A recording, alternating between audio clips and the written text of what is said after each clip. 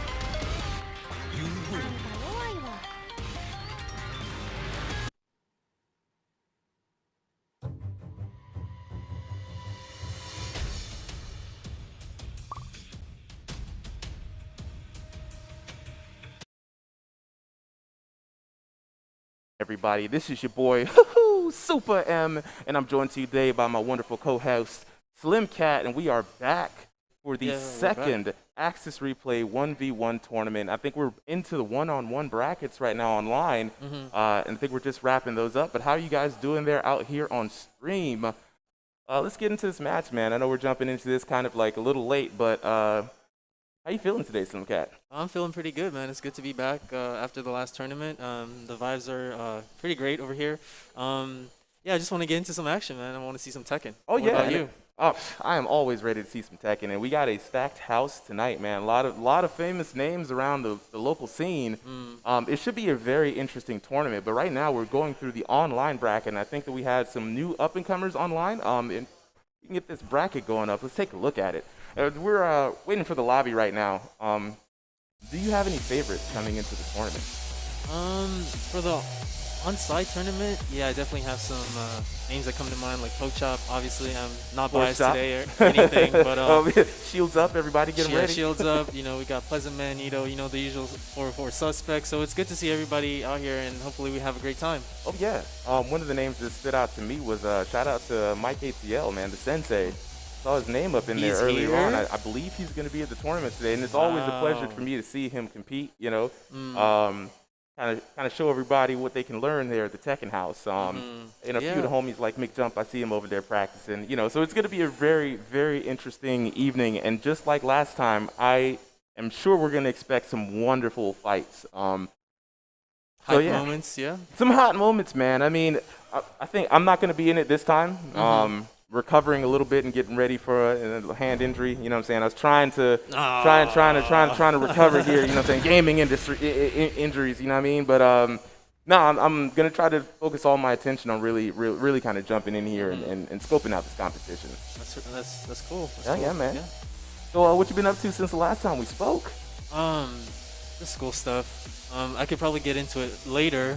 But I want to focus on this game real quick. Oh, you know, we got winners final. You know, I could talk about me all day. Oh no, we were just stalling for time here. Yeah. And look, winners final, and you got my brand new bae, Zafina, aka Zappy Taffy. That's what I call her, man. You call her Zappy Taffy. Zafina Bina. Why is it? Because her limbs are elastic. It's the long, elastic, low limbs. It stays in your mouth. It sticks really to you. Stretch those legs and poke you right down. Now, Zafina has been really a new character of interest of mine. I've been watching Chanel play recently. Been a really big fan of the degenerateness. And hope we can see a little bit of that right here. Yeah.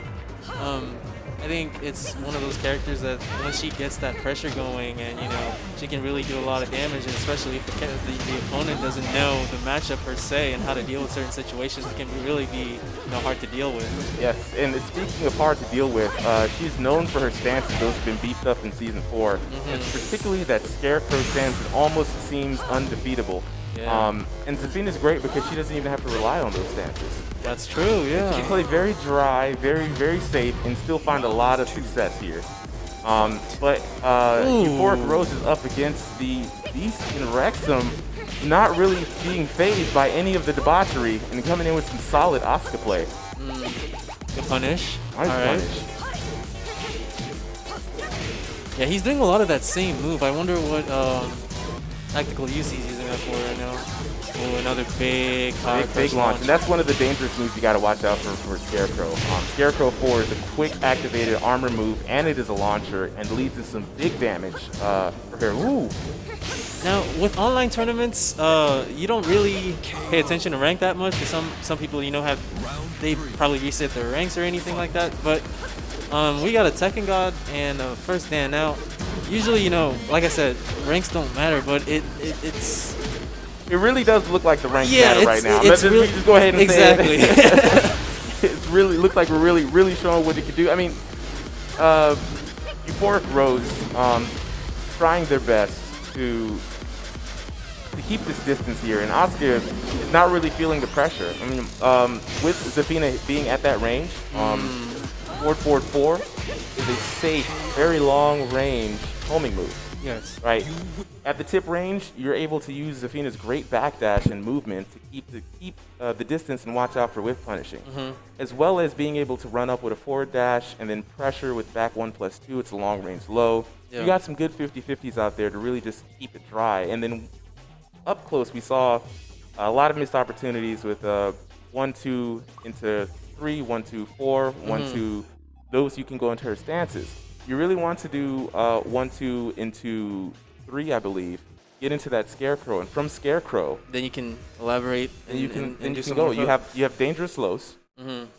Down forward 4, I believe down back 3, if I'm being correct here. Just down down back 3. Down back 3 is +4 on hit if she cancels that into Scarecrow. If she doesn't, I'm pretty sure the frame data is a little bit different. It's a little bit different. She's not quite as plus anymore, but still safe. Yeah, I mean, that's in a broad, like, general term, but like right now, the Zafina player is just being really aggressive, and I'm not really sure. I'm trying to figure out, you know, what their game plan is, and it doesn't really jump to my face. You know, I'm still trying to figure it out. It really doesn't seem like aggression with a plan. Yeah. When you're just kind of pressing 1-1-1-2, just kind of pressing panic buttons, you're not really offering any kind of fear.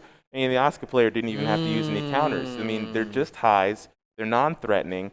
I mean, you're just kind of throwing out little hands there. Instead, you should throw out forward 3, get those plus frames.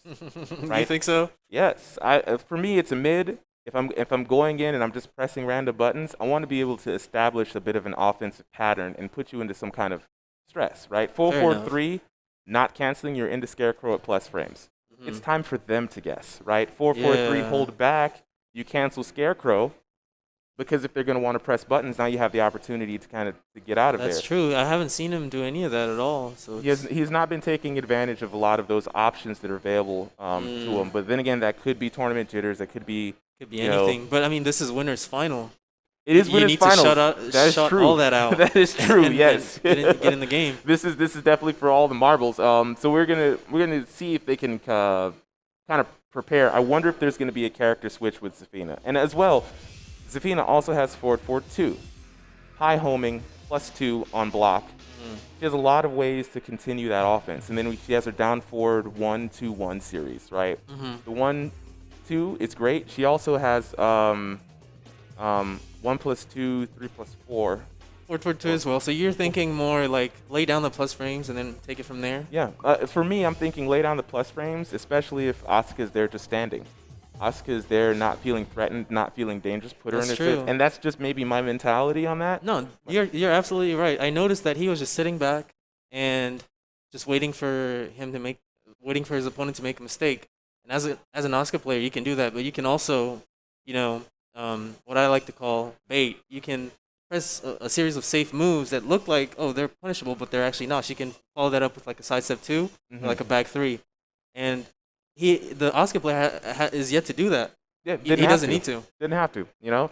And that's right there, that's great composure from the Asuka players, because you're not overextending or showing your cards. Yeah. Right? That's my favorite type of game style it's there. the best type of game style. I mean, Goku has taught us that in Dragon Ball, you don't go Super Saiyan straight up. You start at base form and work your way up. You let your opponent go all the way up to perfect form, and then you. And then when they have no more trump cards, I mean, the last person to make the move and the adjustment loses. That's right. That's really how it goes. And that way, you also collect a lot of data, which is very crucial in the final stages of a tournament, which is like a longer set compared to the rest of the tournament. So you definitely have to keep that in mind and not just throw all your best tools out early in the game. Yeah.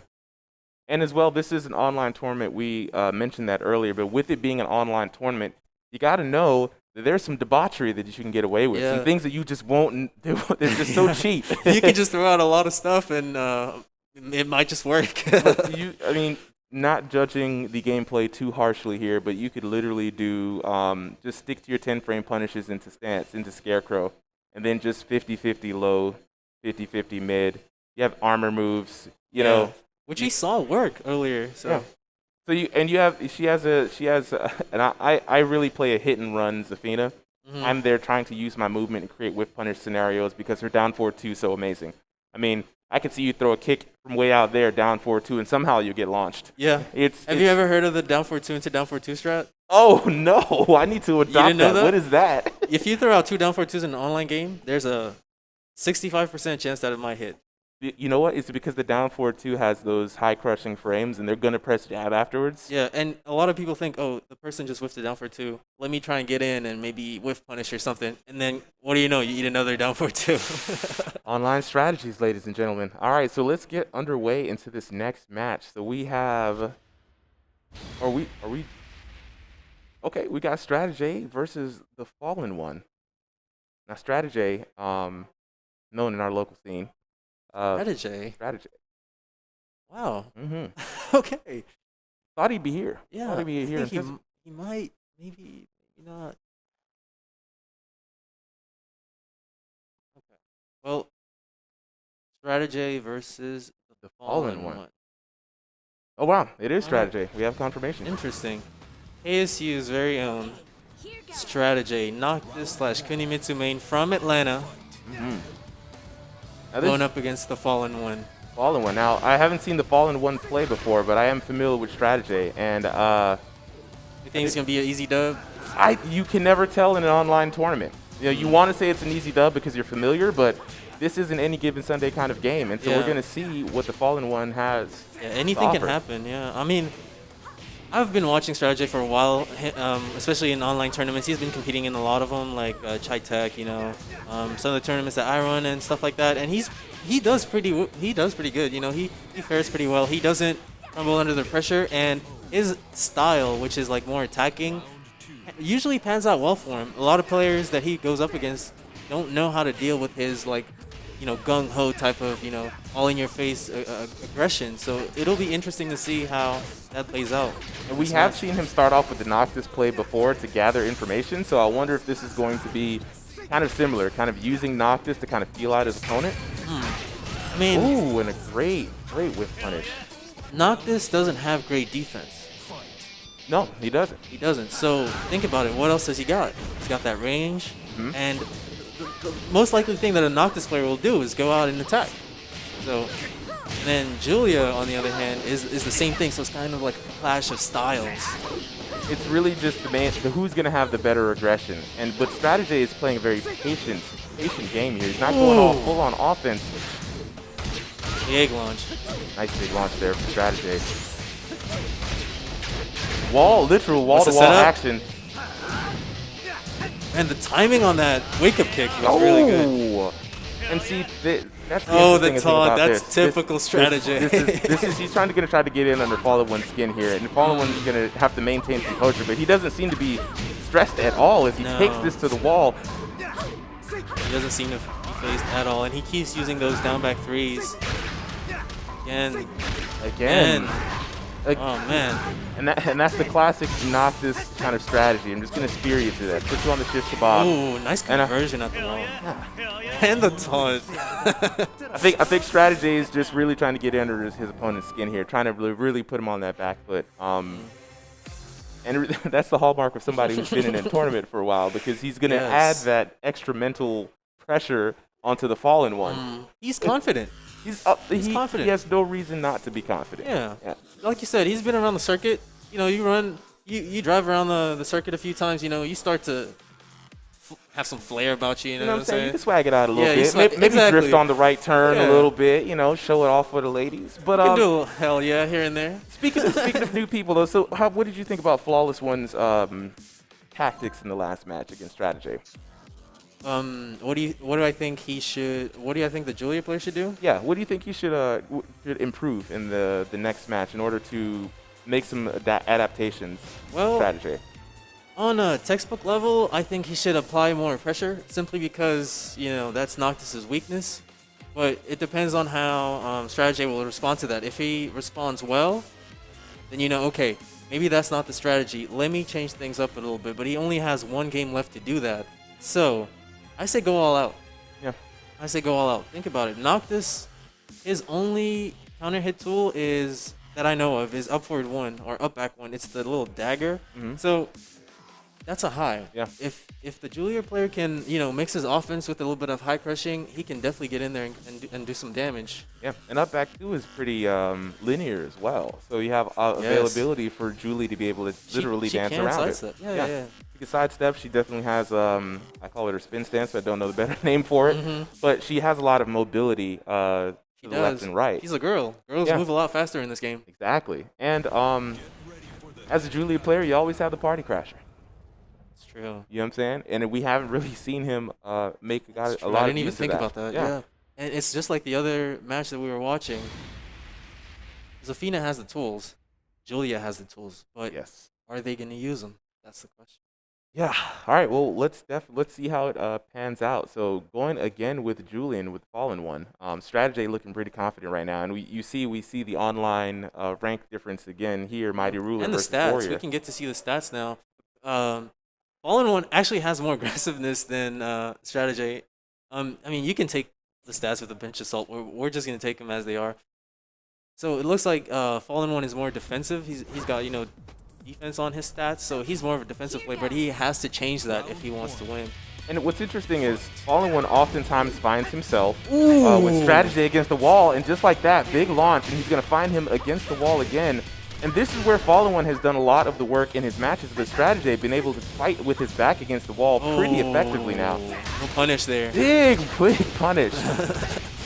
Yeah, that was a really good whiff punish right there. And how many times have we seen Strategy put himself back to the wall and still manage to launch wall to wall just like this? And that shows that comfort that you were talking about earlier. Yeah. Even in the other game, he had a really nice sidewall combo, and that's just the mark of a great Tekken player. Just unfazed. And so Fallen One is going to go again. Ooh. Strategy also very keen on those whiff punishes. Shout out to the chat. RC McPanther, yes, we might have to get some more shields ready. Will Fallen One get buried under some shields? It looks like it might be the case. Man.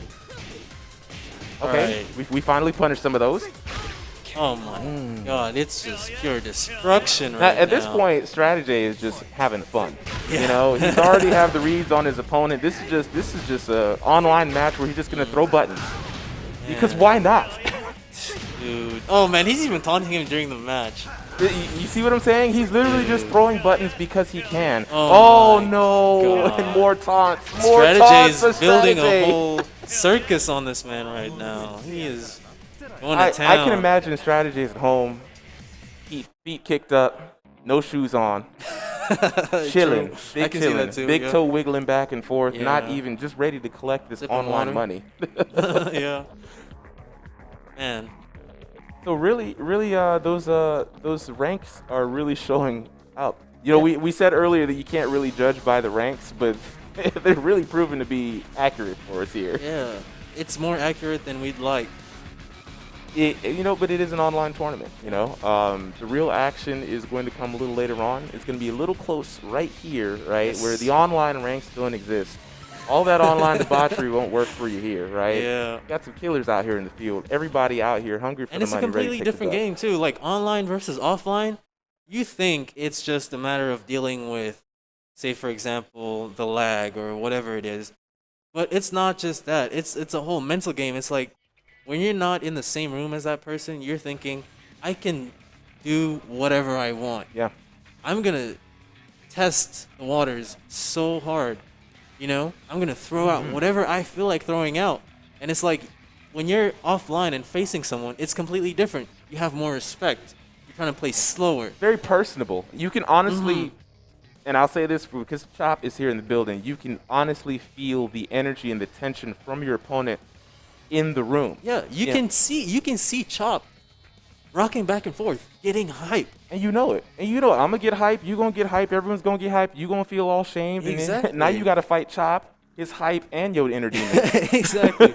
So it's so many different factors that are involved with both types of games. And you have to, if you want to be a good online player, you have to practice online. But that doesn't translate into offline. Absolutely not. And there's a little bit of psychological warfare as well that people oftentimes forget. The offline experience is akin to those old arcade days where you really had to put coins up, and if you lost, you really lost money, and you might have lost part of your soul. You lost part of your soul. You lost your mom's ice cream money for the day. You might have lost your MARTA fare to get home. Now you got to ask for a ride. Now you'll be all thirsty because you can't get no water. Oh yeah. I mean, do you have any favorite like offline psychological strategies that you try to employ on your opponent just to throw them off their game just a little bit? Well, I don't like to think of myself in that way. Like, that's not really something that I think about, but I know a lot of the ATL players do. It's old school stuff. We're going to talk about a little bit more of those here in a bit, but we're going to get on the way to this next match. Strategy coming back against, is this the Fallen One again? Yeah, this is losers finals, I assume. Okay, so this is losers finals. This is losers finals. Okay. Oh, it says semis up there. We're gonna. This is gonna be a best of 5. All right. Okay. Loser semifinals. Okay, That's so I where guess we're at. the bracket must be just a little bit different depending on like the number of participants or whatever. Round 1. Fight. Yeah. All right. But like, yeah, I'm not an old school person, so that's why. It's just a few of those things that just are not present, and I'm way more comfortable in online settings because I know I'm gonna get away with stuff.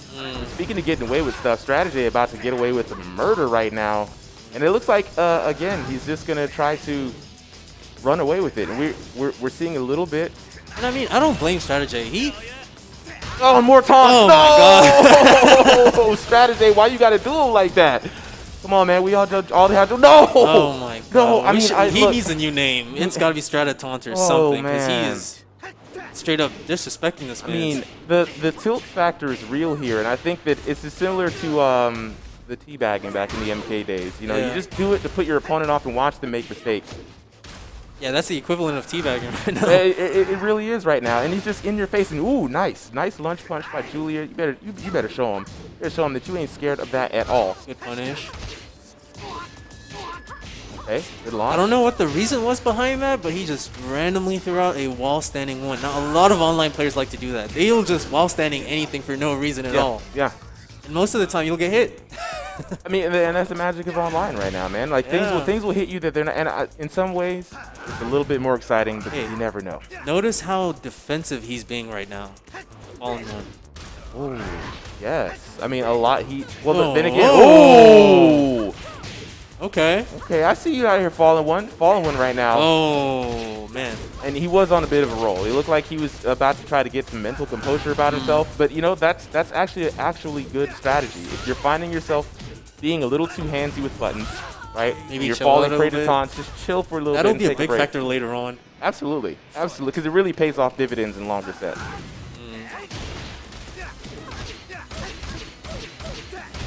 Okay. All right. Okay, Fallen one now. Working that defensive strategy. I like it because before he was getting a little too antsy with buttons and he was getting caught. Now he just has to keep an awareness. He's got to just keep his eye out for a lot of these big buttons coming his way. Oh man, don't do it to him. No, strategy. Don't do it to him. He just. Oh my God.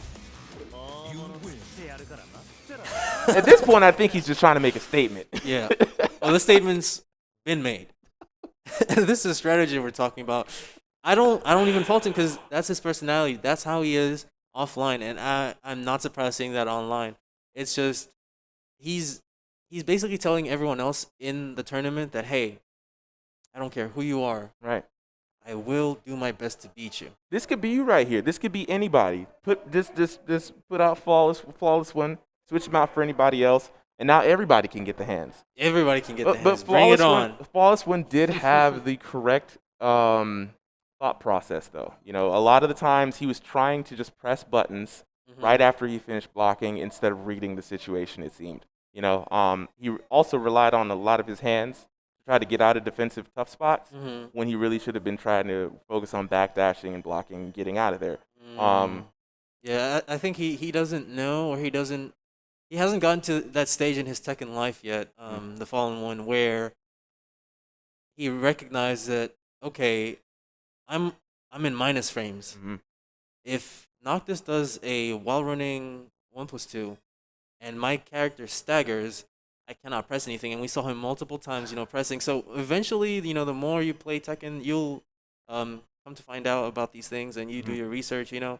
But for now, he, I think, played the matchup wrong and didn't respect frames, and that led to his downfall. Yeah, and it's a classic online thing as well. You know, we're going to play this like Street Fighter or Mortal Kombat. We're going to down one our way out of every fearful situation. And when you're playing someone like Strategy, once they catch a read on that, they're just going to be like, okay. Okay, he doesn't know the matchup. We'll let you hang yourself. And I find myself in that situation a lot of times too. Either sometimes I just get this one train of thought that if I could just land a jab, I'll stop. And that's the worst. You don't want to be in that situation because you'll end up not respecting frames at the wrong time. Yep, and you become blind. It's really tunnel vision when you think about it. It's tunnel vision just trying to get out there, you know? And you feel like, well, if I accomplish what I'm trying to set out to accomplish, then it'll be over. But by the time it's over, your torment life is gone. You don't have that luxury. You don't. So you got to... Short memory. Yeah, you got to be able to adapt, and you got to have a backup plan. Yes. All right, so Strategy now is going to go up against Euphoric Rose, playing Eliza, another offensive character. Wasn't he in Winners Final? Yeah, he was in Winners Final and then got sent to losers by the Tekken god. I forgot his name. Now it's Euphoric Rose versus Strategy. This is an interesting match because I noticed that Euphoric Rose is more of like a waifu main. He's playing a lot of the waifu characters, which do tend to be aggressive. So if he can harness that, then yeah, I definitely think he can do something. What do you think? I think he's got a good chance here. I mean, already he's off on a good. Well, I was gonna say he was off on a good start, but commentator's curse. Commentator's curse as soon as it's about to come out. But here we go. No commentator's curse. I'm gonna keep my original statement. He's off to a pretty good start here against Strategy. Yeah, they're both at mid health right now, but Euphoric Rose has that real estate, so Strategy is trying to fight his way out. Yeah, and Euphoric Rose learning from the last matches and showing some respect to the plus frames, and I think he's going to pick up some nice wall damage. One more here. mix-up. Is he going to pick him up? Oh, man, you got a tech roll out of that. Good stuff by Euphoric Rose, grabs the first game. Yeah, now Euphoric Rose might be one of those people we were talking about. This is not some third dan gameplay right here. This is definitely not. All right, good hop kick. Oh. Okay, good step. And Euphoric Rose, the only thing he's falling prey to right now is some of those lows, but good combos. I mentioned that, right? Strategy get under immense pressure. He went for that counter hit, and he got high crushed and launched. Needs to watch out for those snake edges. Ooh, another high crush there. Okay. And just a little too antsy. Just a little too antsy on the rage strike. I would be antsy too if my back was against the wall against Strategy like that. No, I mean, I was talking about Euphoric Rose. He blocked the rage drive, but then immediately tried to press buttons afterwards. Yeah, that's what I meant. Yeah. If my back's against the wall and Strategy is putting on a lot of pressure, I'd get antsy too and probably press something. I see. Again. Right. Euphoric Rose really looking good out here. And if Strategy isn't able to get this game, he needs to change stages because that's looking like his downfall right now. Yeah, Eliza really wants to have those walls to be able to pressure you with those dive kicks. Good. Just as we say it too, just trying to get him back on that wall because that's where she's at her best. Nice, good stuff. And the taunt. Strategy. Okay, Strategy, continue with the strategy of taunting. Yeah, he's building a circus, man. He's having fun. Okay, little whiff punish there. Whiff on the dive kick. Oh, that's not the right punish, but he'll take it. Yeah. All right. And I do appreciate this Eliza play. She is definitely finding success against the wall. Ooh! 2-2. That's what I'm talking about. All right, strategy Fight. with the life lead here. Takes him to the wall. Okay, Strategy What's not the really mix-up? looking phased. Oh! That tries to get the wall, and that's What very. happened? That was very smart. He wants Strategy That was against not the wall. very smart. Why- He should have launched him. Could have launched him, but you know, I would say that if I was going to say if it was successful, He was they was going to put successful, him in a but- tough situation on the wall and be able to control the rest of the match. I don't think he would have been able to launch him and take him all the way to the other wall and try to keep He wouldn't, that. but sometimes if you get given free damage, you take it. Fair point. Fair point. I'm not gonna look. I saw the long game that he was trying to go for, and I was almost willing to bet on it, but it just didn't pan out. I really saw where he was trying to go. I see what you're saying, but my question to you now is, is it a good idea to go for that long game strats right at the start, right in the first game?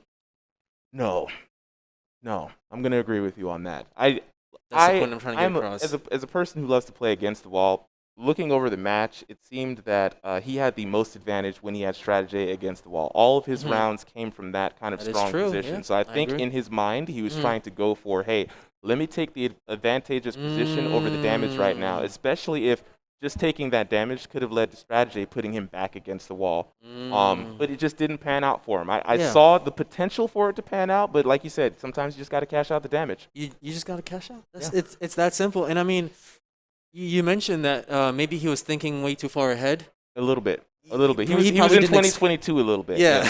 You know, just- He probably wasn't expecting to block that low, and then it didn't occur to him. It's like you mentioned that sometimes you're thinking, I want to do this.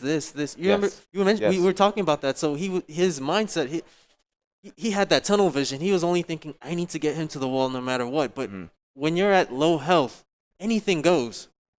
It's You true. throw strategy out the window and just go balls to the wall, or you stay patient. But if you try and think, oh, I need to do this thing, and it may or may not work out, and you gotta have a backup. It definitely has to have a backup. And sometimes, you know, the greatest plans fail. And the gods laugh at you, no matter how much plans you make. Gods laugh at you. And the Tekken gods definitely did laugh today. But that was a really good match, though. Yeah, that was very entertaining. Very close. So I definitely think that that he has a chance to come back and really make some adjustments. And Strategy maybe What having adjustments to do you force. think he should make? Oh, What do you it's- think he should do? And what should his mindset be going into this game?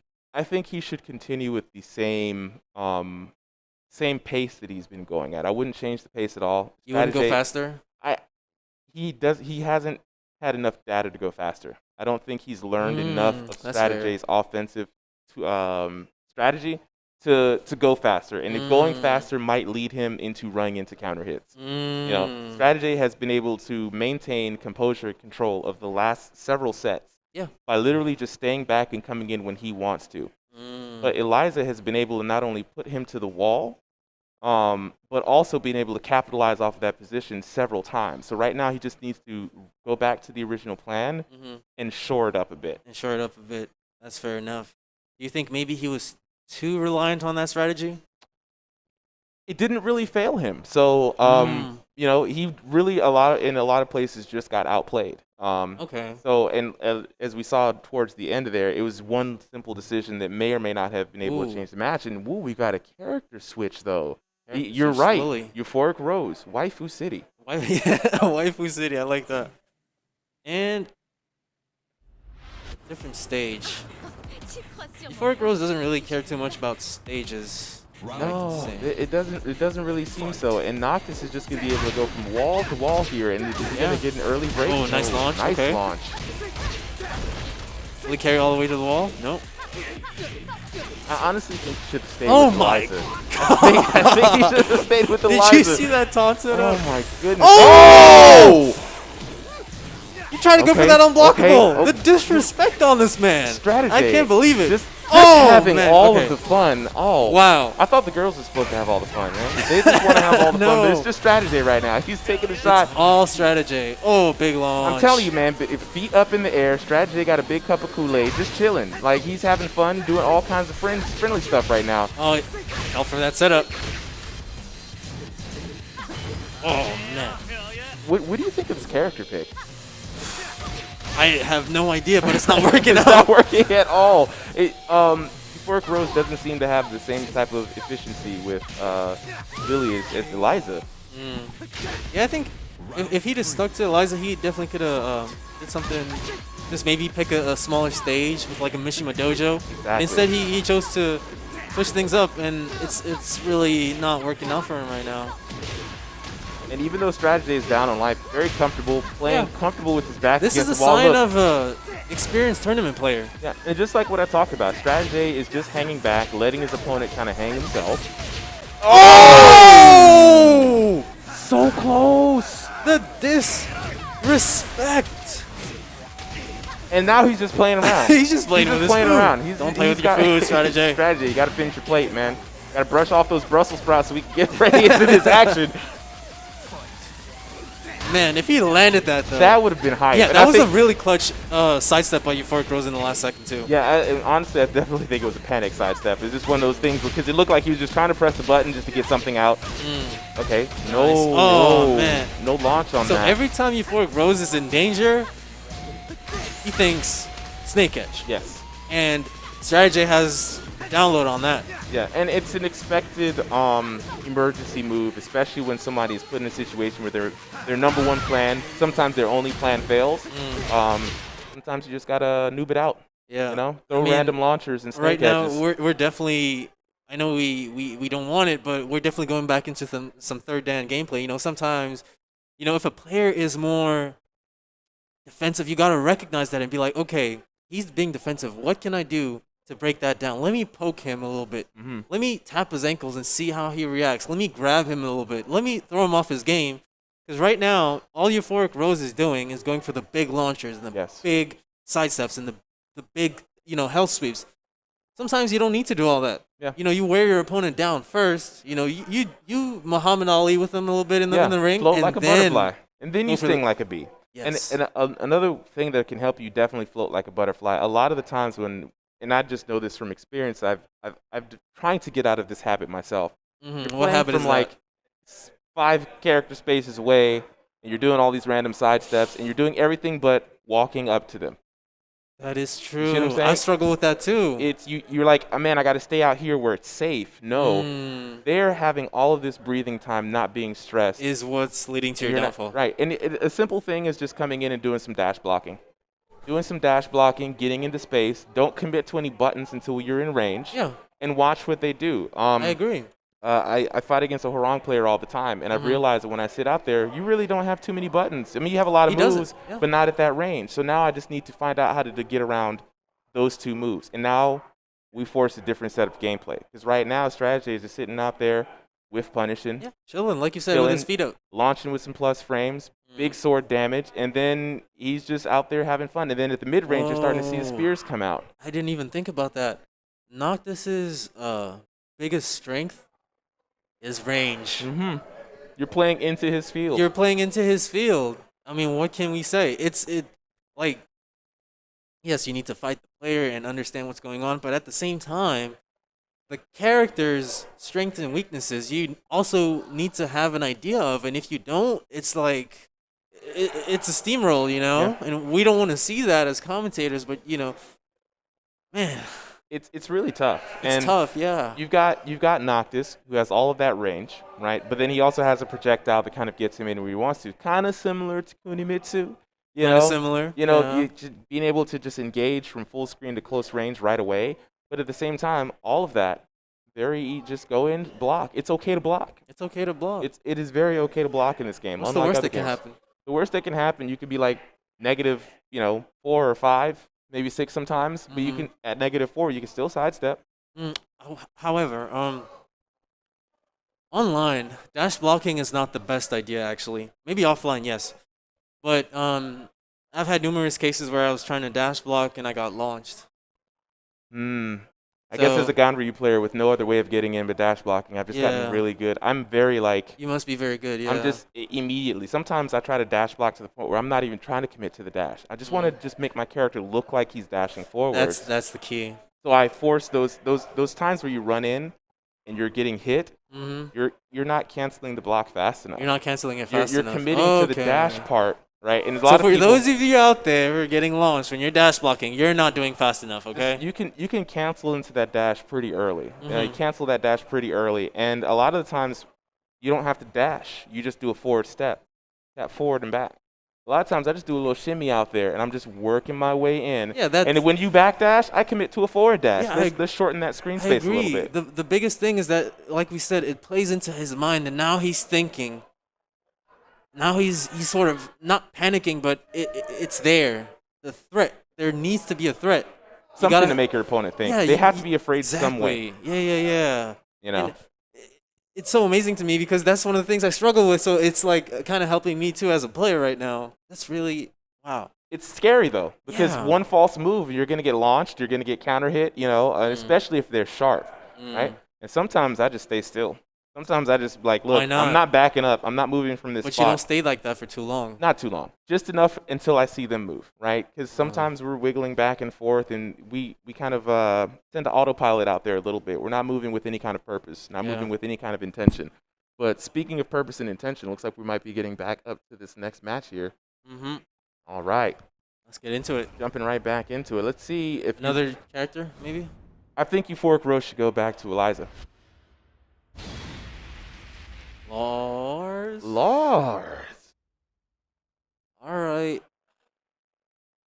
Oh snap! Euphoric Rose in the chat. Appreciate the advice from the commentary. I hope it helps out. I root for the underdog. Yeah. You know, I definitely want to see a strategy upset here. But we'll see. We'll see how this goes. Fight. Yeah, I'm really interested to see how this works. Oh! Caught him wearing that Perry Ellis right off the bat. Is there such a thing as commentator's blessing? I mean, we could definitely make it a thing. We're making a thing right now. Definitely making it a thing. We'll give you the commentator's blessing. You definitely had commentator's blessing in that first low parry right there. All right, Rex from 749 going against the phenom that is strategy, tearing apart this online tournament. And man, the toesies and the woesies with the taunt at the end. My ankles hurt. I mean, oh man. Yo, honestly, it'd be really cool if he had a Nest skin right now, so that when he does the taunt, say, okay. Okay. Wowzer.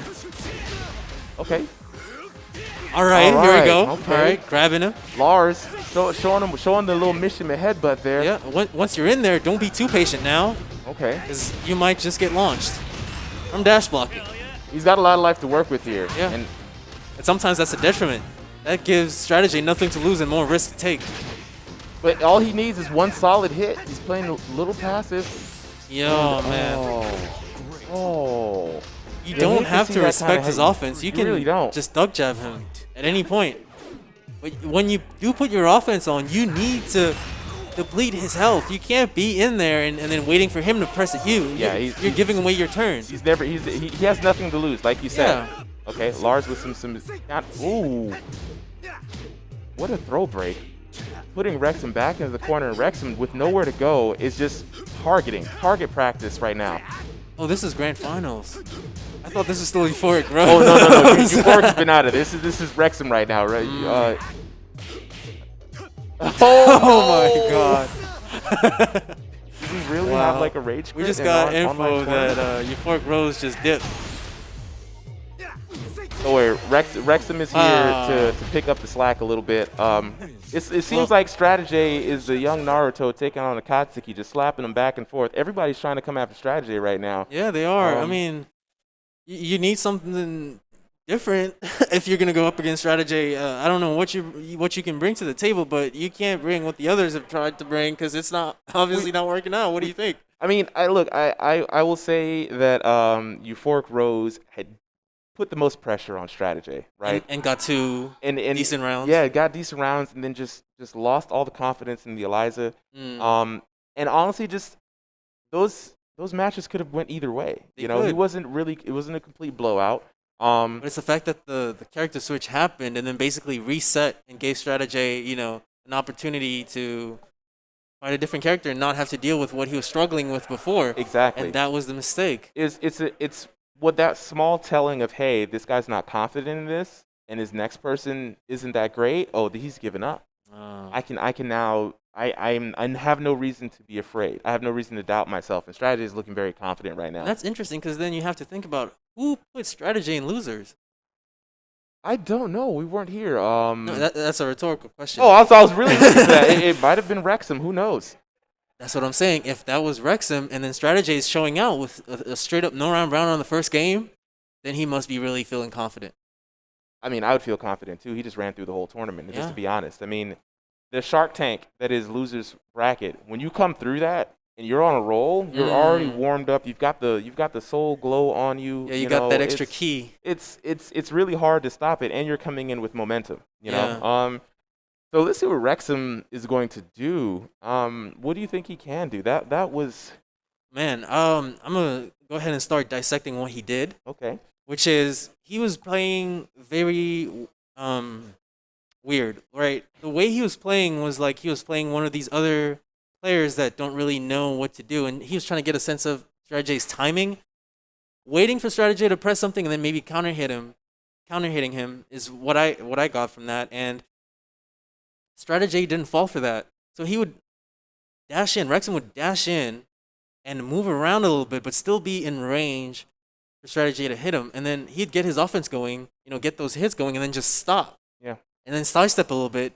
Maybe like I said, he's anticipating Strategy to do something stupid, maybe, but that's not coming off. Strategy is not that type of player. He hasn't shown a capacity for doing anything stupid. He's been very poignant on what buttons he uses and what specific ranges. He's not using any of his long-range moves out of place. When you actually get on him, he actually has a shield ready for you. He's kind of hit Wrexham with that at least 2 or 3 times now just to reestablish that range. So you got to start keeping those things in your mind. And, okay, Wrexham. Change the character again. Okay, I think maybe he's picked his main, but still, you need to be more offensive.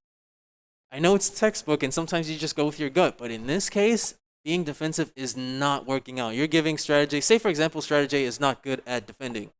You're just going to let him not have to defend the entire game?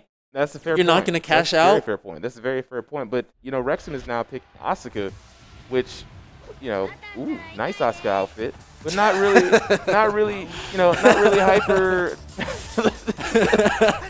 Look, this is a strategy right now. He's trying to throw Strategy off with the character select. With the customization, you think? Yeah, I definitely agree. It's an online game. I do that too. She's got the Finding Nemo out here with the beach outfit. Little does he know that Strategy is happily engaged, so that won't phase him at all in this match. Plan backfired. Yeah. It really did. Okay, so we he needs to focus on the gameplay. Look, man, sometimes gimmicks can get you far, and just one little gimmick is all you need. But right now, Strategy is not falling for any gimmicks whatsoever as he continues this offensive tear. Oh my God. He's just picking the shots whenever he pleases. All right, a low block. Dude, I definitely think the defensive playstyle of Asuka is not going to work because Noctis uses weapons, so she can't parry any of that.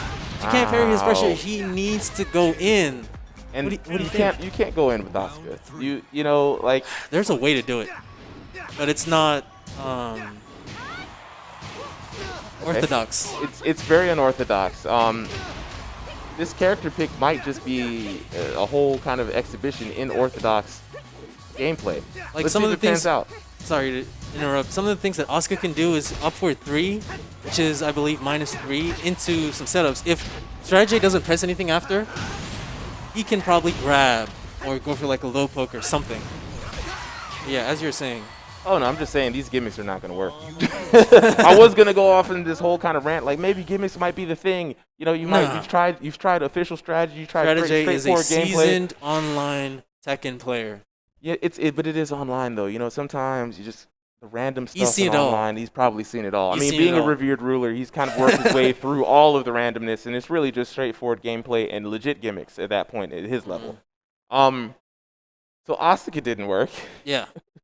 I mean, he might be a revered ruler, but he plays offline too, and that adds a whole different degree to a player's caliber. Say, for example, myself. I was in a Juicy Game Night tournament versus another Ana player who was at the same rank that I was. And I blew right through him because I have that offline experience too to just like kind of back me up. So I think Strategy, man, to be Strategy online, because like I said, he's seasoned online, and he has the offline in his pocket. So you need something really, really different, and none of the players that I've seen so far have brought that out, except for Euphoric Rose and his Eliza. And it's Eliza. And as you can see, once the most confident person out there got beat and went to another person, there was a herald to the rest of everyone else that, hey, you got to watch At that out. point, yeah. And I wonder, honestly, do you think Strategy kind of went to the online tournament side knowing that he'd be a shark in the water? Definitely. Yeah, I'm sure he looked at the bracket and thought, hey, I've been to countless tournaments where there are even bigger sharks, and I'm definitely going to be a shark if I dive into this pool. Interesting. All right, so let's see. Wrexham749 gonna go back with the Oscar pick. A lot of confidence this like time. Bit of Jury said in the chat, easy money. Easy money. Hey man, but it's all about the money though. At the end of the day, that is also a viable strategy. You know, hit them where they're weak. Round one. You know, and if you feel like you've got the best chance in the online bracket, go ahead and go for that. So let's see if Wrexham has a little something else fair, to say yeah. about that. We're now in an infinite stage. I wonder what the reasoning was behind that, because again, that's playing into Noctis's hands. Yeah, Noctis has all the space that he needs to back up infinitely, and I don't even think Strategy is going to even take advantage of that, to be honest. He's just going to kind of go in and really just kind of wrap this up at the end of the day. I mean, we're looking at a clean sweep. No disrespect to Wrexham, but as a Tekken god, I would assume that you have some kind of character knowledge, you know, and realize, you know, this is one of those factors that are going to play into the game. Perfect. Okay. Putting the commentators' words a little That's to what I shame want. there, you know what I'm saying? Maybe I should take more digs Maybe at him, and then he that's can, right. he can fight and get back into the game. Negative reinforcement. That's what Wrexham needs. We just need to go ahead and tell him that he needs to do better, and he's going to do better. I definitely believe in him. But we'll see how much that belief pans out right now. I still have Strategy kind of taking this. He is on a roll. He's got the soul glow. Yeah. Get that soul glow. Yeah, I love the ad from Me Too America. Oh, you already know, man. Oh man. Okay, Strategy and Wrexham still going back and forth. It looks like they're now playing a bit more. He's being very aggressive. I can see that. Yeah. Oh! Caught him by surprise. Oh! And a big low again, and wow. Man, why are you trying to jab? Jabbing, you know, from all the way out there. I mean, it might be a viable strategy. It is against different characters. Most characters will do like a wall running 3 and you can jab them out of the air. But, okay, I kind of see what he was going for, yeah. Because Noctis might have, okay, yeah, that's fair. But even then, with Noctis doing that, that's from such a long range. Do you think a jab would have been able to knock him out of that? Yeah, you would think that, but... Fight. Okay, Strategy looking really strong here. Up 2-0 against Wrexham. Yeah, I think Strategy is losing a bit of patience here, being more aggressive. I mean, Strategy, I think he's just trying to wrap this up, to be honest, man. He's probably got a hot pocket in the microwave. Just, you know, he's really just trying to just get out of here, collect this money, go back to his fiance, just have a happy day. You know, this is just another day at the office for Strategy. Looking really confident as he dismantles Wrexham.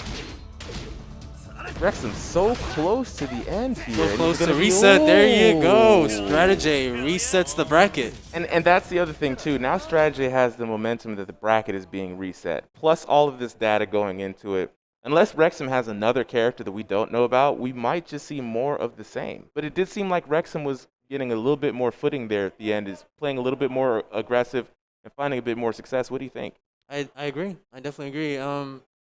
I think he made a mistake by playing Lars first and kind of underestimating Strategy, and that's backfired in his face tremendously. Do you think that going forward, Strategy could, you know, have a potential downfall with having so much momentum and so much going for him that he might just hell yeah and then, you know, not finish his plate or something like that? Or do you think? I don't think so. I think Strategy is perfectly comfortable in the driver's seat right now. When he wants to have fun, he has fun. Then when he has to get serious, right, then he gets serious. And then he starts playing a bit more structured, a bit more intentional. He's not throwing out just fun, random things anymore. And he's been able to go back and forth between both of those gameplay styles, you know? I can definitely see that. Strategy has the perfect balance of, you know, playfulness and grittiness. Yeah. And it's showing. And that's the worst kind of player you want to fight against. Someone who's not taking this too seriously and just having fun. Yeah. When they're just having fun, that means they don't have the same pressure and second guessing themselves, meaning their reactions are they're just playing out an anime right now. Yeah. And you don't want to be the side character in an anime, ladies and gentlemen, you just do not. Yeah. I can tell you from experience, but we're going to get back to this reset, and I think we're going to see Noctis versus Asuka for the rest of the night, unless Wrexham can make Strategy get that character switch, to which she's going to have to fight the one true ninja. And another infinite. I definitely don't agree with this, but, you know, we'll see. Well, yeah, we'll definitely see. Again, things are playing out in Noctis' favor. Look at this. 8 wins. 8 wins for Strategy right now. Staying at a range where Noctis can just slam at you with impunity and a good counter hit. And we're going to see all kinds of magic being thrown out here. Yeah, that's half health. That's half health. I was about to say, you only get twice to make a mistake, and there's the second mistake of the night. More magic. You're on some David Blaine type stuff right now. Why do all these players go for snake edges when they're at low health? It's so predictable. It's a little bit of noobing out right now. You know what it is? It's what you said. It's the online factor. It's the online They're factor. so used to having that in their back pocket that when they fight against someone who knows and is accustomed to that, you know, panicking, you know, he's able to deal with it. Look, it's a wild held belief online that people have a 60% chance of not guessing hell sweep. It just happens. That's what your belief is, and so you go for it, especially in panic situations. But oh my god. Oh no. Man. The online tendencies, he's so used to getting up right away and pressing something after a knockdown that now he's getting his face smashed in or sliced in half. Sliced in half, man. He's got the magic. You know? He's got the magic, baby. So if you notice, Strategy is laying down plus frames and then immediately going for homing moves, but that homing move is really slow. So Asuka could definitely use a counter hit 4 in between that and then kind of stop that offense from keeping on going, because he's 1 round away from winning this. So Wrexham needs to do something here. Now, Wrexham is fighting for his life right now, and the great part about Wrexham's gameplay right now, you have not seen the life in his eyes go out right now. He's still trying to come back at this. He's still trying to win this round. And good launch. He's not really giving up. I mean, there we go. Reset. Nice. What's next? Oh. That's too soon. 1,000 years too early for that, young man. Like, Strategy is the one out here taunting right now, not you. It's like we talked about. They're using the late strats way too early. Okay, Wrexham showing some more life, and this might be the beginning, the momentum shift that Wrexham needs. We thought that what is it, last game, and that didn't happen. So he needs to focus. There we go. There we go. Come on, Wrexham. That's what I'm talking about, Chat. Chat is definitely in Wrexham's side right now, rooting for the underdog. They want to see Strategy finally fall, and nothing's better than a fall. Nothing is better than a fall. Oh, and again, punishing the low with the launch. Than a back 3. Let's go. All right, Wrexham. Okay. There's that upward 3. There's that upward 3 that I was That's talking what I'm about. talking Good about. stuff See, from Wrexham. This is really entertaining right now, because right. you'd expect Wrexham just kind of give up. It's the last round. Oh, I might not win. And what did he do? He came back and he shifted that momentum. That is really good play. Shout outs to Wrexham. Yeah, that's a message to Euphoric Rose too. Like, don't give up. Yeah, absolutely. And look at the chat right now. Chat is 100% behind Wrexham right now. It definitely does look like we got a match. Bit of jury out there. Commentaries in the chat. Let's go. Yeah, we appreciate that. I saw that up 4-3 into the, I think it's back 1. Those are the kind of setups that you need to throw out there and kind of character check him. Strategy, as good as he is, doesn't know everything about Asuka. There's definitely something you can pull out of your sleeve, but the only way you're going to find that out is by testing it, by actually doing it, getting in his face, and then doing something that you think might work. It's not just about, oh, let me sit back, and then maybe he'll do something again, something that might not work, or, you know, he'll just give up his whole entire game plan. That's not going to happen. You have to get in there and make something happen. Absolutely, and that's exactly what he did. And I like the adjustments from Wrexham, really punishing those lows. And Strategy has been very liberal with the lows, and I think Wrexham, it just kind of took him a while to like just kind of see that. Kind of adapt, And it may be a late adaptation, but Strategy still has the advantage. Yeah. He still has plenty of time He and does. space to make an adjustment of his own. And with Wrexham looking like a late bloomer to the adjustments, he might not be able to make another one in time. That's a very interesting point. The fact that he is adapting, that might just be what it takes. Maybe the part of the game that Strategy is succeeding in, as a player, you're not able to deal with that. But if you can at least punish his lows, duck his highs, on a fundamental level, I think you're good to go. What do you think? Yeah, and I definitely think, look, beautiful sidestep there. Wrexham now showing a lot of life. And Wrexham, again, making a lot of adjustments. And now he's got Strategy with his back against the wall. Staying patient, finding his shots. That's what I'm talking about. Ooh. Good. Now, this is the Wrexham that everybody in the chat has came here to see. Everybody's behind him. I think they're lending him his energy. Okay, good block. I think they got the scores a little bit mixed. We'll fix that in just a sec. Corrections coming up in just a bit. Got to give Wrexham the due. Now listen, hear me out, man. Okay, go ahead. I know we want the underdog to kind of come back and make things interesting, but at the end of the day, I am a Strategy fanboy. I mean, I'm I hear all you. about that. I hear you. What you got for us? I mean, it looks like your boy Strategy might have found himself in a bit of a tight spot. Yeah. Wrexham here, look at that. Look, Wrexham making all of the adjustments right here. I've seen that linear stuff way too many times, and Wrexham making great adjustments. Oh, and the key charge. Okay, a little pop off by Wrexham. Wrexham feels like he's definitely got it right now. All right, plus frames into the homing move. Okay. That's the same setup he's been using all tournament so far. He has. All right. But Wrexham might also be catching on to the fact that he's leading in with the move, and if he just goes, ooh, good low, and those online hell sweeps. Let's go. His strategy, dude. No! The ultimate online strategy. Got him. Hey, pull the trigger if you got him. Hey, but that was lucky. Wrexham could have finished him off with that string. He was very fortunate for that rage art to connect. I mean, look, is it really fortunate, or did he see buttons being thrown out and just said rage art? No, don't get me wrong. He saw the buttons being thrown, but there's a chance that string could have finished. Very much so. Very much so. He needs to be careful about that. Oh, man, the side step twos again. Very annoying. Wrexham might have been sandbagging a little bit earlier. Do you think he... Ooh. Maybe. Okay, Wrexham. I mean, he did have a whole game to lose. That is true. That is very true. We never actually considered the fact that he could have just been sandbagging and collecting data, and now he's going to turn up on him. Now, will we see Strategy make a character switch here? I think he should.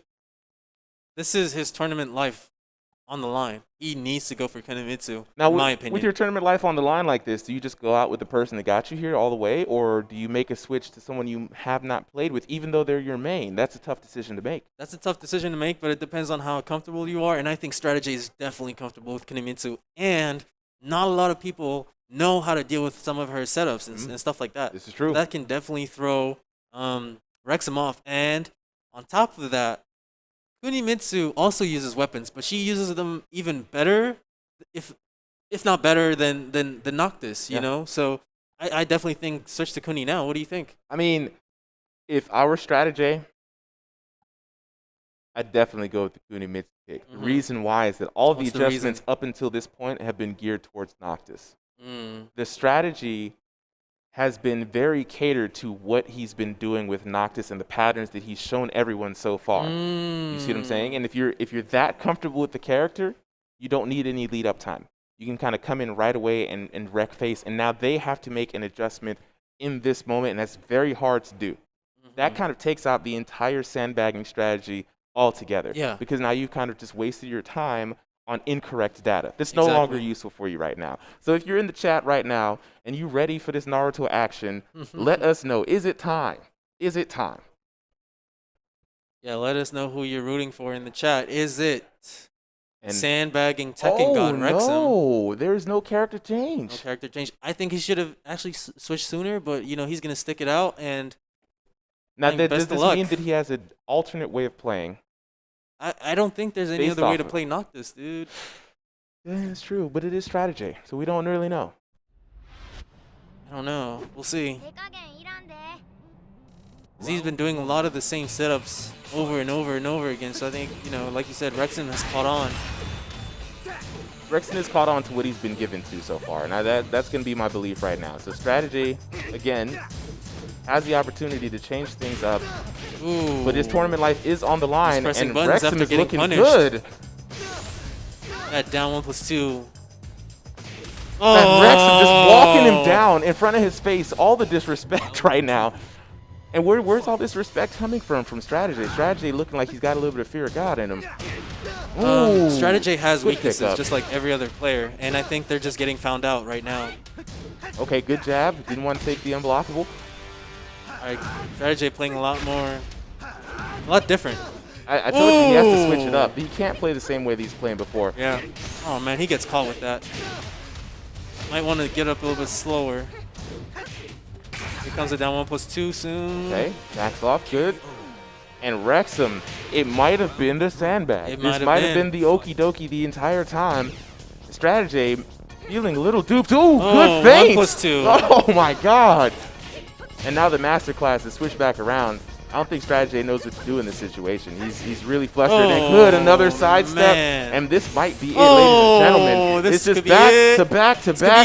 This could be it. Strategy. Okay, finishes the string. Strategy has to go on the offensive here. He doesn't really have too many options. And oh my goodness.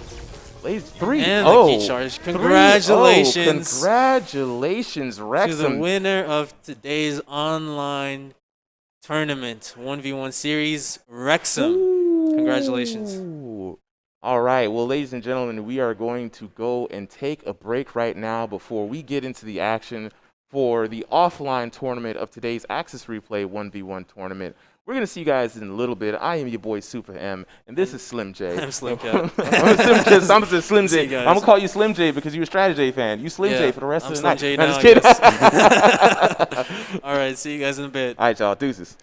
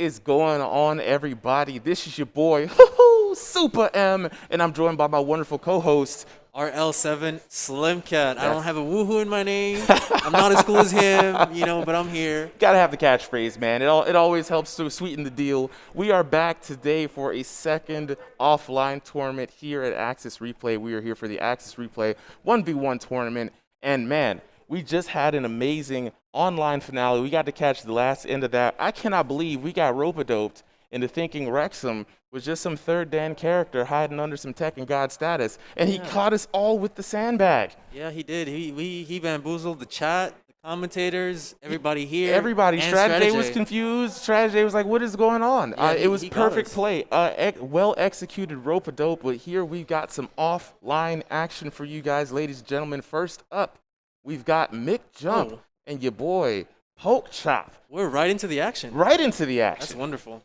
And now I want to remind everybody that these players today are competing for $250 in both the offline and online bracket. We've got two separate prizings. And I want to remind everyone that we've got another tournament coming up after this on March 21st where the stakes have been raised. $500 for offline, $500 for online. So I'll go ahead and get cash with a quick fast and get on down here. Sign up on SmashGG/AXR for more details. Slim Cat. Sir.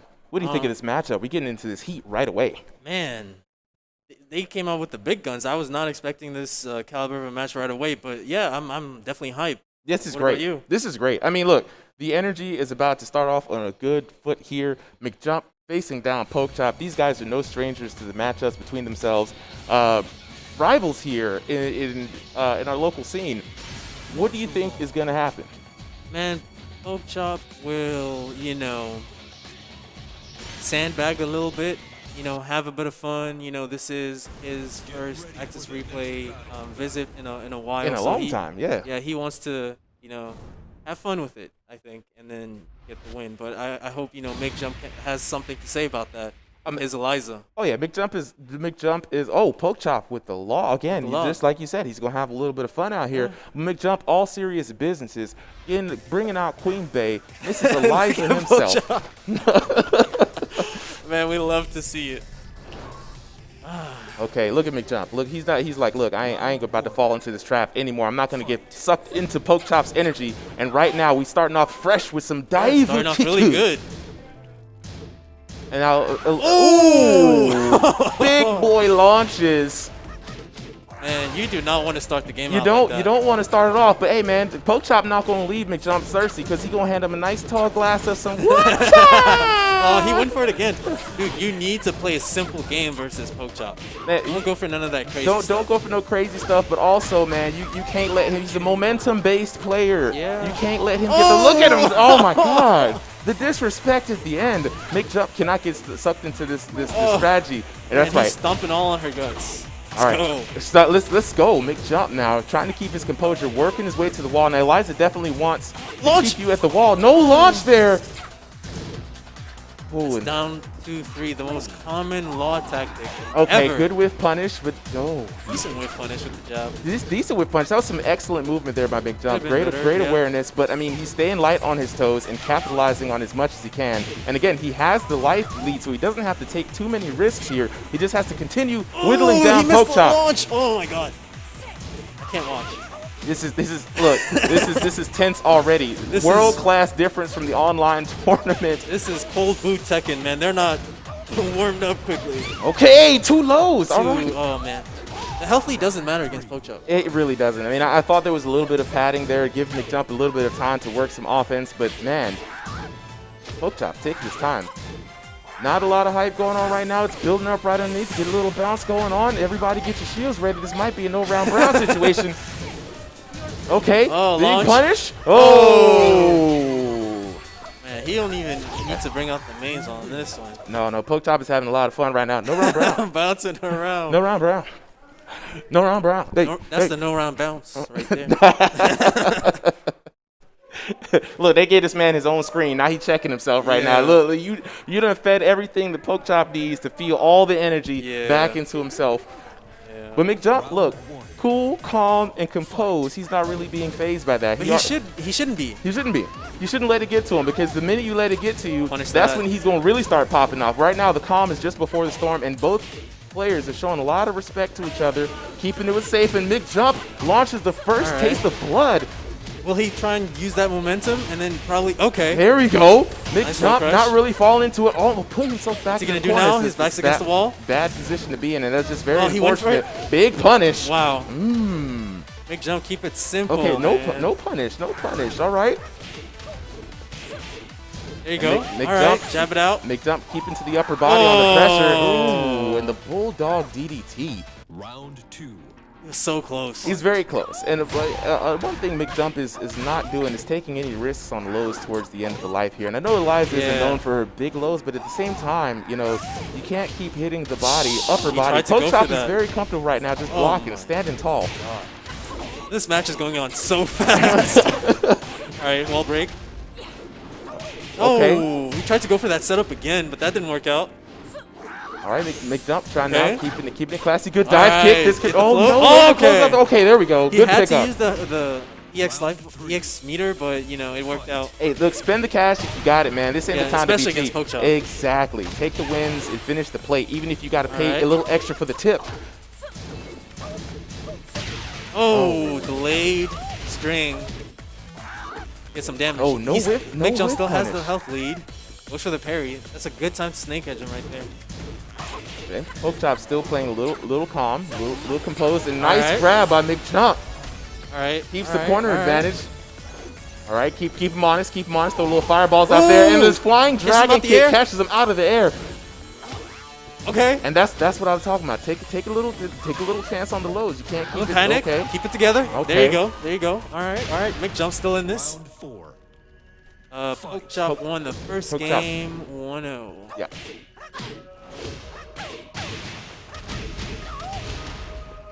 All right, Poke Chop on a good start. Nice low, and there we go. Now McJump, we're starting to see him unleash a little bit of those lows there. We just keep enough to keep Poke Chop honest. Oh, goes to the shoulder bump. He's doing a lot of punishable things.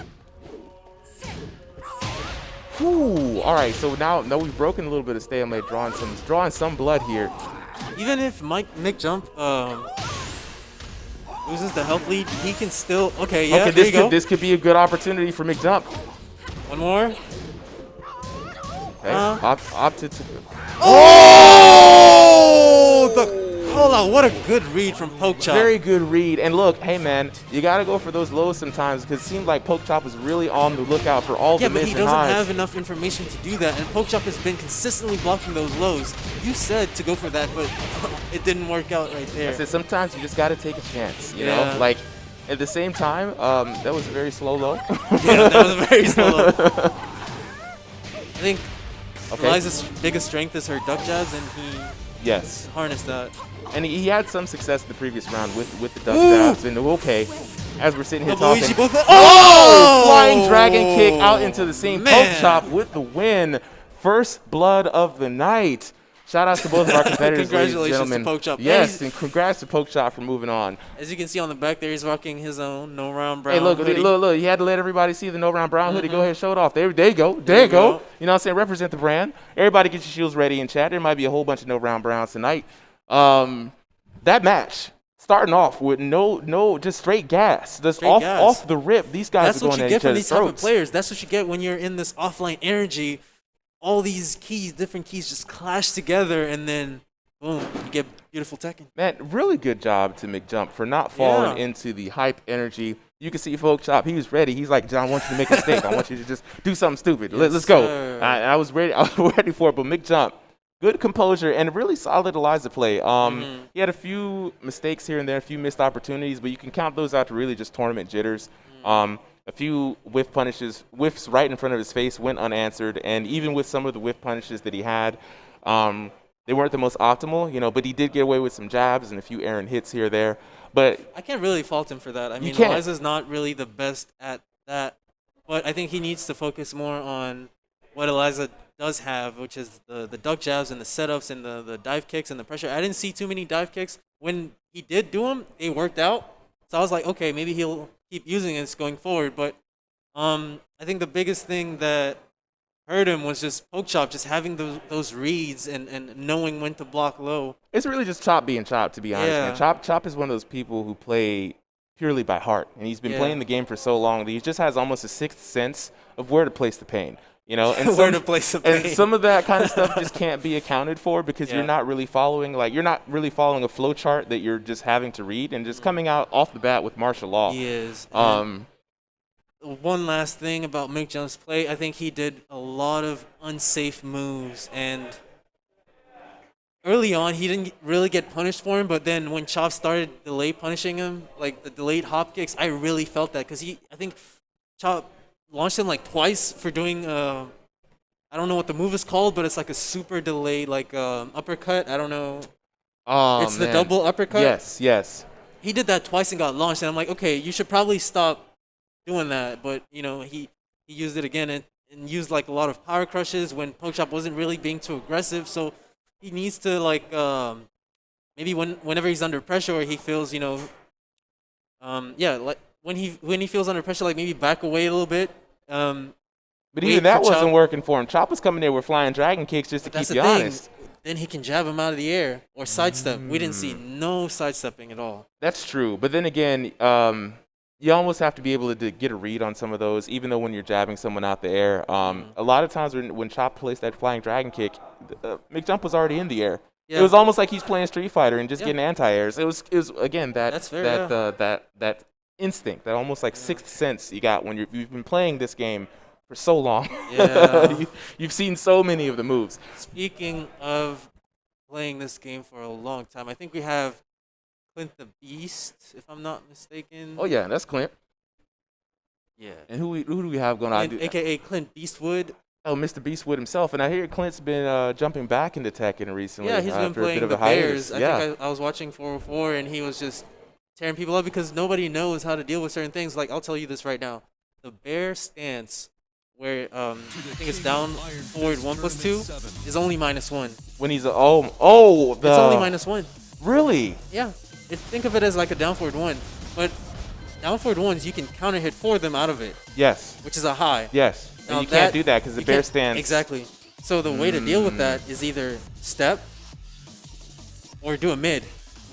Bear's biggest weakness is down forward 1. Mid check. Because Yeah. a lot of the stances that he does, that the Bears do, are vulnerable to down forward 1. So that's all you got to do is just check down forward 1s all game and then you'll be all right. I usually go for the down one, to be honest. I'm usually afraid of committing to.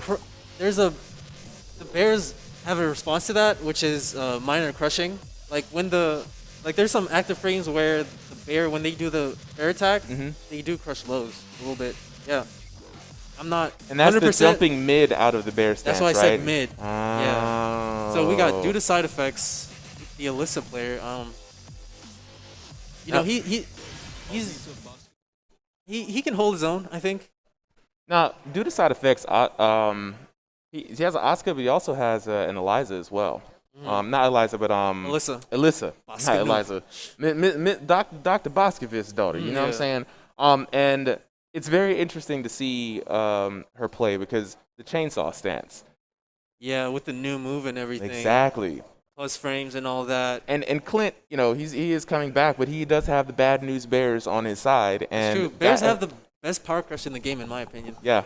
So and is that back 2? Back 1. Or is back 1 the big bear claw that you just kind of Big bear throw claw. out? Yeah. So I don't think, especially against like more seasoned players, trying to get plus frame advantage is not really what you want to go for, in my opinion. I think you should try and like poke them down and keep your distance. You have to be patient.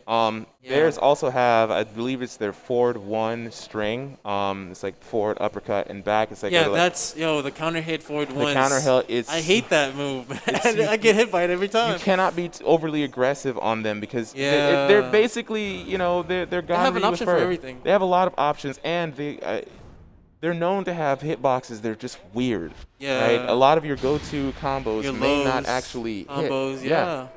So But on the flip side, Bears can't step.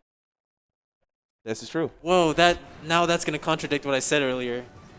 That's the beauty of it, is that Clint, being seasoned as a player, he can deal with that. But character-wise, you know, that's the character's weakness. So it's going to be interesting to see how that pans out.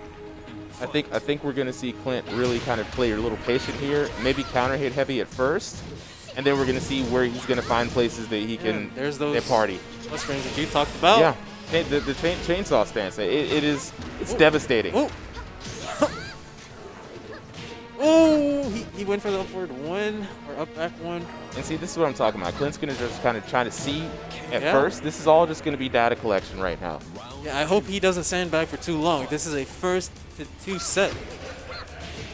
Okay, Clint now got some audio, a little bit more data. The audio is very He's interesting. just standing there menacingly. Just menacing, like the bear is just looking.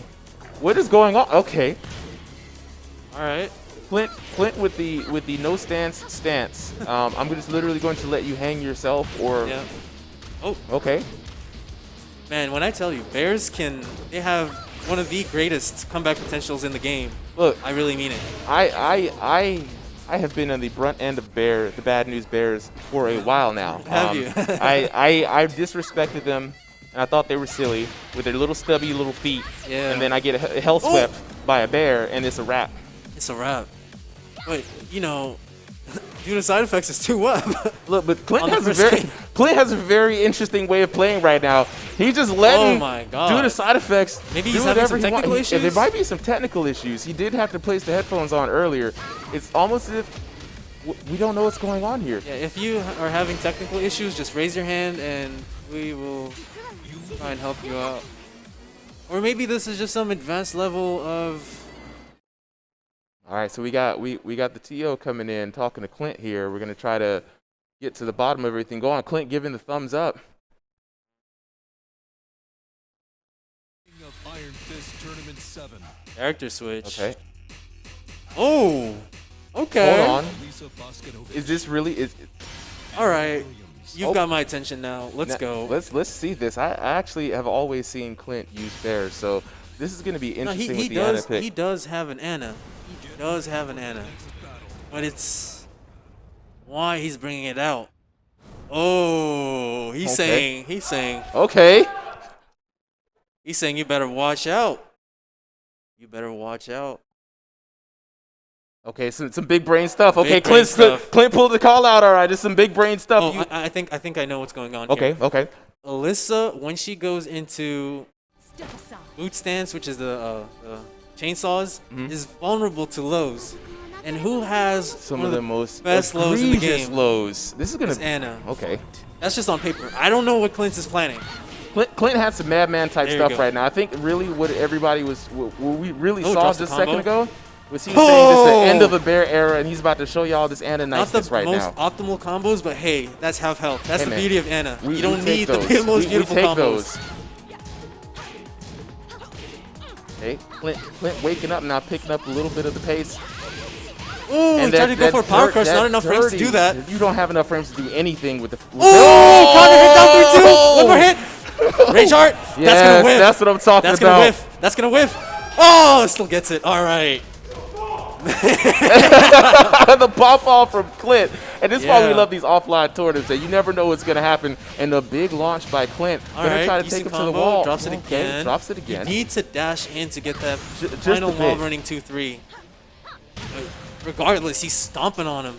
And this disrespect, I really don't think the due to side effects really knows what's going on here. I mean, I don't even know what's going on. We literally just watch him stand still with bears, It's and now that- he's just come oh, alive with wall Anna. bounce. Every time you say something, man.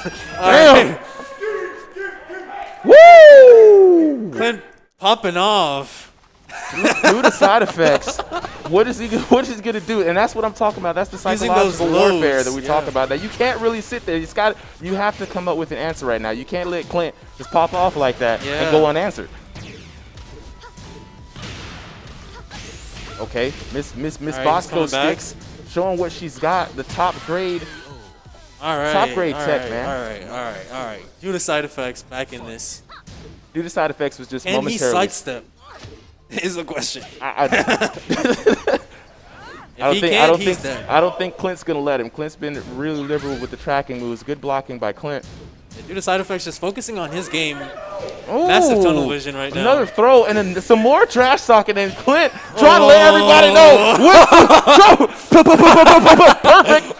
Clint popping Clint off. popping off right now. Chat going wild. Cut West. Woo! He went with who he want to win. If they pop off, I'll just be quiet. What? We need to put a mic. We need to put a mic over there on the. We need to get first hand. we need a mic over there. We need a mic over there ASAP. We need to hear the pop off right now. Hey, look, we're gonna have some audio guy for you guys here in the chat. We need to get in on this action because this is what we're talking about here in these offline sets. This is getting a little. Stage. This is getting a little personal right now. All right. Very wise pick. But one thing that a lot of people don't know about Anna is that she has huge reset potential when it comes to combos. So you better slow tech roll when you get comboed if Clint decides to go for those resets. Now let's see if Clint's gonna have time for those resets. Due to side effects, is now not taking any of this lightly. Is about to return with the perfect And no pop off from him. No pop off. Real composed. Like he's out here to win this cash. He's not out here for any theatrics. Okay. Clint playing very slow now. Nah, Clint's seems to be looking for a way to find his range and his rhythm. And we all know once Anna starts getting going, you don't want to sit here and have to guess and defend against that. He's using a lot less high crushing lows, and you can see that. Ooh, okay. Clint might be going to losers right now after popping off. Look, you already know what happens when you pop off a little too early. And due to side effects, no stranger being in a tough position, and this stage is really doing wonders for him. Yeah. Okay, big whiff punish again due to side effects. Looking for no round Brown. Get your shields raised, Adrian. 2 perfects in a row. What a comeback and a response. Are they going to shake hands? Are we going to see the shake hands? Is we going to shake hands? Good sportsmanlike conduct? All right. Oh, there we go, ladies and gentlemen. Some good sportsmanlike conduct. No hard feelings here, just all heart. And I was very surprised. What was up with that match? Oh, rare snacks in the chat. I honestly wouldn't know what to tell you. But it was nice to see. It was really nice to see. I didn't know what to expect, but man, what does the chat have to say about that? Look, chat is out here cutting up. Cut West 707. The chat having a good time. Rare snacks in chat also having a good time. It's always a good time out here. I'm feeling great. These first 2 matches are exactly what I expected to see from this cast of players here in the bracket, and we got a lot more entertaining matches coming up for you guys. As we get to this next match, our previous champion, Rel himself, Mr. I don't take lows. You see what I'm saying? Yeah. He doesn't take low pokes. I don't know about big lows. Nah, man. Last time we saw him playing, right? He was out here like a surgical, precisioned machine. Yeah. Yeah, I thought he was running bots in his head because he was blocking all of the lows, and he was just, I'm gonna block lows. It was just another day for him at the office, man. He was like a surgeon, doing heart transplant on some of these players, man. He was plugged in. He was plugged in, but it's another day in the office for the surgeon himself, and he's got to cut through a lot of plays. Look, Rel. The surgeon. Against Maxta, our up and coming, youth player. Okay.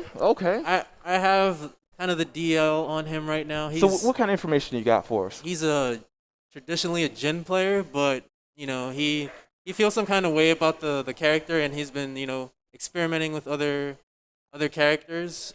Just learning, as a whole, learning Tekken, and one of the characters that he's feeling really comfortable with and very happy and he enjoys to play with is Heihachi. So I think we're going to see some of that here today. Other than that, I mean, yeah, he's still, new to the Tekken scene and learning, but I think that the fact that he's young means he has so many more years, and the fact that much to go. He's already here, already at this level, he's going to gain that calmness of nerves going forward. So Yeah. that's really cool to see. What do you think?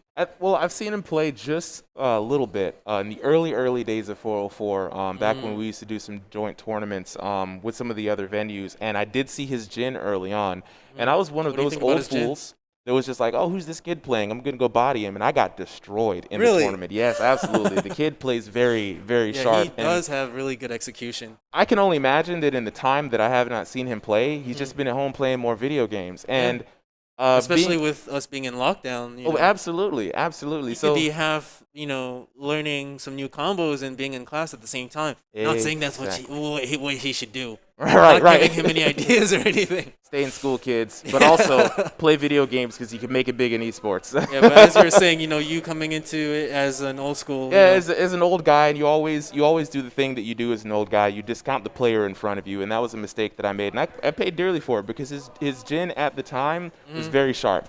The kid knew exactly what he was doing. He was very quick on the punishes, was able to play footsies very well, and knew a lot about Jin. Isn't that surprising for you? It Seeing somebody at his age already knowing about all that stuff just and goes applying it. It goes against my terrible judgment, but then when you think about it, it makes sense because in this day and age, everyone who plays the game right now has access to the same information, and being at the age that he is, he's prime and poised to absorb more information at a rapidly faster pace. And with better reactions. But the youngest of young man reactions. yeah, I mean, everybody has access to it, but it's very rare for you to see someone at his age to actually take that to 100%.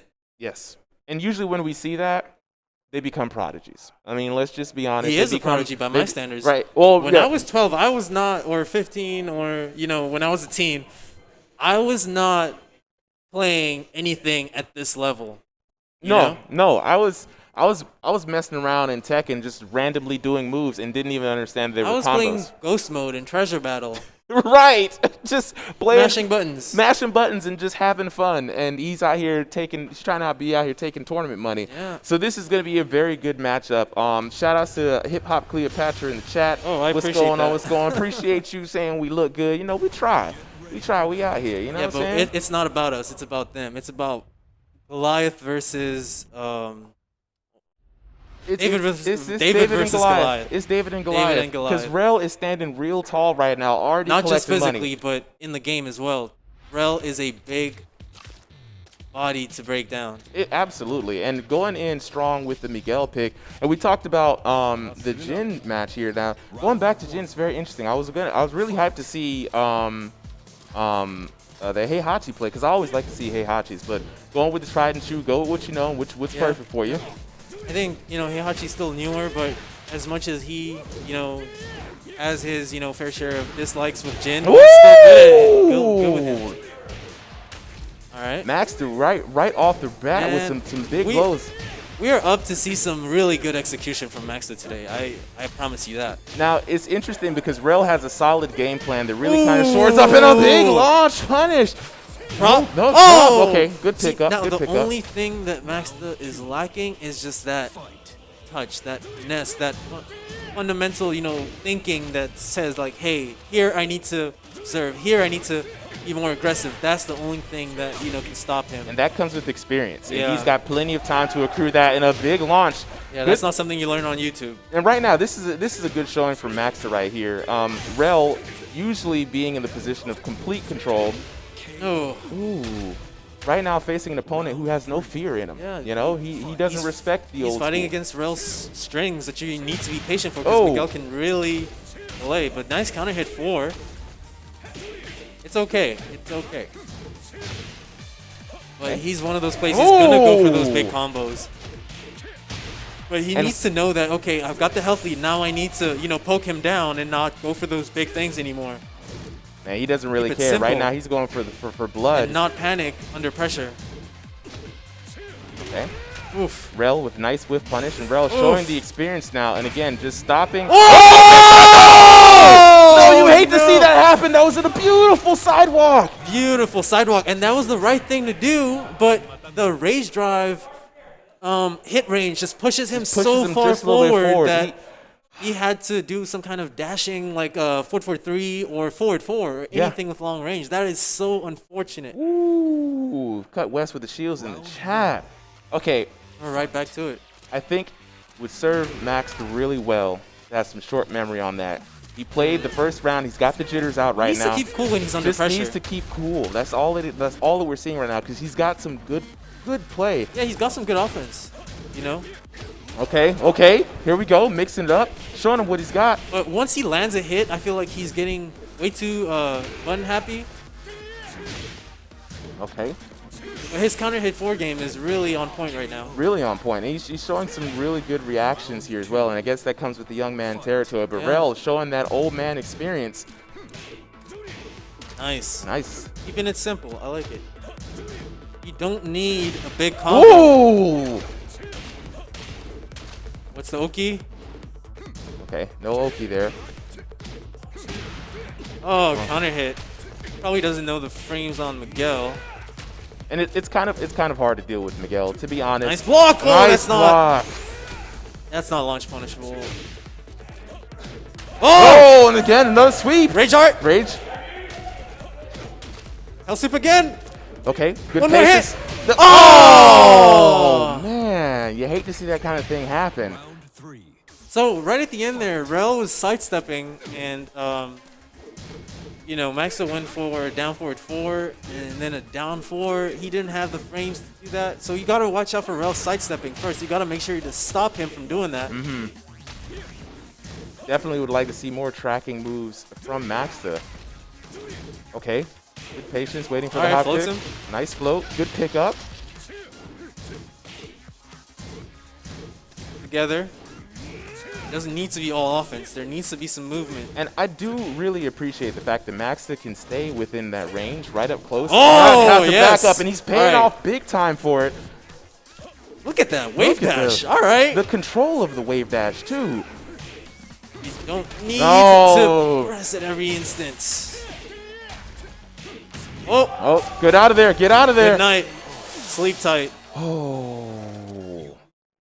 Shout outs to Rel, showing exactly why he is the man to beat in this tournament, handing all the money, but no shade out here to Max. They're showing a good showing out there, just a little bit. Again, we saw a lot of early jitters. You know, I definitely think that a lot of that gameplay came from a bit of jitters. You know, Yeah. I think really good reflexes, really good awareness, especially with the 4 button. Really good. He didn't finish a lot of his combos and didn't really go for any Oki afterwards, you know? that's a problem. So yeah. a few missed opportunities here observation. and there, but otherwise, going up against Rel, you know, He was counter hitting him a lot, yeah, jabbing him out of the air. Yeah. But once he landed that and he was trying to like kind of move forward, he would just whiff. And those are the kind of things that, you know, you can't really fault him yet, because it's still one of those things that he has to learn, like, okay, I need to get in this person's face or I need to step away. But at every point that he got too much pressure or he got hit, it was like, say for example, Rel did a safe move that looked maybe -3 or something, he would press 4. And then Rel would sidestep. Yeah. And then hit him, and it's like, sometimes you take that, Yeah. you know, you hold it, you see what else he's gonna do, yeah. and then you react to it next time. And it's that's that patience that you were Yeah. talking about earlier, like knowing when to attack and when to make a read and when to use an attack Yeah. for data for later on. And like you said, that comes with experience, right? He has the Yeah. reactions and being, you know, he's got the buttons, right? So he doesn't really need to work on that much more. I mean, you can't do much about tournament jitters other than show up to more tournaments. But a really good has it. showing He has by it. Maxta, right? Yeah. And again, it's just that patience that comes with experience, Yeah. right? Rel was in. Rel didn't rush down when he needed to rush down. And what's great about it is they both stayed very close to each other. No one backing down, and everyone kind of making That's decisions true, based but- on in that space. Rel was sidestepping too. Oh, that's So true. he was yes. putting on pressure and sidestepping, and every time he put on that pressure and sidestep, Maxta would press something that was very linear.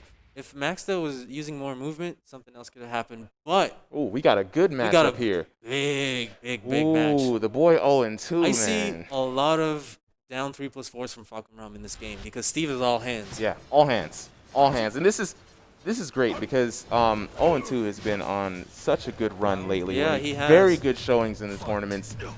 Steve of Atlanta. Let's go. Very good Steve player against Poke Chop. But Needs against no Chop. introduction. Right. But if anyone's got a chance to put Chop in losers bracket, a good chance, it's 0-2. And I really think that if he's sharp against Vakarum, All right, he's gonna slow. put the business on him. And we're at the beautiful stage here. Oh yeah, I love this new stage. Oh! Round 2. Fight. So this is counter hit versus pressure. Yes. Counter hit being Steve, pressure being Paul. And Vakarum also with the pressure. I mean, he can attack, he can not attack. He has options, right? Vakarum is very well rounded and a good big buttons from way out there and a lot of mix. So a good bit of variety in the advantage of Poke And Chop. if there's one thing I like to see from Poke Chop is those combos, man. He has such good combos. But wake up 3, one more. Ooh, Go nice duck! punish. There we go, there we go. 0-2, really coming out the gate strong here. Fight. Poke Chop not really getting a lot of time to Yeah, getting just dishing adjustments. out those L's. And that's what you hate to see, the big plus knees. That's the problem now. Is does 0-2, keep this momentum going, or does he take a chill pill and kind of take No, the time out? I say you should get your points when you can get it. If you have the opportunity, just like right there, you keep going He and you sidestepped drive it my home. whole entire existence right there. Oh my God.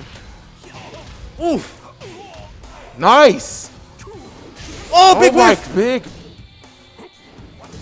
And we're all in a moment of suspense right here. 0-2 makes a good showing, and that's what I'm talking about. The crowd here is going wild He no right round now. brown, the no round brown No, master. look, shields he- up in the chat. Y'all put the shields up earlier. Will I need Chop to see the change? shields up right now. Do you think Chop will change characters? No, I see Chop sticking it out with Vakarum here. What do you think that is? He got no round brown. I think it's a pride quick thing? run. I think it's a quick run back. So 0-2 on that one. We got to get a little bit of a score change here. Updates coming to everyone. 0-2 up 1. There we go. And like I said, you got to have the quick run back. You can't get a decisive no round brown like that and back down, right? But this time around, we've got no walls.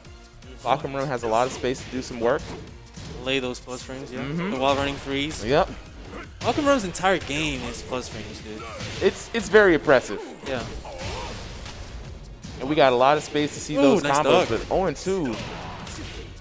That does not logo, unfortunately. Now in this matchup, with 0-2 using Brian, using all the hands, it doesn't really seem like Chop's really kind of leaning into that and going for anything other than just playing some solid Vakarum. On paper, where do you see Brian in this matchup? You mean Vakaum? I mean Steve, I'm sorry. Oh, Steve? Yes. Okay. Well, Steve is a counter hit character, and he can back one a lot of Vakaum's charging moves, which give him the plus frames. So that's one part of the game that's been taken away from Poke Chop, which is, the slow plus frames. Oh my God! So yeah, on paper, it's it's a straight up clash. It's counter hit versus oppression, and we're gonna see as players. So I think it's not about characters anymore. With this caliber of players, it's about the players now. Can they adapt? Can they get the conditioning going? Speaking of adaptation and conditioning, I definitely think Poke Chop is going back for that Poke Chop reverse is a no round monster round. at conditioning. 0-2 working the offense, keeping this at peekaboo stance. Poke Chop just stopping any of 0-2's offense right there with the duck jabs. Duck jabs, and of course that we call that in the Muay Thai the teep. That But forward now front he just got kick. caught out for that by 0-2 using down 4-2 on counter hits. An 0-2. Round 4. Wow, 0-2 back in this. 0-2 really is showing a lot of good aggression here. And again, losing that back one to keep Poke Chop out, keep him in check. Battle of the Richies. Richie versus Ricky. And I like the change of levels as well. I mean, 0-2 is keeping it very, it's just Compact. interesting. Yeah, it's compact, it's interesting. He's going high, he's going low. He's really not letting Chop have any bit of a breathing space right now. I don't think that's the way to play this matchup. 0-2 should be more aggressive. And just watch out for the duck jabs because they're only 12 frames fast. Okay. Then again, I'm not in the ring. Right. I can only talk. Oh! There you go. More pressure. Final round. He is 1 round away from taking Poke Chop to losers in the winner's quarters here. And like we said earlier, if anyone had a really good chance of putting Chop in the losers right now, it's 0-2. 0-2 has really been on a tear. He's really been making some gains in his offense, learning the game a bit more, and of course, bringing that wonderful Steve. No walls to work with. No walls to work with, nothing to keep him out, and this stage is really just going to test to see who's just really the better player today, here and now. Nothing to lean on. Last round, last match, both players at the same health. Oh, he went for it. Oh my God, he went for oh. it, and a good pickup. One more. Oh, that's what I'm talking about. Congratulations, 0-2. 0-2. Literally going on. Dishing out the 2-0. Yeah, the 2-0s. Congratulations to 0-2 taking out Poke Chop. 2-0. 2-0. I told you. I had a feeling. I was rooting for him. Yeah. Congratulations to him. Unfortunately, Poke Chop, the mammoth, moving down to losers. I mean, it's just more fun for him to have. That means he can get to run through everybody else. For him to pick up that steam. Exactly. And then Exactly. Choo-choo, back into Grand Finals, hopefully. All right, let's see. So who do we have up next here? We can get that bracket put up real quick. Let's take a look at that.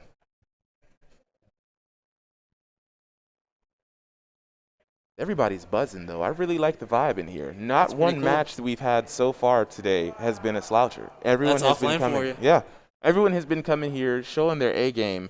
Shout outs to the chat. Cut West. That's right. You got to delete them shields. Put them back. You only put them out when it's guaranteed, and you never know today.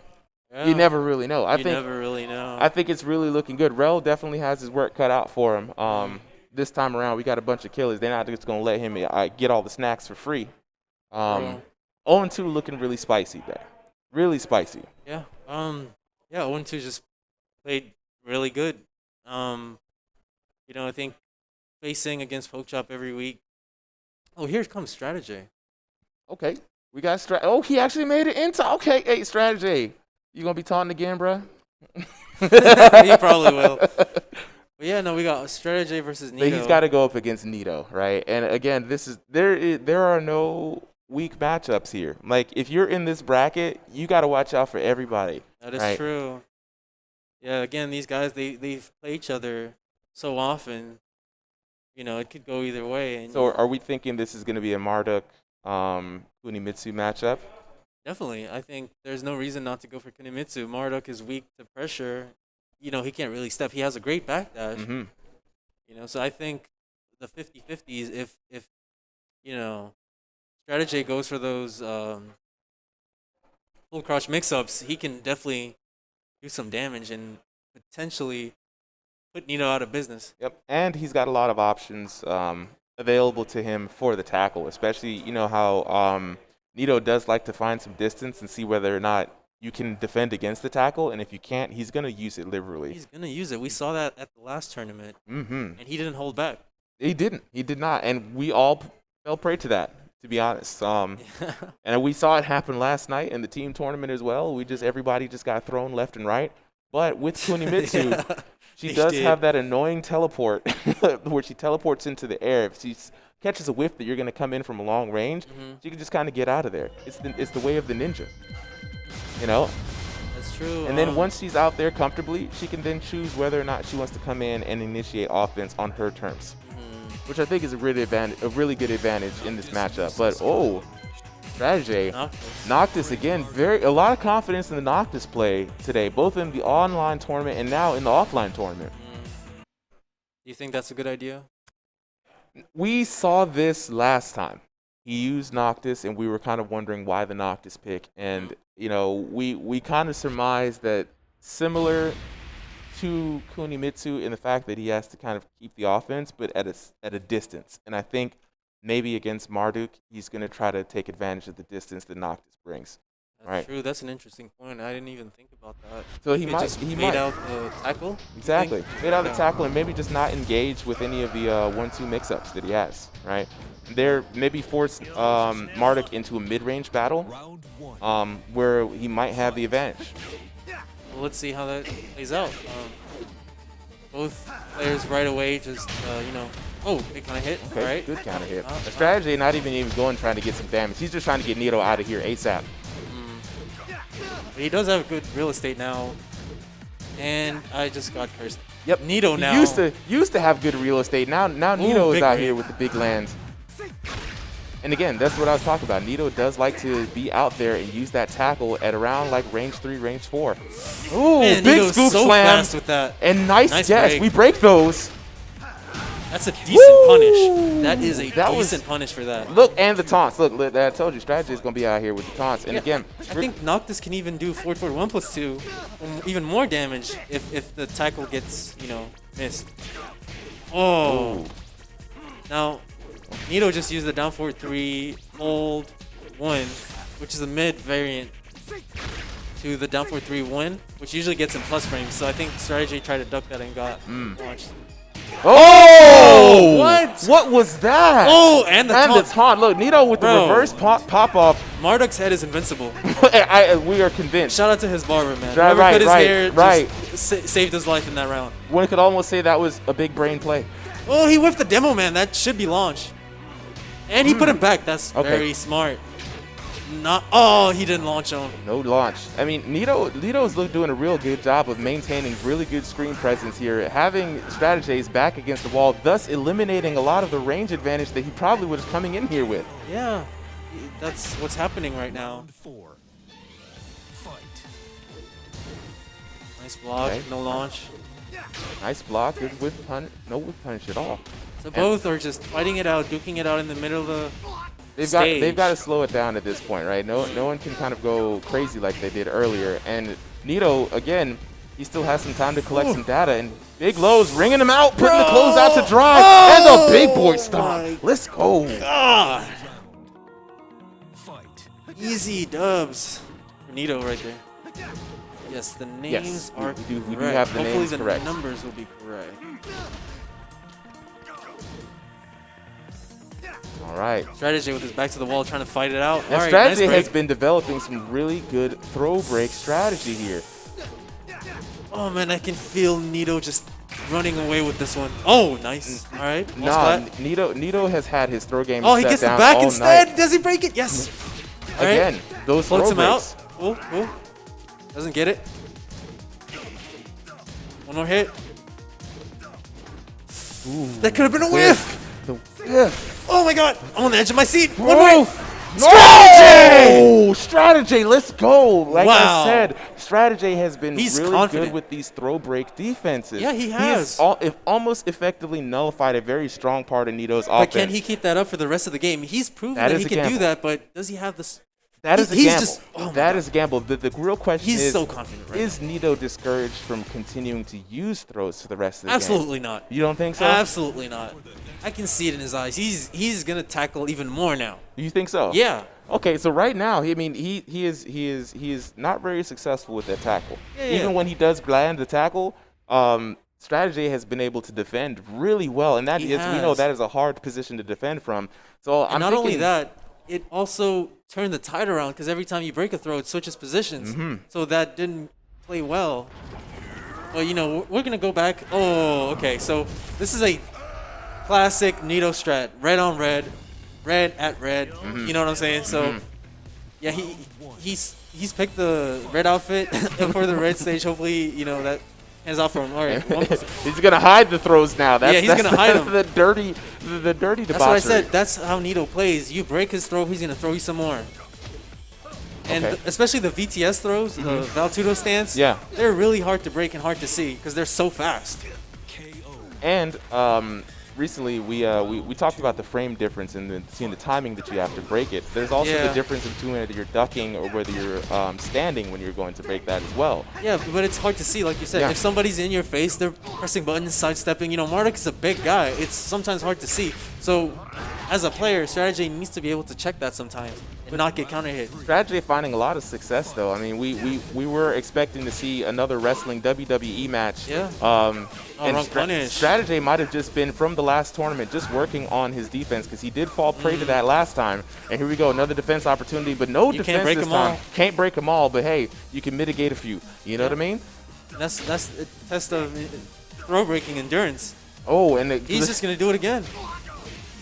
And this time he goes for the switch up, keeping it interesting. And that's the hard part about that. You're literally having to break like 6 throws. Can Strategy do what he did last round again? Oh, He's got him against the wall. He's working on it. He's got it. No punish. Back up. He's got to back up. Use Strategy. that range.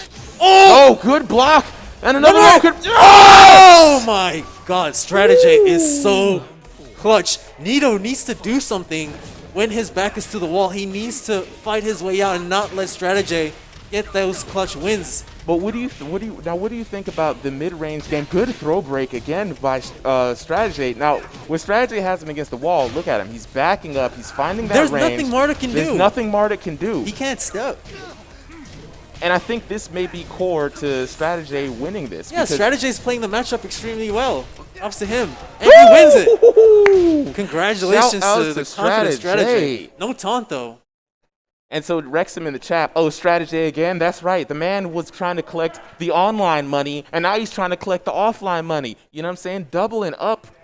Very good play. The pressure absolutely is real. Shout-outs to the chat today. I think a duck jab in any of those situations really would have went a long way for Nito, because Noctis doesn't have any low-crushing pressure options that I know of, except for, of course, the forward 1+2 and maybe a hop kick, but that's not really pressure. So a duck jab, yeah, if Noctis is putting on pressure, that's one of your options. I feel like you could have gotten away with a duck jab or two, but once you show your card that you're going to duck jab against the wall, you do open yourself up for some hop kick, big wall but he damage. didn't even get to that point. That's what I'm saying. After, if he had showed it, he might have been able to get away with 1 or 2, and even then, a duck jab would have bought you some time. But Noctis really wants to be at that mid-range, because at the mid-range, you don't have anywhere to go. You don't have anywhere to go, yes, but at least get that time. That's true. We talked about it. If someone gives you free cash, you take it. Yes. Yes. If you can get 1 more second in the game, you should take it. If that means duck jabbing 4 or 5 times and maybe getting low parried, because think about it. If Strategy is applying offense, he's not thinking about that. He's thinking, what am I going to do next? He's not thinking, what is the Marduk player going to do? Yeah. And Nito just fell right into that. He wasn't pressing anything against the wall. Like you said, just one little adjustment, it definitely can make the difference. So do you notice the different tiers of what's going on? Like when you're watching the best of the best, it's more of a player fight. Yeah. And then as you go down the tiers, it becomes more of a character fight. And in that instance, the character fight was prevalent. Yes, absolutely. Absolutely, and that's what we've kind of brought it in. Well, I mean, I always thought that Noctis being kind of a mid-range character, and Marduk being stubby, and essentially, I thought that he was going to play out at the range a bit more, but I never considered the wall factor. You never considered that. He also has the ability that once he has you on the wall, now Strategy did kind of go in and keep the pressure on, but there were a few times the Strategy just kind of took a step back and then let the spears do the work. You should give Strategy credit for that, because a lot of players, like we saw online, like the Lars player, would put the pressure on, get it, and then stop. Yes. So credit to him for keeping on going, and the only way to stop that is, duck jabs. But yeah, as duck jabs, definitely. And again, Marduk doesn't have a lot of get-off-me tools like that, so the duck jab, it would come in handy. But with the duck jab, like I said, once you show it, you do kind of, that's your only card to get out. And once you've shown that that's what you're going to do against the wall, Strategy can then make an adjustment for his offense. And it becomes a mind game. It becomes the mind game. And then the mind game is at the detriment to you, because you're not really in a position to take that risk. I mean, and again, usually you would sidestep out of that situation, use your movement to get you back off the wall, but Marduk doesn't have good sidesteps. Exactly. Right? And then at that range, you have Noctis being able to use his homing moves to put you back against the wall. So that's true. Another great match. It's a lot of factors to think about. It's a lot of factors to think about on that, and I think Strategy really came in there with some knowledge from last time. But enough about the past. Let's get back to the present. American Whack Dash versus due to side effects. Just depleting his health. Now, Whack Dash, a very strong player here in Atlanta, regularly tops top 3 at 404 whenever he comes in. Going up against Chop many a times with a lot of experience. It's really a good pleasure to see him play. Now, due to side effects, already warmed up here, trying to use Elisa, but Mrs. Bosco Sticks. I don't know if Mrs. Bosco Sticks is gonna be able to take this one. just to Fair be enough. honest. American Whack Dash is solid. Solid, Solid yeah. as a player. And Katarina is this, in the right hands, could be very impressive. Yeah. She's a very basic, has a lot of basic fundamental tools in Tekken 7, and that plays to anyone's advantage who decides to play her, because you don't have to worry about the execution factor Exactly. when it comes to combos. And not only that, she has a pretty solid full crouch game. Her full crouch low like that has different frame properties on block and the one out of standing, and they both look the same. Interesting. So yeah, it's definitely a factor. And shout outs to Tekken for creating characters like Katarina that are meant for beginners, but man, if you know how to play, they really offer you that advantage. The simplicity. You like that? I do. I like the simplicity. For who though? For newer players? For everybody. For newer players. For newer right? players. All right. Newer players, it's great because it gets them into Tekken and they don't have to think so much, right? Yeah. And they learn from that and go on. But for experienced players, especially in a pick like this, it's your first matchup, first out, you go someone with low execution, someone you don't have to think about. Therefore, all of your brain power is set onto your opponent, set onto the match. And then you have due to side effects coming out here strong with his Mrs. Bosco sticks. And, that's what I call Dr. Boscovich. And she's Dr. Boscovich's his daughter, Mrs. Bosco sticks. She definitely has sticks for hands, but no, it's, you really get a chance to kind of come in at lowering your mental stack is what I call it. You don't have to think too much. We definitely talked about that before. Yeah. But it still applies, and due to side effects, just getting counter hit a lot, just not dealing well with the pressure. It's one of those things where you can't just sidestep down for to everything. Sometimes you gotta hold, Yeah, no, and he's trying to I totally sidestep understand down you. for to everything. Yeah, getting to the side steps is just another one of those mental traps you might find yourself in. Good finish by Whack Dash is that you're like, dang, I just got to sidestep. I just got to get out there. I just got to sidestep and launch. That's not how you play Tekken 7. Maybe older games when the movement was a lot better. Yes. But in this game, it's not the answer to everything. Sometimes a duck jab will go a long way. No, absolutely. I think it's there for a reason. I used to think that it's like such a big tier, such a low tier thing to do sometimes, but no, sometimes it works. No, honestly, a lot of times it works, and for a lot of characters who, Whack Dash, again, they don't have a lot of options outside of that, of a fast option to get off me. It's a good generic move to use. But American Whack Dash not really falling for any of that. Speaking of optimal things to counter use, hit forward him out of there. My goodness. And due to side effects, do anything to come back. It's going to be hard because Whack Dash is not. He's in a comfortable element. He's just literally sitting here picking his shots. And shout outs to Whack Dash. Man, he made it look real easy. He made it look extremely easy. It was that was just a walk in the park for him. Yeah, he knew when the counter hit. He knew that due to side effects couldn't handle his pressure, and he just ran away with it. Nothing wrong with that. And a nice little photo op opportunity. But yeah, I mean, when your options in the middle of a match are so limited, when you're faced with someone who doesn't have to do a lot of mental jiu-jitsu to get you, it's just simple. I'm gonna hit you in the legs. I'm gonna hit you mid. I'm gonna hit you in the legs. Did you sidestep? I'm gonna hit you with the tracking move. You think that's all it was? It wasn't anything cute. It wasn't anything, big brain or anything. It was literally he was making reads and applying simple, hits. It's hit, launch, hit, launch. Very, very textbook. Do you think that due to side effects was even thinking about that, or was he just trying to get his offense going? And when he did, I can say that I think he was more trying to reestablish some footing. And we saw that with a lot of the errant side steps, a lot of the errant. He's just trying to get control over the pace of the match. And do you think that he went about it the right way? If not, what could he have done better?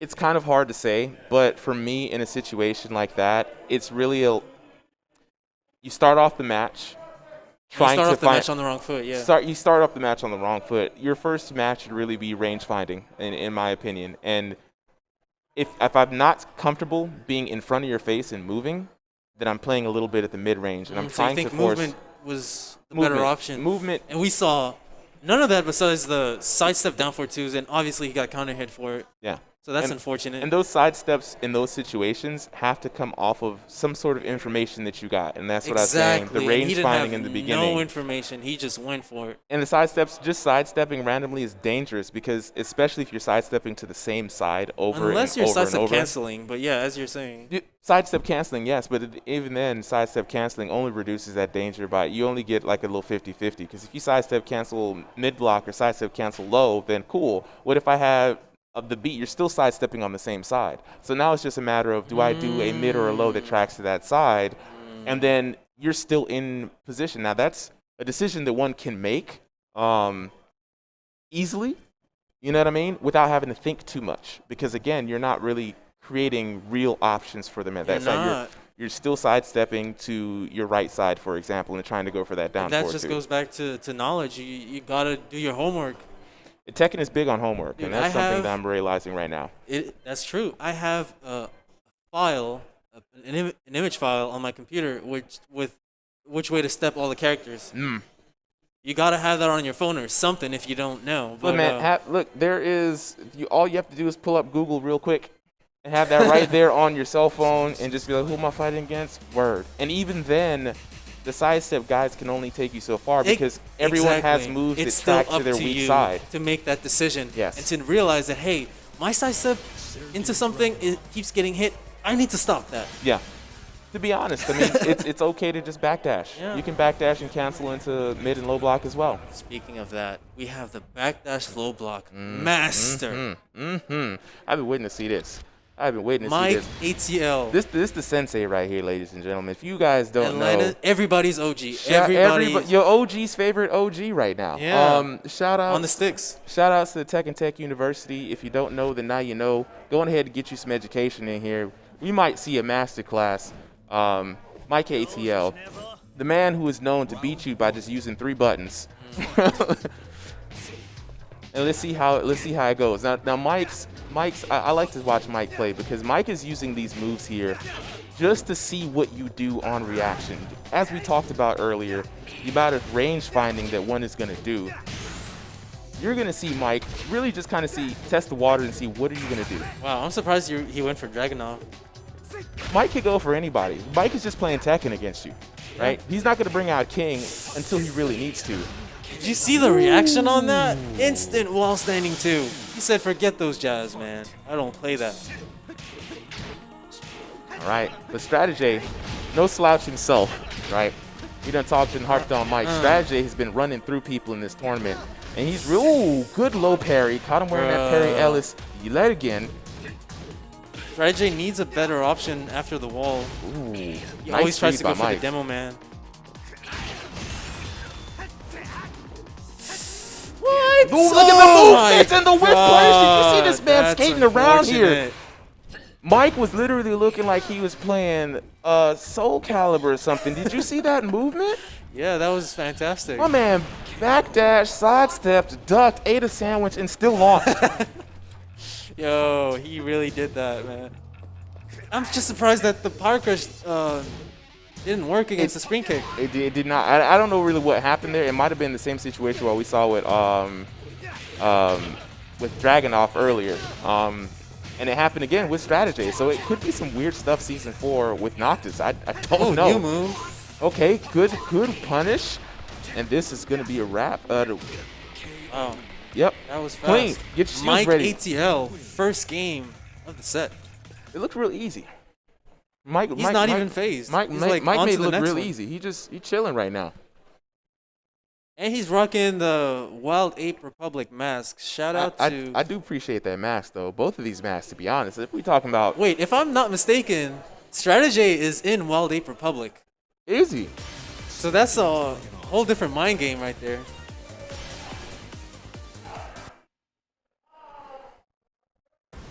Now watch what's going to happen. What's going to happen? Tell me. This is always what happens. Mike, that whole time, was just gathering data, right? That's what he's good at. You're going to see the turn. It's like one of those things where he just like takes all of the knowledge and is like, is this your strategy? I'm going to forge it into a blade and stab you with it.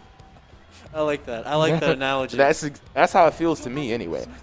Okay, Ooh, strategy. Kuni. Forced to power up here in his final form. I think this is a good pick. I'm not 100% sure. Why not? Why not? Because Mike had did a whole stream on the particulars of how to defeat Kunimitsu. So he has a bit of knowledge here. Now that doesn't mean that it's guaranteed, but you know, because Kunimitsu is still a strong character, but I see. Ooh. So you're saying that he has the knowledge. Now, the reason why I think Kuni's a good pick is because of that knowledge. He knows too much. So Kuni can come in here and not even apply any of that and just straight up make him guess. That's true. If you have Stone Cold 50-50s and you're better on the reads, that is the great equalizer in definitely bet fighting on games. that. There is no knowledge on that, except if you, like, maybe you know where to sidestep, and that's the only factor. And even then, that mitigates it just a little bit because, again, the 50-50, at least the advantage in the decision-making is on strategy at that point. It's on strategy, yes. Tracking Okay, down here to. we go. Using that low liberally to force the mids. So what you just saw there is strategy. I mean, Mike using the down twos to, you know, kind of chip away, and strategy's response to that is jabs. The same thing that he got in trouble for last game, and Mike already has the download on that. He downloaded that in 0.5 seconds last game. Yeah. So he's still, the fact that he's still jabbing is not a good thing. And what strategy has to do is realize where he's getting caught with his habits defensively and change that up and force Mike to hard. have to reset his read. Ooh. There we go, strategy, showing a little bit of life. And then again, like you said, he always just has the power of that character and just being able to just 50-50 it out, you know? Straight up, just 50-50. Oh my god. Mike coming in clean with these launchers, though. I feel like strategy just goes for a lot of big things. Counter. Ah, man. He's going for a lot of big things. Did I not tell you? Yeah. I did not tell you. You told me. And it always presents itself as it seems like you're a little helpless at that second round or that Yeah. second go around with Mike. Mike is just so good at figuring you out right away and then using that against you immediately. There's almost Yeah. no time to make an adjustment. And you get punished just for being you. And you're still trying to lay down your offense, but Mike just says, hey, I'm going to poke you here, poke you there, and now you're dead. But where you fall is in your defensive habits against Mike. Notice Mike was poking low. What do you do? Poke low, what do you do? Okay, great. I'm going to set up my offense off the fear of God that I just put in you. And then what happened? The big launches came out. It seems very textbook, and it just is a trifle to say, but it really is observational effective. prowess. Yeah. That's really what it is. Plus the character knowledge. He knows what the character can do. And then it's really just a matter of, well, what are you doing with the character? I have all of this knowledge, which can be a curse. But if I can stack that knowledge down and apply it just in specific areas, that's when it becomes a blessing. That's true. You I know? couldn't have said it better. That's just how it is. That's just what it is. I've listened to Yeah. him talk on this subject many a times, and it's great because you just So- see it play. Do you feel like you have to be a student of his to kind of know your way around him? Or not- No. I mean, just to be honest, being or a student being of the game more? A student of the game, yes. Because what happens with the way Mike plays is it exposes bad habits you're not aware of, and self-awareness is very important in Tekken. Self-awareness is important, as we saw Self-awareness. in the last few games. Absolutely. This is a dance with two people.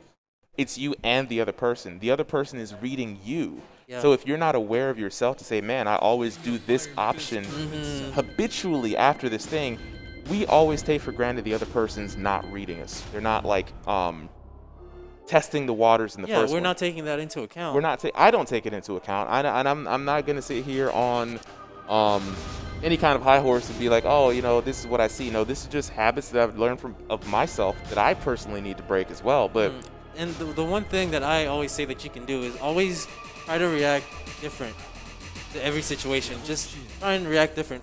It may or may not work, but at least it's better than... have at least two options of reactions in many situations. Because if you're only stuck to one and you're autopiloting, that's where they're going to find the weakness. But we got another matchup here, another good matchup, actually. This is Rel going to coming be back up. a very interesting match. This is going to be Patience versus Patience. Pleasant Man, a very, very good Jin player against Rel, going with his Miguel. They're both picking their side characters, so this will be interesting to see. The first person to lose, I think, will switch to their mains. Yeah. And it's... Who do you think is gonna be the first one to draw blood? If you had to pick, coin toss right away. Pleasant Man. Gut instinct. But if you say that, that's what's gonna make him win. You know what I'm saying? I feel you. I 100% feel you. Look, you're gonna go with Pleasant. I'm gonna go with Rel on this one. I haven't seen Pleasant Man's Devil Jin, but of course, you know he's an amazing Jin. So, what's really the difference? Ooh. We got a little bit of stream delay, but man, Pleasant Man coming out the gate strong, and just like you said, first blood going to Pleasant Man. Can he keep that momentum up though? That's the question. Ooh. Well, he did. He did seem like he caught Rel a little bit unawares, and you know, Rel, without any space to use his movement and watch out for those lows. You know, we saw a little bit of crumbling there. Yeah, I noticed that Rel using his movement very efficiently against Devil Jin, and that's a very, very good plan. Not being phased by the mix-ups. You see that little backdash was just enough, but he couldn't get that whiff punish. So that's what's going on right now. Pleasant Man needs to adjust to that and use his movement, which is better than Miguel, to get, you know, his way in this match. Oh, like that. That's very good whiff punish opportunity. Pleasant Man taking just call full. things and they just happen. It's the commentator's blessing we were talking about earlier. When we say it happens. We just call it a curse. All right. Hopefully we have more blessings. We got plenty of blessings to give out, man. That's what we hear. We have the Church of Tekken. And speaking of blessings, another big launch. Blessing Pleasant he used Man. that down forward 2, that counter hit down forward 2, because part of Rel's overall strategy, not just in this match, is to usually sidestep into something, and then he just got counter hit. That's as simple as it is. Starting off the match. Ooh. All right. The wall. What's the mix-up? He's going to keep the pressure on. Oh, that's a minus good 10. low. Got to punish that. And Pleasant Man looking like he about to run away with this one. One more hit. Previous champ, Rel, in trouble. Oh, the block! And, He tried it. a little too late. A little too late. late. Usually we see those kind of Pleasant blocks Man. coming from Rel out the way, but shout outs to Pleasant Man. Long-haired 4-4 representing Boy, Pleasant long Man. hair takes don't care. Long takes hair the first don't game. care. Hey man, out here. we're both team long hair. They're both team long hair, man. The team long hair don't care, you know. Rel is team mid hair, and he's gonna have to wait a little while. A little bit. The team baby dreads. You know what I mean? It's all good though. It really is. So Pleasant Man's gonna stick with Devil Jin because he won that game. And he's got the advantage. You know? He's got the advantage, so he cannot pick another character unless he loses. But now he's going up against Rel's main. I see a lot of pressure coming through. I like Rel's Claudio. All right. Why is that? Because I always expect a bunch of you always expect Claudios to play like a little bit like Shadow a little bit, you know, just a bunch of So you're a hard Shadow kicks and- fan? I'm a Shadow fan because I played Claudio at first and I thought he was a cool character and people were he telling is me, cool. you know, but being able to see someone do what theoretically you should be able to do with the hop kicks and the timing, ooh. Yeah. But Rel plays a little bit differently now. Rel is a little bit in your face. He uses the movement. We expect to see a lot of those hop kicks coming out, but he's got the magic hands right now, holding on to it. Oh, and missed a big Man, the opportunity. whiffs in this game are all just right. staggering. Got him spinning like breaking too. And this is the Rel that I came here to see. Yeah. Round 2. Very poised, and again, what we were talking about with Rel's strategy last time, he really just kind of seek what lows you're doing, and then just kind of focus all his defensive attention on that because Claudio is relatively safe with his buttons. He is. It's like you said, the mental stack very low for him. Oh my there we god, go. he got Beautiful. high crushed by a hop kick. That is unfortunate. I feel sorry. That hop kick is devastating, man. How you gonna low crush, high crush, High and launch? Bruh.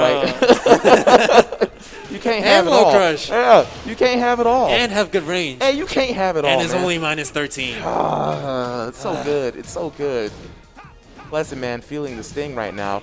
But what's great about Rel is he doesn't use it sweep so time. much. Yes! Where he gets. Oh, he dropped the combo, unfortunately. Oh, nice big sidewalking. side step. Okay. And again, like I said, Rel doesn't pull that out so often where you get used to seeing it or expecting it. So it always comes as a surprise. Just like that. Man. Rel taking it to the wall with the magic hands. Yep. Catches Pleasant Man stepping. Of course, you definitely want to try to step to get out of that situation. Rel just pinning him to the wall. No and round get your shields round. up. I told you guys, you're going to see a lot of these no round rounds today. Just Pleasant Man just not warm enough in those Devil Jin hands to deal with Claudio. Look, Rel's Claudio. when you step it up to the next form, now Pleasant Man has to transform. Now Pleasant Man's got the golden hair. Even though he switches characters, his offensive style needs to change because I saw a lot of down forward ones into something from both players, and every time they did, the other player would jab, interrupt. Yeah. So they need to change that up. They both do. And that's all based on the read. You know, it's one of those things where after you do a jab, you could do down forward one, but you're banking on them to stay complacent. Yeah. You know what I mean? But if they're these guys are so good that they instantly spot that. But they're doing the same thing to each other, right? So that's they're making the beauty the same. of it. It's so layered. Oh man. But we got 1-1. Let's see how it plays out this time around. Ooh. And this is the familiar matchup. They're kind of both used to this kind of matchup right now. They've played this matchup a bunch of times. Good punish. So they've broken one wall so far, which means more room, which doesn't benefit either character more than the other. And that really depends though. If they can get back on this, good. Will he carry him to the wall? He's gonna get really close. There it is. That's not it. Okay, it worked. Oh my god, I just bamboozled.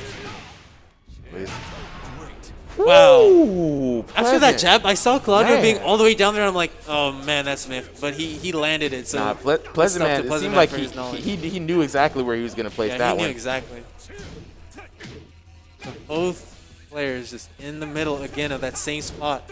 That's where the change of events happens. That's where the tide switches, is when they're in this location. Yeah, and they're staying perpendicular to the long wall there, so they're trying to maintain use of the stage, so really kind of nullifying the extra space that one gets. Oh, the follow-up didn't work. Oh, Rel with the pickoff. Oh, and this man. could be it. No, he didn't use the get right combo. Pleasant Man scaring the living daylights out of all of us. That was crazy. The spring kick for the win. Who would have guessed? If Rel had used a different, but I guess he didn't really estimate the distance to the wall correctly, and that just... Tried to pull a Pleasant Man. It didn't work out. Yeah. He almost got Pleasant Man when Pleasant Man missed the follow-up. But I definitely think Rel still has something he can pull out from the bag of tricks. Rel is definitely still in this, even though he has his round is on the line. He missed it. Hey, they'll punish. Again, and that's the safety. That's the safety that we were talking about. Rel can throw out buttons and just not do nothing. Yeah. Ooh, big hop kick again. Rel gonna find the wall this time. Dude, I can't hold my breath long enough for this match. This is intense because you know Rel is going to take advantage, and he has been taking it. No, big whiff. Oh, nice dunk. Look, he's up against the wall. Come on. Oh, he blocked it. Big block. You got to be careful with those lows against Rel, man. Rel against the wall. He's like Ultra Instinct when it comes to the lows. He doesn't need to. Oh my god, another low parry. He can't work anywhere, so he's just gonna focus on defense. Dude, Rel against the wall is a parking spot. He's he's a bus. He's not going anywhere. Okay, good awareness by Pleasant Man. Good stuff. Poking him down. That's the stuff. Yes. Yes. And here we go, Pleasant Man. Pleasant Man takes it. Pleasant Man taking it, staying in there. By Rel. keeping it simple. Very simple. Very simple. And it almost kind of like the beauty of it is that, you know that Rel is safe. Don't go for anything big. Keep the pokes up. Yeah. Keep them guessing. They're both just so similar to each other in play styles that whenever it gets to that low health situation, you can't help but hold your breath because you don't know what's going to happen next. Absolutely. I mean, I was on the edge of my seats. Entertaining match. Ladies and gentlemen in chat, I know you guys are on the edge of your seat. Shout out to Trey Trizzy showing up in chat. It was definitely some good stuff, guys. I mean, I wanted to try to say more, but sometimes you just got to let the moment just let it breathe. Yeah. Because there was so much tension in there, you could cut it with a knife. Because at any point in time, there was the chance of a low parry.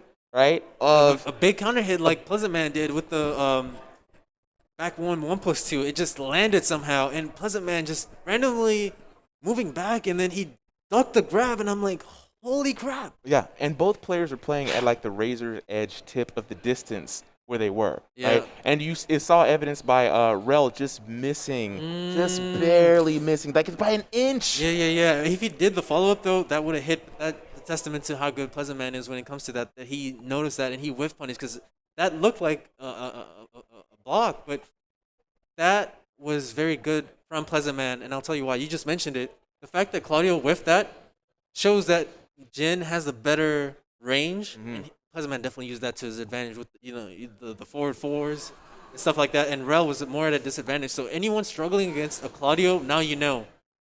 Stay at a distance. Just at a distance. Just enough. Yeah. To make him win. Because, I mean, I really think that right around the edge of his kicks, around that range is good, because he doesn't pose too much of a threat to you unless you're anxious with buttons. Yes. Right? He's not going to be able to. Pleasant Man was definitely not. Definitely not. With, he was withholding them hands for the sauce. Yeah. Man. It's really entertaining to watch some good Tekken like that. And speaking of good Tekken, we got another good match coming up here. 0-2. What do we have? Can you talk to us about them? 0-2 versus 0-2 versus Whack Dash. Can you talk about their come up in the tournament so far? They are, look, 0-2 and Whack Dash are two very solid players, right? 0-2 recently having a lot of good showings in tournaments, but Whack Dash, again, very consistent. Mr. Consistency out here, and both of them. Oh, I was looking for a little taunt from 0-2. No, you won't get that from them. I was very surprised. I was about to say they're very cool, calm, and collected, and then just effective at what they do. Like Whack Dash will come in there low key and just be like, "Hey, you want to play some Tekken? Like, hey, cool. I think I can beat this guy." And then you're like, "No, I'm never playing him again." Yeah, he doesn't look like he's gonna tear you up in the match, but he does. He does, absolutely. So 0-2 took out a big giant in the tournament to get here. Whack Dash not so much, but it plays into what you're saying. Like Whack Dash doesn't need to. He's that low key, and that plays to his advantage. Yep, and Whack Dash is, again, he goes up against Chop in the weekly tournaments constantly. So he's no stranger to the big stage, no stranger to high pressure situations. So speaking of high pressure, he's got a lot of work cut out for him with 0-2's Steve Fox. Nice dog. This time, Steve 0-2 just trying to keep him at the wall. Yeah, and 0-2 also has a lot of walls to work with this time. Steve with that 1+2 grab. Let's see if it plays a factor in this match. I think the one factor is the side walls. It's gonna have more of an effect on Steve. His combos do require like a dash in to get more damage. Yeah. Oh! And what's interesting, Whack Dash continuing the tournament with Katarina. I think he's just gonna use her to kind of hide the trump cards, because we all know Whack Dash got that. Now, that what? he's got a whack character in Negan. Okay, yeah. He has been messing around with Negan, but we're not worried about that yet. Nah, he's in the winners. Right, we ain't got to worry about that. That's not our He's time on the to worry driver's about seat that. right now, yeah. Right, you got to worry about the wall that is Katarina right now. 0-2's got to worry about that later. That's now true. He needs to focus on this matchup and what that means. Nice launch, drops it. Like I mentioned, Steve's combos, man. Yeah, they're very particular in this game. So Katarina is more of like a general character, and Steve is more of like a counter hit. So it's more towards Whack Dash's favor if he doesn't go too hard with the pressure. Exactly, and that's the beauty of simple characters, right? Yeah. Whack Dash doesn't have to try hard. Oh! Ooh, is this gonna be a punish? Oh! The knowledge did not even take the block. Wow. I think what happened there is that he thought that move was maybe unsafe, or that he was gonna follow it up with something, and Whack Dash knew. He just knew. He just saw it and was like, I see. He knew, I'm going up against Steve. I don't need to overextend myself. Ooh. And also, Steve being a stance-heavy character adds. Not he don't look too happy at all. But it also looks like he's thinking a little bit. Whack Dash. Whack Dash, the winner of that round. Now, if 0-2 does get the win, should he be worried about the character switch at all, or do you think that Whack Dash might stick with Katarina? I think you're getting a little ahead of yourself, because Whack Dash made that look easy. He did. But now compared to the previous battle that we just saw between 0-2 and Chop, right? Big slugfest, hype match. Whack Dash is still pretty calm, and 0-2 right now has to do a lot of thinking to kind of figure out what worked and what didn't work for him in that match. That's fair. That's a fair analogy. But if he does win, though, I think Strategy is definitely. Whack Dash is definitely going to continue with Katarina. Katarina. Yeah.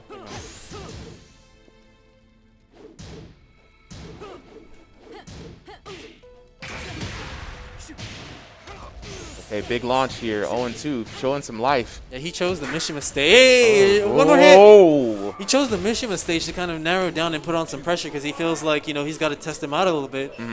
It's not the best thing for Steve to do, because he can't really chunk health as much as, And try Katarina can to do. go for that wall throw. Good break. Good break. But yeah, as you're saying, the stage pick was really initially trying to get some of that advantage there, and it does not seem to be working out because if you notice Whack Dash, he's not taking big chances. Yeah. He's still sitting here picking his shots. Keeping it simple. Yeah. But he is chugging away at that health. He's slurping it down. And, man. it's just some solid poking here, right? Yeah, Just really solid. just solid jabbing, keeping you on your toes. There you go. Speaking of toes. Very nice segue. Right. Oh, he stayed ducking. Oh! Very big, nice punish. And 0-2. Will that be enough? I mean, look, sometimes all you need, and we've seen this happen a bunch of times in With the tournament strategy, already. yes. He just needs one win to get back in. Nice punish. He did it again! Good Wow. grabs. He said, I know you blocked that, but how about I do that again? Again, I mean, sometimes, hey, if it don't work once, do it again. I'm going to surgically remove your health bar with those lows. Whack Dash with the damage, though. No duck on that. Grab, breaks it. He's against the wall. Oh Ooh. man! And like I Whack said, dash. told you getting a little head. Yeah, the composure. The Whack Dash is calm, man. He's got this. It's just another Saturday for him. Chilling. Just came back from the picnic and about to win this tournament or something like that. Who knows? Now if you were in 0-2's position, what would you do? It's tough to tell because of the character, that he's using, and it really depends on that. But I think he did the right thing. He tried to close it down and put on some pressure. But I don't think he really took note of what Whack Dash was doing and like his what Whack Dash could have been what he could have exploited out of Whack Dash and maybe take a break and see. But yeah, it's hard. I'm spitballing here. I'm trying to. I was trying to see if you could kind of figure out something can't. to crack the Whack Dash code because I can't. I couldn't see. I'm like young Gohan trying to keep up with the fight right now. It seemed like Whack Dash just had full control. Wherever he wanted to place a shot, he placed it. He placed it and it worked out. So a lot of the times when I fight, I always see a lot of mids, highs, mids, highs. Did you notice that 0-2 was ducking a lot, and then Whack Dash just kept using mids, and I was like, bro. Especially, and then he also caught him out in the stance a lot of times as well. And it was just, I'm just going to keep my range. Katarina, long legs, going to keep my range, and I'm just going to kind of pick my shots here and there. And it was a lot of poking, aggressive poking, not a lot of big commitment moves, not a lot of flashy things, and it's just simple and effective, just like the character. Which made it extremely hard for 0-2, but I think we're going to Absolutely, go but into a break. we're or definitely going to something. go take a little bit of a break here. Guys, we can't keep this nonstop action going too long because your heart's will bust out your chest. I know me, I need a little bit of a Yeah, break I and a need a little bit of a breather, breather, too. man. I need to go ahead and collect myself because we've got some more hype matches coming up for you guys next here at the Axis Replay 1v1 tournament. Stick around. All right.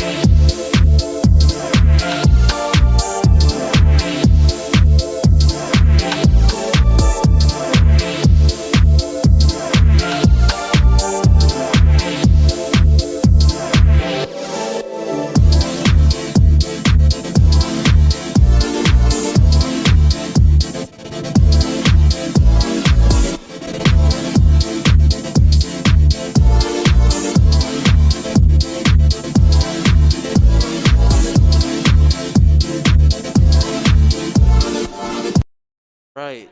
Welcome back, ladies and gentlemen, to the 1v1 Access Replay Championship Tournament offline here at Krog Street, Atlanta. We're looking pretty good in this tournament so far. You know, we've got some heavy hitters, some upsets, you know. 0-2 taking out Pokechop, sending him to losers, and Pokechop having to fight his way back slowly but surely. And Pleasant Man taking out Rel, another upset. So this is Upset City right now. I'm your host, RL7 Slimcat, and we're gonna slowly commence the action again, and hopefully you guys enjoy some good games.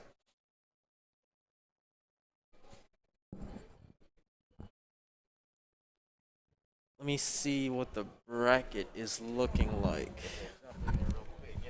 Yeah, Super M joining us again. All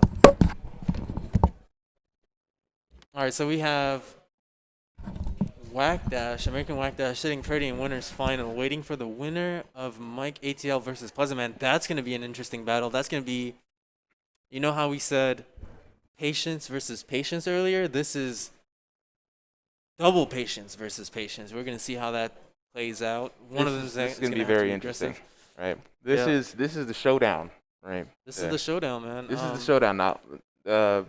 Pleasant Man coming over from Street Fighter. Switching communities, you know, yeah. And that was a long time ago. Time ago, but he broke into the Tekken community and he just kind of like took it by the reins and was just like, I like this game. Let's go ahead. He took no prisoners. He was just like, I will beat everybody in here. Was in Mike's class. Really? So he's got the knowledge. He's got the knowledge. Right? Can he use the knowledge that he's gained on his own, plus a little bit of knowledge that he's gained with Mike, plus just being in the community and being out here in the tournaments? Is that going to surmount up to something major different? Upset here today? Probably. I think we talked about it before. Knowledge of, you know, being taught by Mike and then game knowledge. And Pleasant Man has both. And he has competitive knowledge in a whole other game, which does add. It factors in. And I think Pleasant Man as a whole is a knowledge base. He has a ton of knowledge. But Mike has even more. So it's like...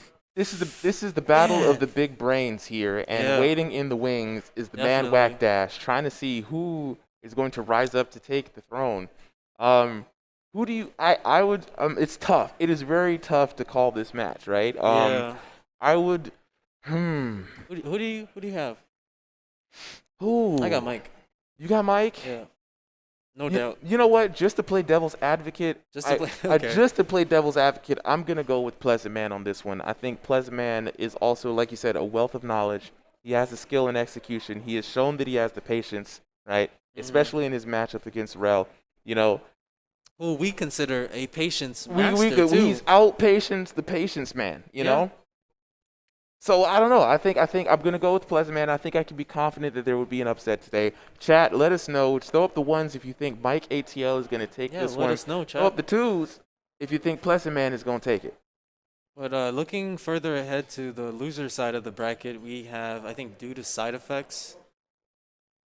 Let's pull up that bracket once again. Losers semis. So we got 2 more matches in losers semis. Yeah, losers round 4. Mm-hmm. So we got Nito. All right. It looks like, is it Nito going up against Due to Side Effects? Due to Side Effects, yeah. Rel versus Dragnone. They were talking just a second ago. I think they're still talking. They're really, you know, close friends, so it's going to be interesting to see. Dragnone we haven't seen in a while. I have not seen Dragnone play, so he's an unknown to me. He's an unknown? I haven't seen him play yet, so not that he's an unknown, but just to me, I haven't seen him play yet. Yes. So I was hoping to see him on stream a little earlier today. You know, probably people don't know yet. Like you said, he's one of those sleepers. But I know for a fact, because I keep up with him, like Dragnone is constantly streaming Tekken, constantly streaming fighting games. I think it's one of those things that he's trying to get his, you know, brand out there, you know, the Dragnone brand. So if you want to, you know, follow him, you know, go ahead and do that on Instagram and Twitter. I think it's at Dragnone or something like that. So, yeah, he's definitely trying to get his numbers up in terms of that. So that means that he's putting work in. Yeah. So we're definitely going to see that work here in a bit. Well, in order for to see it, he's got to go against his friend Rel.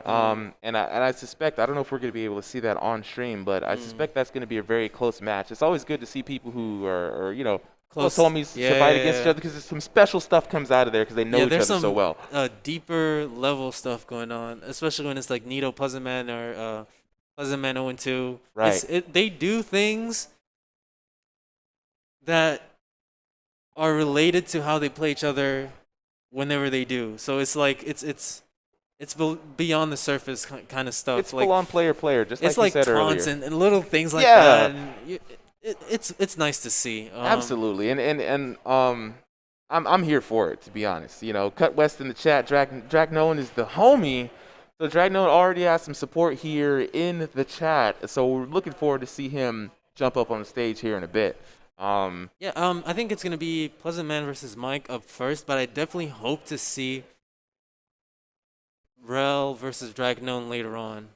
For sure. And all right, let's get the battle of the big brains going. Who do you think Mike might go with? You know, Pleasant Man's gonna go with the Jin. He may go with King, or he could try something. I have no clue. My best guess is he's gonna go with King because I don't think Pleasant Man is here to play. No, absolutely What about not. you? What do you think? No, I definitely think that Mike might, and I don't really know what Mike might do in this situation. He might just be out here to have fun today, but you know, it'd be great to see the King. You know, that's what I'm here to see. You know, I want to see some bodies hit the floor and get thrown. You know, some. What an upset it would be if Pleasant Man beat him against his King. Ooh, that'd be great. That'd be really great. You know, I'm always here for the upset. It's always good. What's better than a rise is a fall. You know what I'm saying? So Absolutely. Absolutely. We got MIC Sizzle with the Wild Ape Republic mask on. Kind of want one of those masks, though. Real talk, man. My mask is kind of cool. I mean, your mask is cool, too. But, I mean, I want one of those masks. You want one of those? Yeah. Then head over to TKNHouseENT.com. That's right. And if you want one of those masks, too, you already know where to go. And if you want a blank black mask, then go to your nearest local Head over to TekkenHouseENT.com. They got those, too. So. And if you want a Braves hat, you know, go to Braves.com or whatever. We liberal with the promos here. We promo everything. If it's Atlanta, we promo it. But if you want to see the finest Tekken action, then you better stay tuned, all right? You know what I'm saying? Right here on this stream. Like, Atlanta is a great place for Tekken. Oh, yeah. I think Atlanta is what makes Atlanta great. And, you know, we do have our standouts and our more well-known people, but the community as a whole, I think, is pretty strong. I agree. And that's one of the things that is a hallmark of a good community. It's like, what are the other chains in the link looking like? And we've got some great folks in here: Nito, Pleasant Man, 0-2. All these you know, guys. like we got all these guys. You know, like Ooh. Going back with the Dragunov though. Yeah, but as you're saying, you know, the community, that's Mike's biggest thing, and he always shows out. So we're gonna see how he plays this match with that in mind. Okay, and just like you said, Pleasant Man not here to play, and not giving Mike a chance to collect any of that data on what you're going to do. And again, Mike setting it up. Again, going for the lead. And Pleasant Man really not really caring at all. He's got the life to go ahead and take a few of those lows, so he really doesn't care. Oh, what was that? That was a sidestep. He sidestepped right to the down forward. That is amazing. Mike is just surgical with the side steps, and we were just talking about all of this life that Pleasant Man had to spend, and like that. Yeah, no, absolutely. Cash spent. Oof. Big whiff. This is shaping up to be a really good match right now. Oh, it's definitely going to be a really good match. Pleasant Man showing that new hit energy, just coming in here, blazing with the offense. Yeah, that too. It's old school versus new school. Oh, he's very much old school versus 17er. new school. Ooh, Pleasant Man coming out here really strong. We might actually see Mike switch to King. I think Pleasant Man knows about the downloading and stuff, and he's negating that to an extent. And I think with Mike picking Dragunov first, I don't think that was a good idea in my opinion. But you know, I know that he's got the King on lock, and he'll probably bring it out next if he doesn't already win this one. What do you think? It's going to be tough. I think it's too early to call whether or not he might be able to come back or not. But Mike's now showing a bit of life here, and Pleasant Man getting stopped in his tracks. Way to curse or bless. It's always a curse or a bless for somebody. Yeah. But we claiming the blessings right here. You know, I look ahead and then he comes back. All right, cool. You know, you just never know with these situations. In a lot of these matches, God, ooh, he's demolishing him right now, dude. Those down twos are adding up. Look, all of it is adding up, and I think It's right back in there. I kept trying to tell you. You said man. it, yeah, you said it. This is how it goes down. I've seen it happen so many times, and Pleasant Man now kind of working out the equation. Yeah, he's trying to figure out. There we go. He's trying to figure out the answer to the problem that is Mike ATL right now. And look at him showing his homework. Let's go. And just like that, ladies and gentlemen, Pleasant Man. So I think what happened there is Pleasant Man switching up his timing and then backdashing in certain situations. So he'll put like a bit of pressure and then sidestep or put on just play around here and there, and then all of a sudden he's doing that and then backdashing, and then Mike presses a button and all of a sudden he's in the air. So what do you think? Yeah, no, absolutely, and that's what's going on. And I was going to say that one of the things, I didn't want to say this out loud, but one of the things Pleasant Man can do is he can switch the gears. You know, he doesn't have to play at the same pace that he's been giving so far. Because he is so good with Jin, right? Exactly. You mentioned that. He's very good. He's very comfortable with the character, very versatile. And as well, again, he has the knowledge. So more than a lot of people out here, he's well aware that I am being read and that my movements are being read. So he's keeping account of his own movements and options as well as what Mike is doing. So you think movement is a big factor in this game? Notice what we saw in the last one. Just right towards the end of that, he took his time and stopped dashing in so much and really stood his ground. Not to stay and wait, but to see what Mike was going to do. And what did that do? It paid off dividends. You know what I'm saying? You're expecting a player to play the same way, so you're making those reads. When they realize, hey, that I need to change that up. And there's a back and forth going on. Then there's the back and forth, the infinite Yomi, as it will, because even if you're good, if you know all of the options that you can make, you can always choose a different option. That has to make me choose another option in response to you. And I think the game continues. I think that's what we should expect in a battle of the brains like this. Yes. We're gonna definitely see a lot of that going around. But yeah, Mike ATL playing a little mind game by messing around with the characters. So like before finally deciding to go with King. We knew who's gonna pick King. We knew who was gonna pick King. And he's also trying to get this money. Come on. Right. Everybody out here trying to get this money. I mean, nobody out here trying to not get money, you know. And nice block. Nice block. Woo! Counter hit. Here comes the setup. Nope. Ooh. And still caught him though. No. Mike making a bold statement coming out here with the perfect. Man, that just looks so effortless. He had him at the wall and he just finished his plate. And it's crazy is now Mike has King. He's piloting the Gundam that he's pretty familiar with. So those reactions might seem a bit more snappier. But Pleasant Man doing a really good job. And see, going back to what he was doing before, really slowing it down and picking his shots. And when you he is so good at that, but when you fall into that trap of letting the game get slowed down, that's when he comes into his own because he can then see everything. Exactly. He has a bit more time. Pleasant Man doesn't have a Sharingan, but when the game is at his pace, he can see everything. A big power bomb puts Mike into a good position.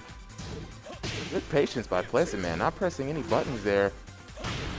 Ooh. Now, that's a mistake. He's trying to fight his way out of the wall instead of slowly stepping away.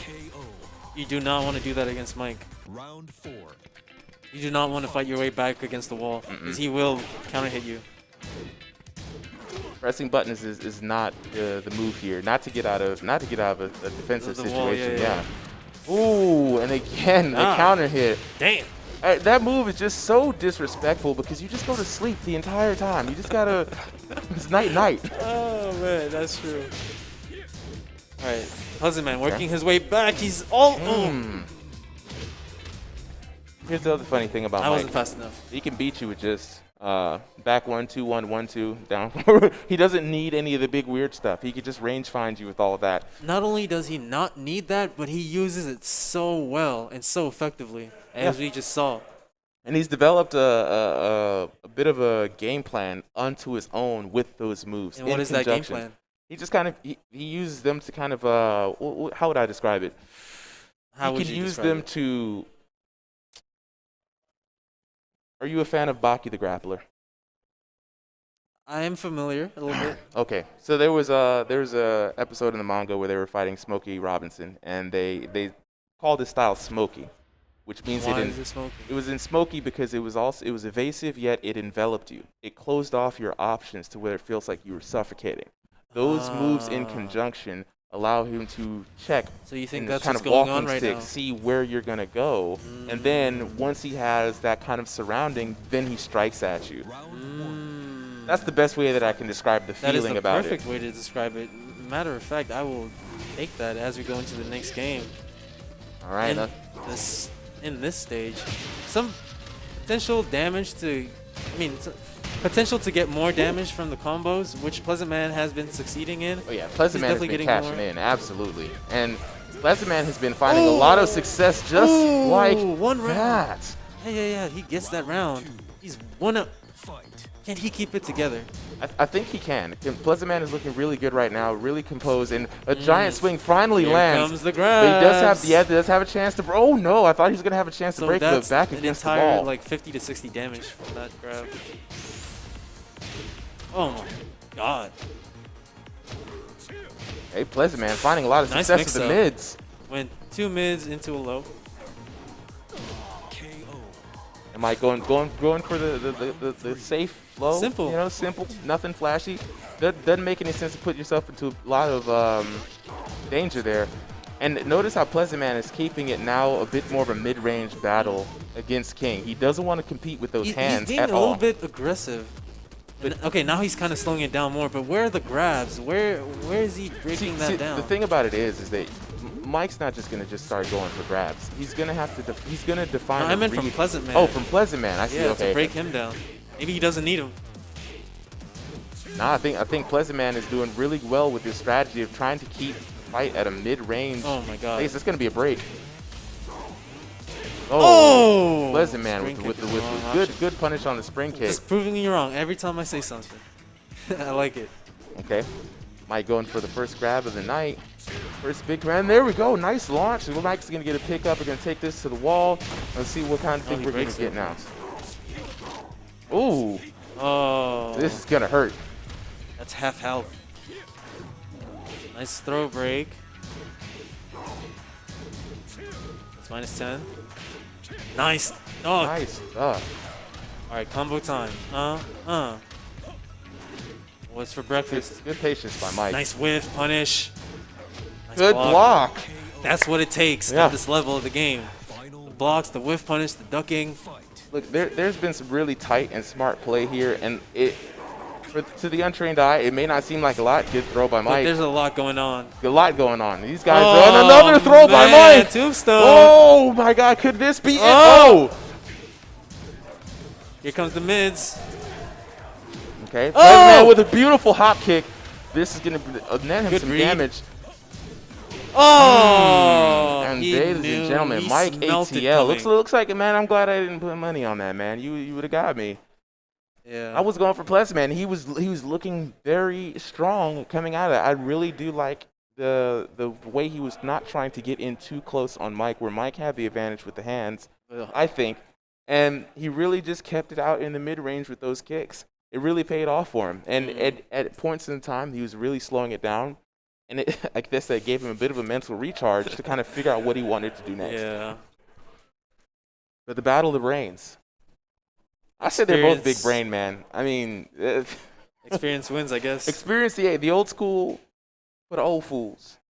Still wins out today. You know, shout outs to all the old boomers out there. All you old boomers, this one was for you. Nah, but for real though, that was as I expected it to be. I didn't expect there was going to be any kind of significant advantage either way. Both of the competitors are very strong and very knowledgeable, you know, and they know how to apply for their characters. And it all really came down to the king factor, you know. Yeah. I'm looking at this match right now.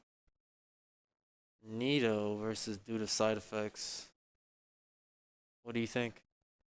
Nito, I think has the advantage in here. I mean, just by In what way? the How Marduk. can you describe it? It's difficult to deal with Marduk, right? Do you think it's and the character? it's him piloting the character. Mhm. It's difficult to deal with Marduk and Nito. Marduk on paper is already difficult to deal with, but Nito really has optimized the way he plays the character. We've seen that he's And what is able that? to. We've seen that he's able to find, and whether or not you're able to Deal be with? susceptible to his stuff? to the Yeah, grabs, yeah, yeah. right? The That's grabs are accurate. like the first wall that is just obvious there. But really what those grabs are doing is giving you a distraction because he's quick with the hands. You see, he knows Marduk's weaknesses very well, and he plays in a way that tries to cover for those weaknesses, right? Which is what? Marduk's weaknesses is with his low range, especially with his punishes, and the fact that he doesn't deal with pressure very well, right? And so we So saw. how is Nito doing that?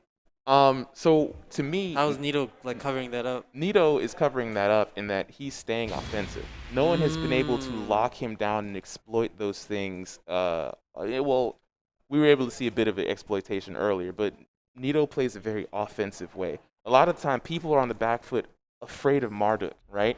Yeah. Me, So for yeah, example. that's a very. I play Ganryu. The advantage is me up close, but I'm so afraid of getting so close to him that I'm never able to put myself in a position where I'm supposed to be in a position of That's power fair for advantage. Ganryu, but with Marduk, like everything you said is just spot on. And I'll just add to that. I'll say that once he does get going and he does land a hit, he is so plus So plus, so that much he damage. can just keep it going. Oof. Now the interesting part about it is that we do have due to side effects with Mrs. Bosco Sticks, as I like to call her. Oh yeah. And when she has you against the wall with the chain stance out, that's trouble city for Marduk. So I want to see, especially with this stage, if she's going to be able to capitalize on the. But then again, here we go. Ooh, good break by due to side effects. Oh yeah, we got a little. It's a good thing you got those shades. I do. Are but they helping? Not at all. They don't cover everything, but yeah, Might- I'll be alright. Probably gonna have to lean in. Okay, so Yeah. back to the action here. And again, Nito gonna gonna be be very, looking real very, focused. very. Yeah. Yeah, you got to lean in and be very focused here. Nito's gonna be very keen to be throwing out these grabs as we see. Due to side effects though, taking advantage of these Oki situations. So much damage on Oki. Minus 14. Mm. Oh. Yeah, Marduk's rage drive is minus 14, so you can low poke him. Like you can punish him with a low. And what about the follow-ups? Do you think He- we haven't seen anybody capitalize on that minus 14 yet? He's minus 14 on the ground. He can't press anything after that. Unless you do a high, then you'll get kind of hit by the low. You know? So a lot of people wait and they try and guess the mix-up. It's like you don't have to. You blocked it. You're good. But due to side effects, 2 rounds up. Yeah, Just, due to side effects on his way to putting Nito out. there's down so much into potential one. for a comeback right now. I'm not even kidding. I mean, look, all Minus he needs 14? is to land one thing, and we Okay. already know Marduk. If he lands that rage drive, it's the round. He's Yeah. going to capitalize. All right, Nito not not looking too particularly happy. happy about that. Due to side effects, chilling. Chilling like a villain. Super comfortable, and we're right back into the action. Yeah, and I didn't expect Nito to switch to Miguel or anything like that for this match. I was thinking about a stage pick maybe, and he kept it at this stage because there is enough distance for him not to get too worried, you know, with Marduk. But again, he's there. So maybe a Wallace stage would have worked out. Okay. Nito Laying comes down that back in pressure, a good pick. sidestep. Good sidestep. So what due to side effects was doing against certain players wasn't working, but in this situation, it's working out pretty good. Really well, in fact. And almost like, oh, there we go, interrupting. And Nito is unable to get his offense started here. This is very surprising.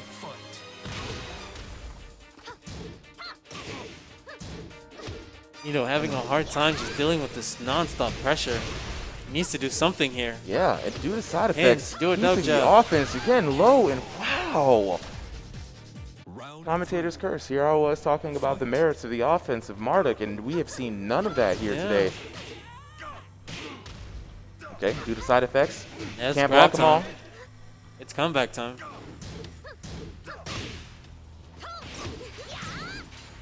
Okay. I feel like he's overestimating Yes, him a let's bit. go. And there we go. The situation we were talking about earlier, trying to get that change. Yeah, tap his ankles a little bit. He's been tapping his ankles a lot, to be honest, man. He's been liberal with the lows. There you go. Okay, and that's go for the mix-up. Yeah, why not? All right, so Nito, lifeline. Nito has the factor, and he, they got nothing to lose, so just go ahead and go offensive. But he's got to get due to side effects. Oh, nice nice sidewalk. sidewalk. So much going on right now. Oh, able to float him out. This could be it. He's got him at the wall. All right, Nito fighting back. Oh! No answer from Nito. He could have definitely done the unblockable there, but he didn't, and now that might... Okay, And breaks the grab. I He's think got him against the wall. everybody literally has Whiff. been working on their defense against Marduk's grabs. We've seen a lot of successful grab breaks, unlike in the last tournament, where he was just running rampant with this. You love to see it. Oh, Okay, got him. okay. Don't give Marduk that time. Don't give him And that Nito, time. one more decision to make, and that might not have been... Mix Oh, up. good low! Blocks it. Blocks the mix-up afterwards.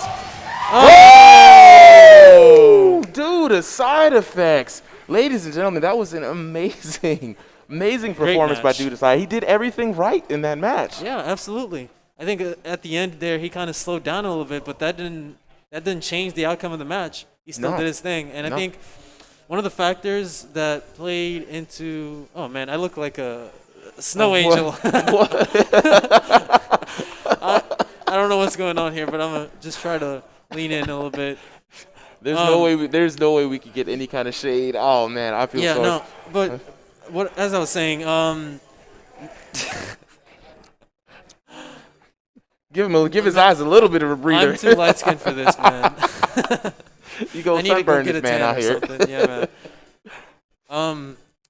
But no, Nito, I think overestimated him to a degree that he wasn't doing just like, okay, do a low, tap his ankles, do something. A lot of the time he was on the back foot, and that didn't change at all. And Due to side effects, duration of the match. he got away with a lot of Oki damage. Just Yeah. point that out. There was a lot of times we found Nito just laying on his back. It almost seemed like he didn't really know which way he wanted to get up, and it was just low after low after low, racking up damage. And then once he got standing back up, it was like, great, I'm going to initiate from like range 5.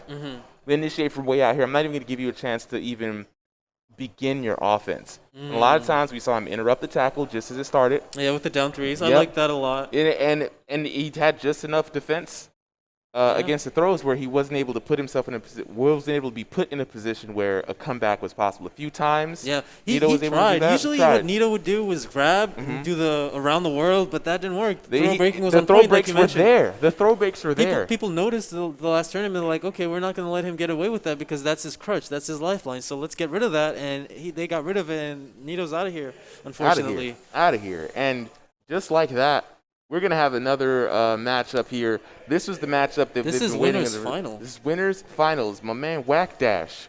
What do you think? What do you make of this match so far? I mean, what are your predictions going into it?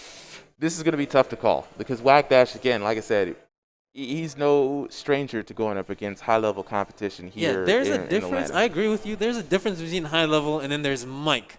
Facts, 100% facts. Mike is But a different tier. we when it also comes have to not this. seen the full power level of Whack Dash so far. We still have a lot to see, and it'll be interesting because Whack Dash could go with Katarina and see if he can get more information that way, right? Yeah, he should definitely pick Katarina. Yeah. There's no reason to go for Negan unless, he's feeling really comfortable, and I don't see him being comfortable at all.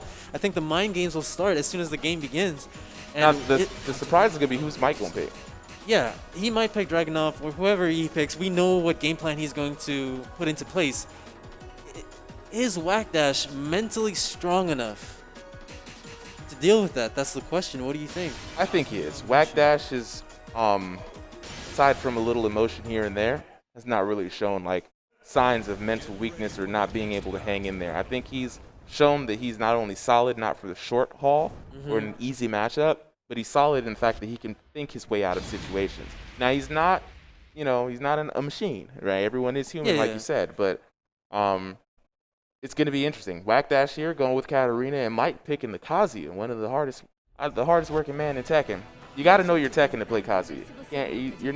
Yeah, we'll see. Kazuya. Yeah. Yeah. All right. Fight.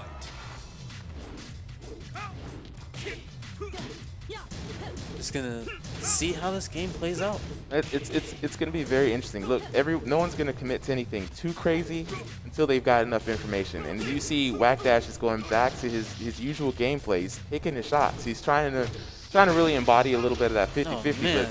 But Mike coming in with the business. Did you see that? Down by 4 into the electric. Gotta respect those frames, man. Mike will he'll punish you for that. Oh, speaking of punishes, you called it. Ripping those guts out. Man, he smashed the guts right there. Okay. What's crazy is Mike knows what the strengths Ball of Kazi carry? is. Oh, drops it. He's going to try to get that space. Let's see if he's going to try to show us a good ooh. combo. He's probably used to, from Heihachi, maybe he's back 1-2, and for Kazi it's the other way around, it's back 2-1. I find myself making that similar mistake myself. Okay. Not really a lot of wall play happening. Both players are still right here, just trying to feel each other out. And Mike, again, trying to go for the rip in the guts. And a mid hits. And you hate to see that kind of thing happen. But Whackdash is still in this, though, right now. Whackdash he's is still one in more there, decision and away. Oh, good whiff punish. Whackdash shaking his head. He doesn't really like that. He knows that was a mistake he shouldn't have made. But Mike capitalizing on that with the double electrics. Yeah, and I think American Whackdash is so used to being in the driver's seat that when somebody else is in control, it's affecting him more than just in a game sense. It's affecting him mentally too. And right now, Mike is combining the facets of Kazi, which is, you got to watch out for that 50-50. Oh, with some solid punishing. Ooh. Wow. To get your shields up. Mike making this look easy. Mike Ooh, with a little bit of a pop-off too. All right, okay. Yeah, he did the little while standing too, which is minus 18, by the way. One could say minus 18 only if you miss, but Mike don't miss. No, there was one time where Whackdash blocked it and did not launch. That's unfortunate. Oh, nice little movement right there. Didn't get hit by the counter hit 4. Not Kazuya's best move. This counter hit 4 is really hard to play around with. Hey. Oh my God. Nice. We got finally put an end to that. Cool. So it's getting a little dicey there. Yeah, have you noticed what Mike is doing? He's using some moves. Like he used a handful of moves like down back 4 into electric. All right, Whackdash got hit by it the first time, so he knows that Whackdash is not going to press anything, so he goes for a hell sweep. And then he's been using the mids up until this point on Oki, and Whackdash has been getting hit by it, but he's still ducking, and he blocked that hell sweep in that instance. So there's a lot going on. It is cool. And are we about to see a reverse no round brown? I don't think so. Is it too early to call? Too early to call. Whackdash is playing just a little bit differently, just in and out, and good. Whoa, wow. How is he playing different? Is he moving a lot more? His movement is he's just really being more careful on his movement right now. Notice he's not using as many buttons as he used to. He's really going in and out with his movement and trying to see what Mike is doing. It really looks like he's just switched up the beat just a little bit. Yeah, you're right. I think he's paying more attention, and that's what you got to do against a cerebral player like Mike. Nice! And see there, he's on the lookout right now. Oh! And that's the punish that you were looking for, and let's just like that. Another reverse no round brown. Reverse no round brown, 30 shields up. Good stuff. He's feeling so relieved now that he got that win. And Mike just looking confident right now. Mike's like, all right. He's unfazed. He's unfazed.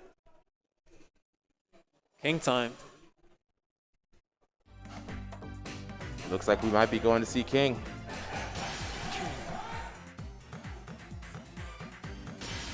This is Axis Replay's 1v1 championship. This is winners final. Mike ATL versus Whackdash. The third game so far. 1-1. Now, was it any surprise that we would find Mike ATL sitting here? Not at all. Not at all. This is everyday business for him. He does this in his sleep. This is vacation for him. You know, he just came out. He's going out to visit the Dragon's Nest. He's going up high. Yeah. All right, so let's see now. Mike ATL going with the character switch. Okay. And again, we're giving him a little too much A little praise. too much. A little Especially too much. after Whack Dash coming back. Oh, Whack Dash came back convincingly. I'm not gonna lie. And Whack Dash again, having Mike play a little little cautiously, as I was about to say, as that counter hit comes piping down the lane. It's This is like a deli or a bakery. It's just the bread comes out piping hot. That back one just smacks you right in the face. It's very jarring. Oh, and Whack Dash. Whack Dash again, like I told you, he's no stranger to being in this position with a lot of pressure, a lot of things on the line. But he's hella ducking right now.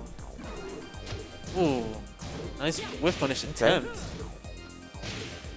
I wonder why he's ducking so much. Is he worried about the counter hit, or he's worried about the counter hits and the potential grabs? I think because Mike was using Kazuya the last round, he's still thinking about those hell sweeps. Still the hell sweeps. And this is a long set, so it either is gonna play out in his favor or not. But I always think that sidestepping is always a better thing to do. Oh, nice pick up on that. Okay, there you go. Okay. Round 3. Mike not playing with his food. No, he really isn't. I mean, once he kicks dishing it out. he's ready. He's ready to go. And both competitors still showing a bit of respect here, still trying to figure each other out, and good punish. Mike trying to find that counter hit. No success right there. And here we go, big swing. Will he now, tech? he has an opportunity to tech. And a good tech saves his life. Oh. And the big boy body splash to finish it off. This is a slow conclusion. It's a thinking man's game. Yeah. No one is out here just playing every move that they use is calculated. Yeah. I think, not a lot of us knew this, but King is a baker. He's dishing it out. But American Whack Dash's Katarina is having none of it. She don't want none of that. She don't want none of this stale bread today. She's like, take that back. Here's the receipt. Yeah. He's not having any of that cerebral stuff. He will do chunks. He'll take chunks of health away from you. Speaking of chunks, we got a chunky low parry. Yeah, I mean, he's down there. He's waiting. Damage on the wall. No duck. And again, another giant swing. No opportunity to tech. You're going to eat that wall, sir. Wow. Gotta go for it again. I think sooner or later the and that's wrapped. The twisters will be coming out. A good counter hit. Drops it. Oh, no punish. No punish and a drop. Plus frames. And duck jab to get out of there. That was good awareness by Mike in that situation. Back against the wall, using the duck jab to get out. Because he knew. I mean, American Whack Dash had a ton of plus frames, and he's gonna have to follow that up with something. I would have liked to see maybe a backdash or something else, something out of the box, because that's what you need against a player like ATL. But yeah, he's still got one more game to work with. Yep. And even then, he might only get sent to losers, but that's not taking anything away from him. Still has a chance. Absolutely, and this is all data for later on. And I mean, even if he loses here, he still has a great chance to come back. Ooh, big launch, and Mike working on this perfect, and big power bomb. Perfect. Mike ATL, one round up in this game. Tournament, potential game-winning tournament. And Mike range-finding with that counter hit. I think he's really found a sweet spot with that. You saw how he was kind of setting it up, just kind of getting a little bit of range out there. Yeah. I don't see too much movement. It was very micro movement. He was moving, but just a little bit. Oh yeah, because this is that higher echelon. Yeah. And remember, these two guys are very cognizant of their range. A lot of the times with lower level play, they're just kind of moving out there to move. These guys are moving with a purpose. Yeah, offensively moving. Okay, right. 2 throw breaks. We break those throws around here. That's the hallmark of old school Tekken. God. Round 3. Fight. This is it for Whack Dash. Can he pull something out of the bag? Whack Dash is in a tight situation here. Right? Mike is seeming really comfortable, and again, you see these little movements. Mike doesn't even have to continue to do lots of big dashes. He's just moving just enough to make this uncomfortable for Whack Dash to step in. And really what you're setting up for is these counter hits. Oh, big drop. But I mean, he is backdashing a lot, and I think American Whack Dash can. Oh, one more. Oh, man. Do you see the weight? Do you see how he waited? Yeah. I was just about to say something, and then he got Taken out. Good stuff from Mike. Nice try from American Whack And now a little Dash, bit but, of deliberation. And Mike, being the teacher that he is, dropping some knowledge here. man. What do you think about it? After you've seen it. My soul's crushed. I feel so bad. There's like, you can try to like weasel your way back in, but once Mike sets his game up, there's nothing you can do. Did you see the subtle movement backwards with the counter hit ready and cocked? So that as soon as you try to hit him or those subtle movements backward force you to either overcommit, which is where that counter hit's going to find you, or you're going to move in and put yourself in a precarious situation to which we saw that with the giant swings. Yeah.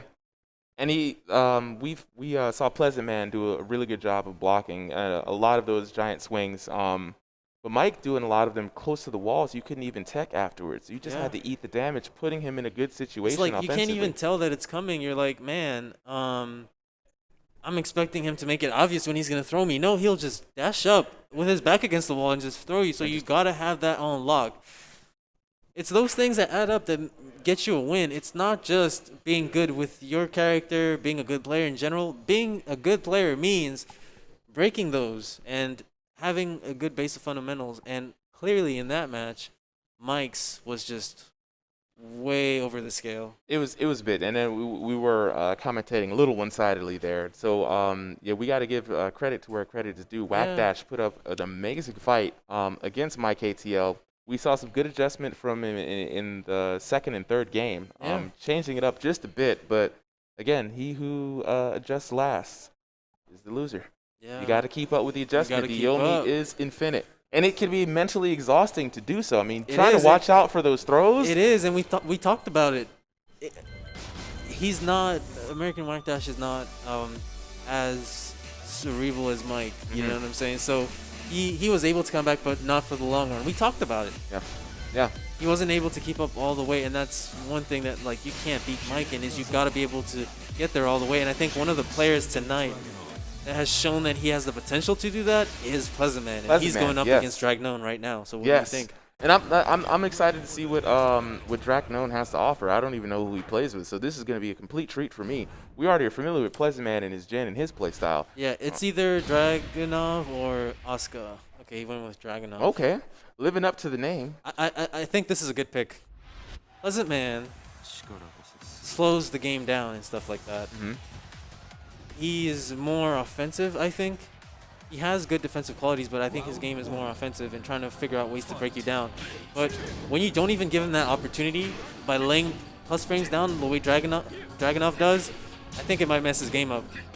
And like we said, Pleasant Man is more cerebral. He takes his time in coming up with different solutions to his problems and adaptations, but he's going to need to adapt quickly, and Dragnon needs to shut that down. And that's not giving time. Dragnon going with the blitzkrieg strategy here, just out the gate, throwing that offense is a stark difference to what we saw when. Okay, good mid. Oh, and the two break. Just like what you said, Pleasant Man just needed a little bit of that time to get Once some he thinking gets that going. time, it's over with. All right, Cut West in the chat giving us the update. So Dragnon has a Dragunov, Asuka, and a Leroy. Okay. Everyone has a Leroy. I feel like everyone has a Leroy, but I barely get to see him, man. Like, I want to see more. I want to see more of the Wing Chun master. I don't. He's so overpowered. Don't get me wrong. I love him as a character, you know, but in the game, like gameplay-wise, he is so annoying. I hear that, and those balance changes did not mean much. But speaking of annoying, somebody who's not annoyed is Pleasant Man as he putting that pressure on because he knows. He's putting that pressure on. Good stuff to Pleasant Man. No Aaron Brown. He knows that if it goes both ways. If Dragnon puts on the pressure, that won't give Pleasant Man enough time. But if Pleasant Man does the same, you know, Dragnon's defensive abilities are getting, you know, shown out. Yeah. They're getting exposed. And Pleasant Man has actually shown that he's had the ability to turn it around in a tight spot defensively in that first round. Yeah, and he was in a tight spot, Dragnon came out the gate swinging and almost took that round swept clean from Pleasant Man. He got his composure up. made some correct defensive moves, and was able to take it back. Now, Pleasant Man, we do know he does have the ability to slow the match down, but he only does that when need be. You know? Round 1. No. Fight.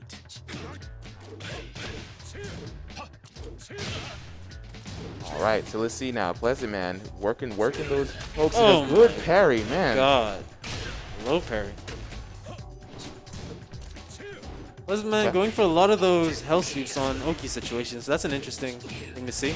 I wonder why. Why do you think he's doing that? Because I think everyone from 404 in the local area knows that he barely uses hell sweeps. So I think it's a broader mind game where he's like, okay, I'm gonna try and use that more. I wonder if he could be and in expose this people, situation. catch people lacking. Okay.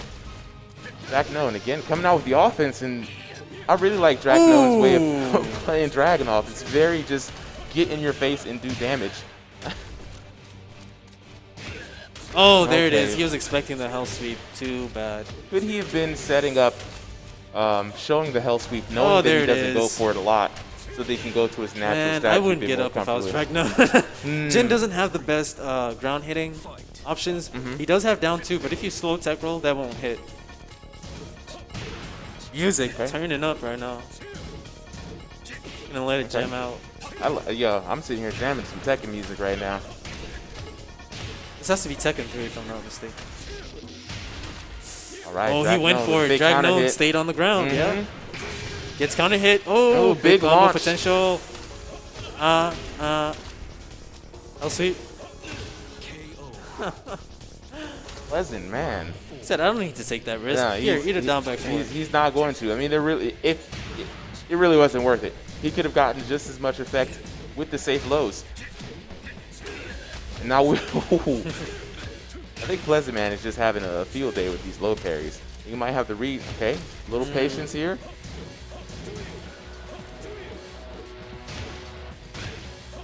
Man, the lows, about time.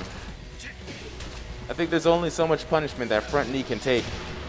Do it again. Oh no! And that's it. And that's it. Pleasant Man advances on. Dragnone. So is that it for Dragnone? Is he out right now? I think so. This was losers. Okay.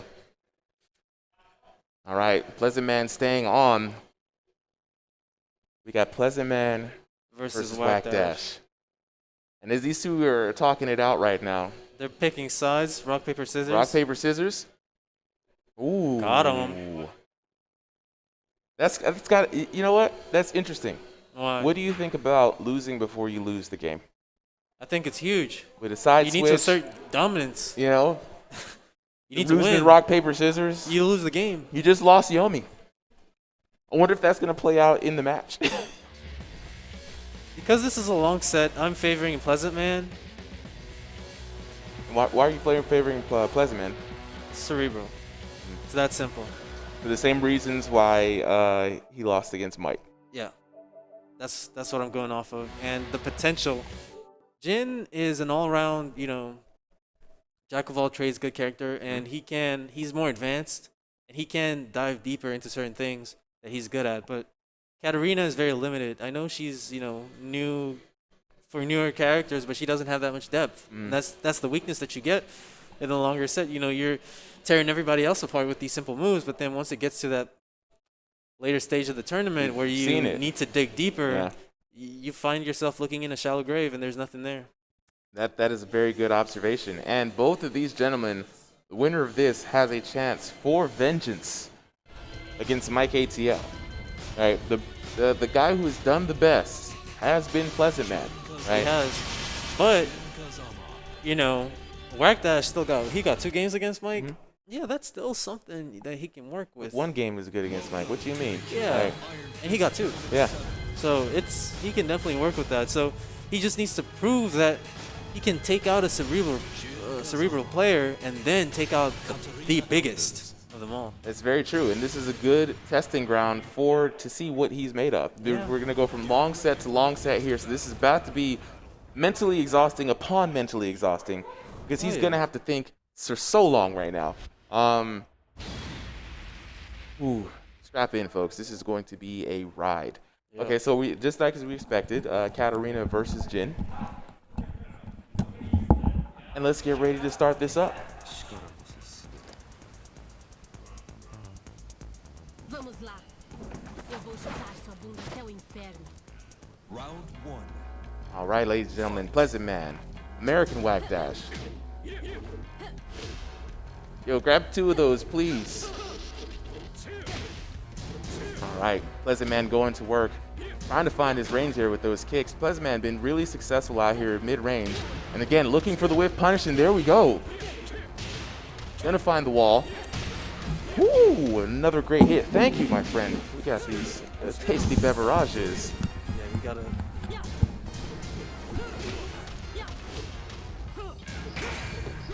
All right. Yeah. Doing great, man. I love it. No, you're good. Okay, so Pleasant Man, and we've seen this gameplay from American Whack Dash, just trying to find his pokes. And I think it's just like what you said earlier. A lot of people are kind of getting used to seeing the same pokes. We've been seeing the same gameplay all tournament. Pleasant Man trying to take advantage of that right now, keeping that offense going. Woo!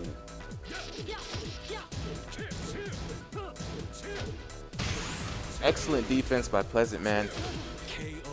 And it's Pleasant might Man just be already 1 up, right? he's at 2 up right now. No, I mean in terms of game score. Oh no, he hasn't gone 1 up. Oh, yet. he hasn't No. got 1 yet. It just already feels that way. Which one of us?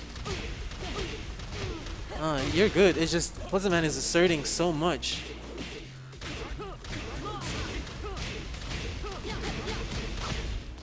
All right, now that's the Whack Dash that we were looking to see, showing some shades of how he was earlier. Pleasant Man, big counter hit, and ooh, nice damage.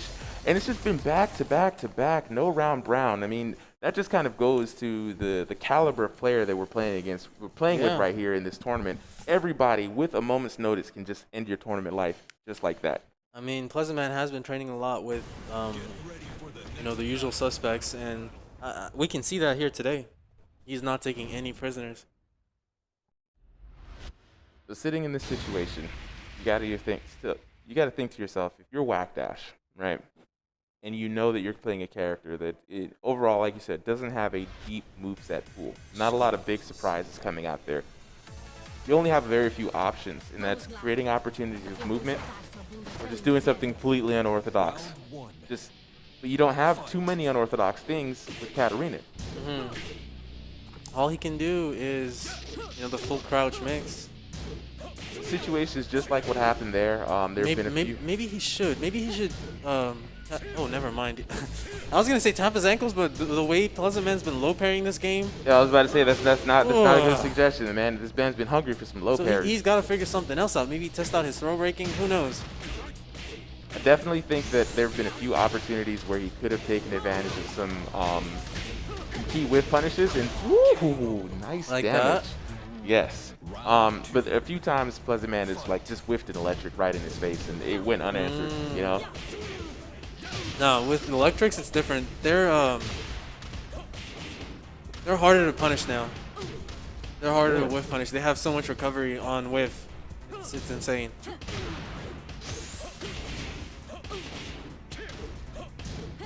Nice block. Nice block. It's a Good little punish. too late though. Can he bring it back? You never know. You never know. You can always say, Oh, I I say noticed something. you never know. Go I ahead. noticed something.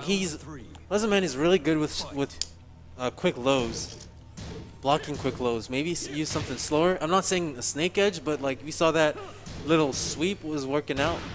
Maybe mess with him a little bit there, and then sidestep right. It could be, but Pleasant Man is looking very comfortable out here. His movement is fluid. He seems really loose, So it's kind of a risky situation to be like, well, maybe I'll go for a slightly slower low because he might just be prepared for that. Yeah, because if he's low pairing, his timing is going to be off for that bigger low, but he only has to get caught by that once or twice, and then he's like, I need to account for that. That's what I'm saying. Round. This is such a high-level match that we're picking scraps. We are exactly picking scraps. There isn't really like. There's nothing to set aside these guys. It's minutia right now. Yeah. It's very subtle things that American Whack Dash can do. And here we go. Big. He's going to. Like, not give up that wall. I thought he was going to go for some big wall damage, but he might not have had the proper access to do so. And little whip punish. Nice. The opportunities Finally with doing Pleasant it, Man don't come that often, but they do come in the form of some good whiff punishing. So American Whack Dash is really needs to make some opportunities. That, ooh, nice launch. We're going to take this to the wall, and we might see some big wall damage here. Do not give up that wall space. This is your chance. There we go. American Whack Dash. There we go. American Whack Dash back in it. We He's love got to to see take it. advantage of the little scraps that he gets. There Yeah. are very few opportunities with Pleasant Man and his offense, but when you do get it, you have to capitalize on it. Oh, yeah, absolutely.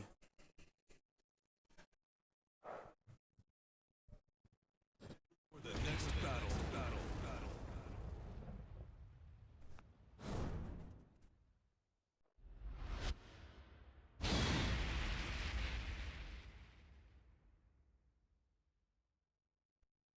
This defense is building up, man. Yeah. At this point, I really don't know where it could go. Like, looking at this right now, I think in this match in particular, I think Pleasant Man will assert himself again. But it's a question of, can American Whack Dash, you know, just take a look at it. Now, can he hold on long enough to change the tide? I think if American Whack Dash, American Whack Dash definitely can do it. It's slow, but I'm seeing surely that he's definitely finding his range and his where he needs to be in fighting against Jin, and he's smothering him right now in the corner. And wow, low parry right there in his That's face. what I was talking about. You got to smother Pleasant Man. No time to think. No time to think. That's the only way. Fight. If you give him even a second, he will make you pay. Right. And again, Whack Dash finding some space. Whack Dash has found a little sweet spot pocket. I've definitely now starting to see it. Ooh. And let the smothering begin. There you go. Whack Dash looking really strong, man. Yeah, looking really good. Now, what can Pleasant Man do now that he's getting smothered like this? That is another question. Well, the smothering really starts from, and you'll notice, they're dancing back and forth in this character 2 range right about now. Whack Dash is really looking for opportunities. I think if he continues to keep it simple and continues to slow the game down. Who Whack Dash? Or No, Pleasant Man? Pleasant Man. He'll be all right. Yeah, it really at this point is all a matter of who can take advantage of this range in particular. I think both competitors are very courageous And right of the now. timing. Whoever asserts their timing will win. If Pleasant Man slows it down, he's going to win. If American Whack Dash speeds it up, he's going to win. It's a matter of figuring out what moves and when to use them to change the speed of the game. That's a big decisive round for Pleasant Man. Coming in strong with the momentum off that perfect. Oh, Whack Dash, some nice Oki. Oh, and another low parry. This is gonna take it to the wall, and this is that smothering that we were talking about. Pleasant Man with no time to think, and woo! Beautiful from Whack Beautiful response from Whack Dash. You perfect me, I'm a perfect you. Dash. Exactly. Perfect response from Whack One Dash. could Looking say really it's composed. the perfect response. Yeah. I do that. Now, Pleasant Man needs to put his thinking cap on and come up with a plan to not go toe-to-toe, like not have it be so close with American Whack Dash. I think Whack Dash. I think the matchup is wearing down on both competitors here. Pleasant Man doing something I really like to see people do. Which Take is? a moment in between rounds. Take your full time.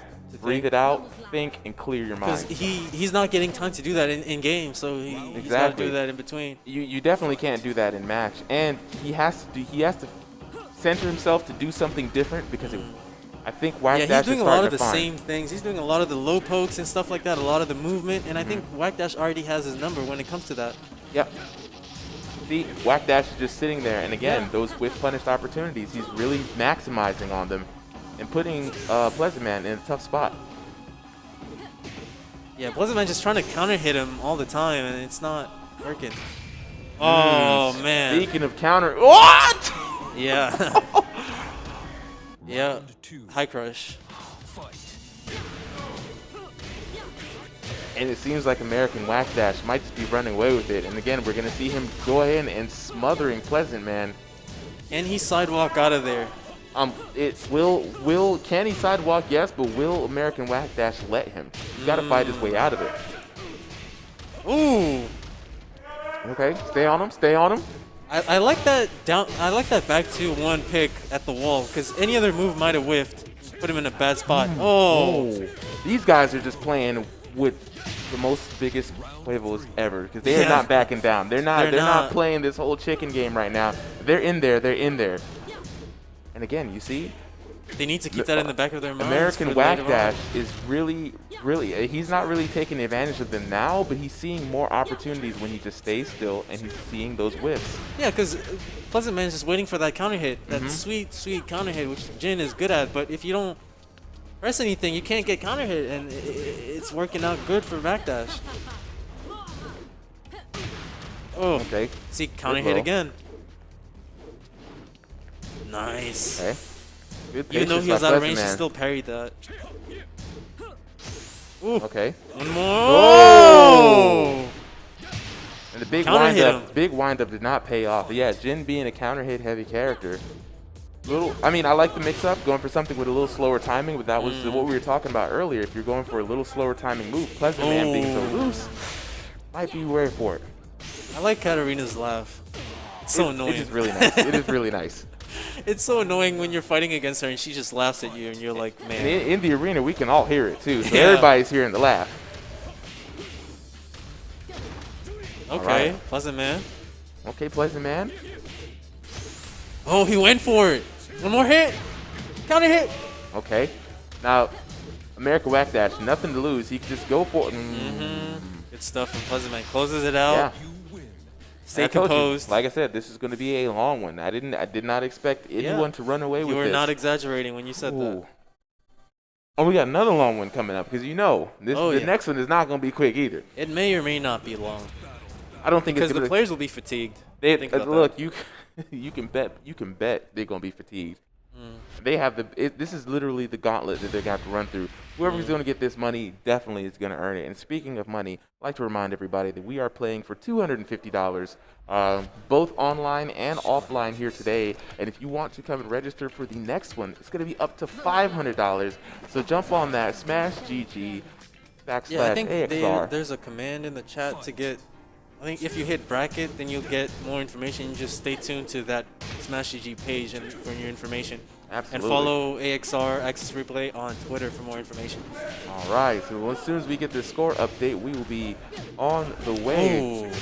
Pleasant Man. More like Hell Sweet Man. Ain't so pleasant no more with them kneecaps hurting. Not so much. Can Whack Dash backdash? Let's find out. This should be it. Ooh. I love that rage drive. It's so gangster. Man, that thing is really gangster. It's like elbow drop, man. Speaking of backdashes, Whack Dash has been using that backdash to create just the perfect amount of space. Yeah, I don't see too much movement. Maybe I'm just not paying attention enough to Whack Dash's movement. But he's got him at the wall. Now can Pleasant Man fight his way out? Belly to belly. Look, Whack Dash is literally putting this man belly to belly against the wall. There's zero space. There's zero time to think. Oh, yeah. That's true. And that's a good thing to be doing. You don't need to backdash against Pleasant Man. You just need to keep pushing forward. Laying those plus frames. Going for that same mix-up. Counter hit. Hey. See, trying to keep him in the corner. Dude, American Whack Dash goes for that 3-4 setup at the wall every time, and no one ducks it. One more correct, yes. Gangster drop. Oh! Oh! Ooh. Great! Pleasant Man. In that coming situation, back by Pleasant Man, you you see the anger? He's like, you gonna get that off of me, man. You're gonna be tired to get up on my face. Oof. Nice dog. There's actually a mid option for that. And I think American Whack Dash has found a very just frustrating way to play Pleasant Man, really throwing him off his cool just a little bit there. Pleasant Man in danger. And that is it with the Oki, ladies and gentlemen. Stomp. American Whack Dash. Congratulations to American Congratulations. Whack Dash, advances on, and he has to get the run back. The run back with Mike ATL waiting in the wings. We thought it was gonna be Pleasant Man. I definitely did. I turn out that way. also had Pleasant Man taking it as well, but just I believe it was in game like 2 or 3. American Whack Dash realized, wait a minute, if I just don't do anything on my movement, I can probably win. a few whiffs. And I told you there was a few errant electrics here and there. Didn't really capitalize on them, so I think that's going to show up a little bit later on. And sure enough, and that's really the only way. The only way that he could have created opportunities was for those whiff punishment moments. And then he came in, and then brought him to the wall and just completely smothered him. Yeah, he did. And I think if Pleasant Man ducked more of those 3-4s, like he always, American Whack Dash always did that setup at the wall, and I'm surprised that there was no ducks. But if he did, then that would definitely get him out of that dangerous situation, which he found himself in a lot. And it might go to the mental fatigue as well. Yeah. You know, sometimes, you know, Hard. it is very hard. It's been a long day. You know, Yeah, it has but I been mean, long sets. Long And sets, but they're worth it because now Pleasant Man gets 3rd place, I believe, and he Third walks place. away with some cash and Yeah. some Red Bull prizes. So And I believe we still have those Red Bull gift cards as well. So, I mean, it's cash and essentially more cash. he gets away with You know. something. So All right, definitely ladies and gentlemen, congratulations to him, but now we're gonna focus. We are Yeah. in grand finals. yeah, we're gonna focus on the last 2 remaining players, American Whack Dash. Now, so American Whack Dash did find the solution to Pleasant Man, which it won't work against Mike. Yeah. But what do you? He's probably in the back of his head thinking, okay, how am I going to get past this wall Wait. that is ahead of me? I think he just figured it out. For real? Yeah. You Maybe think he so? doesn't need to do something different. How you figure? Maybe he just puts on more pressure. It's very dangerous. Think about it. When Pleasant Man did the Rage Art, it was a high, and American Whack Dash did the low. He can't get counter hit with King's back 1. He's doing those high crushing lows. This is so true. even that other kick that he did, the only way for King to counter hit is with Magic 4 or back 1. And Both are potentially highs. down 4-2, but he may or may not use it. So unless he starts using it, then you're good to put on that pressure. Well, With the high we crushing. do know Mike is the backdash low king. So do we see a lot of? Do you foresee a lot of Mike making the adjustment to just be able to block and punish those lows? Oh, absolutely. If there's one thing Mike is good at, is punching those lows. But I'm saying, can he deal with the pressure? Can Whack Dash push him all the way to the wall See, get the and belly not- to belly and just. and not give him that time or space to think? Well, speaking of time or space to think, Mike's just gonna be like, "Well, screw all of that prediction nonsense. You He just went commentators don't straight know to what Eddie. Eddie you guys are talking about. I'm just gonna go with Eddie and party. Let's go." Now Eddie with the weird movement, That was not the right punish, I guess. and I honestly don't know what the right thing to do is against Eddie. Against Eddie, you gotta backdash a lot.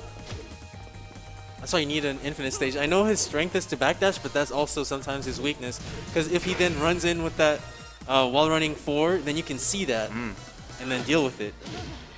Using standard 4 for Eddie, which is a 12 frame mid, which is the equivalent of everybody else's down forward 4.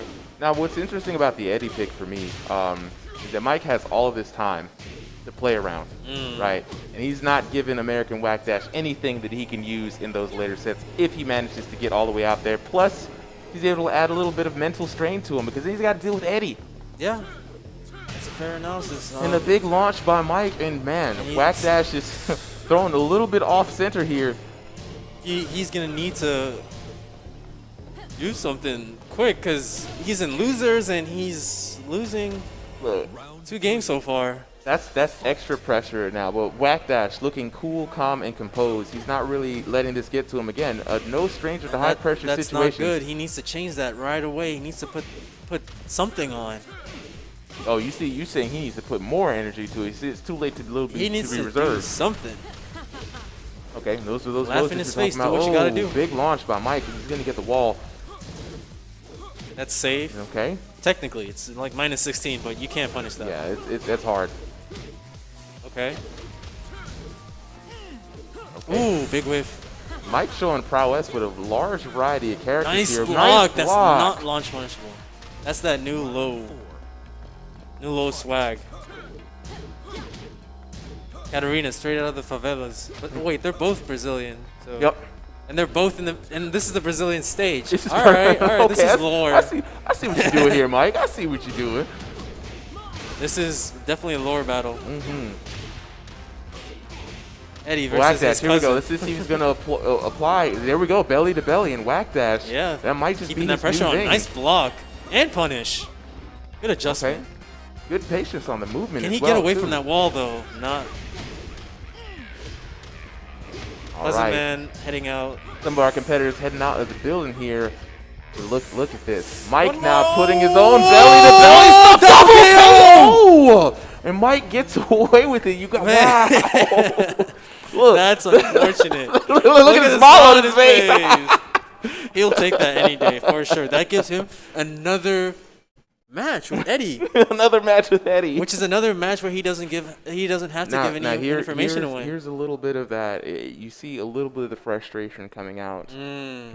Maybe he just needs to pop off. Maybe that'll get I think him in the yes. right mood. Don't contain it. Let it out, man. Let it Hit out. the controller. Break another controller. Get another one from one of the audience. You know what I'm saying? Like.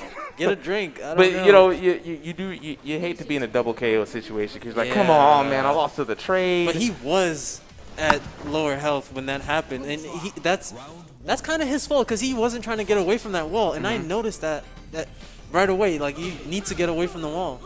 And then he just happened to get launched, and that was it. But had he got launched far away from the wall, he wouldn't have been in that situation. Yeah, true that. Okay, speaking of walls right here, And big he's wall at his, damage, and he's in back his against- favorite stage right now, Yeah. Whack Dash.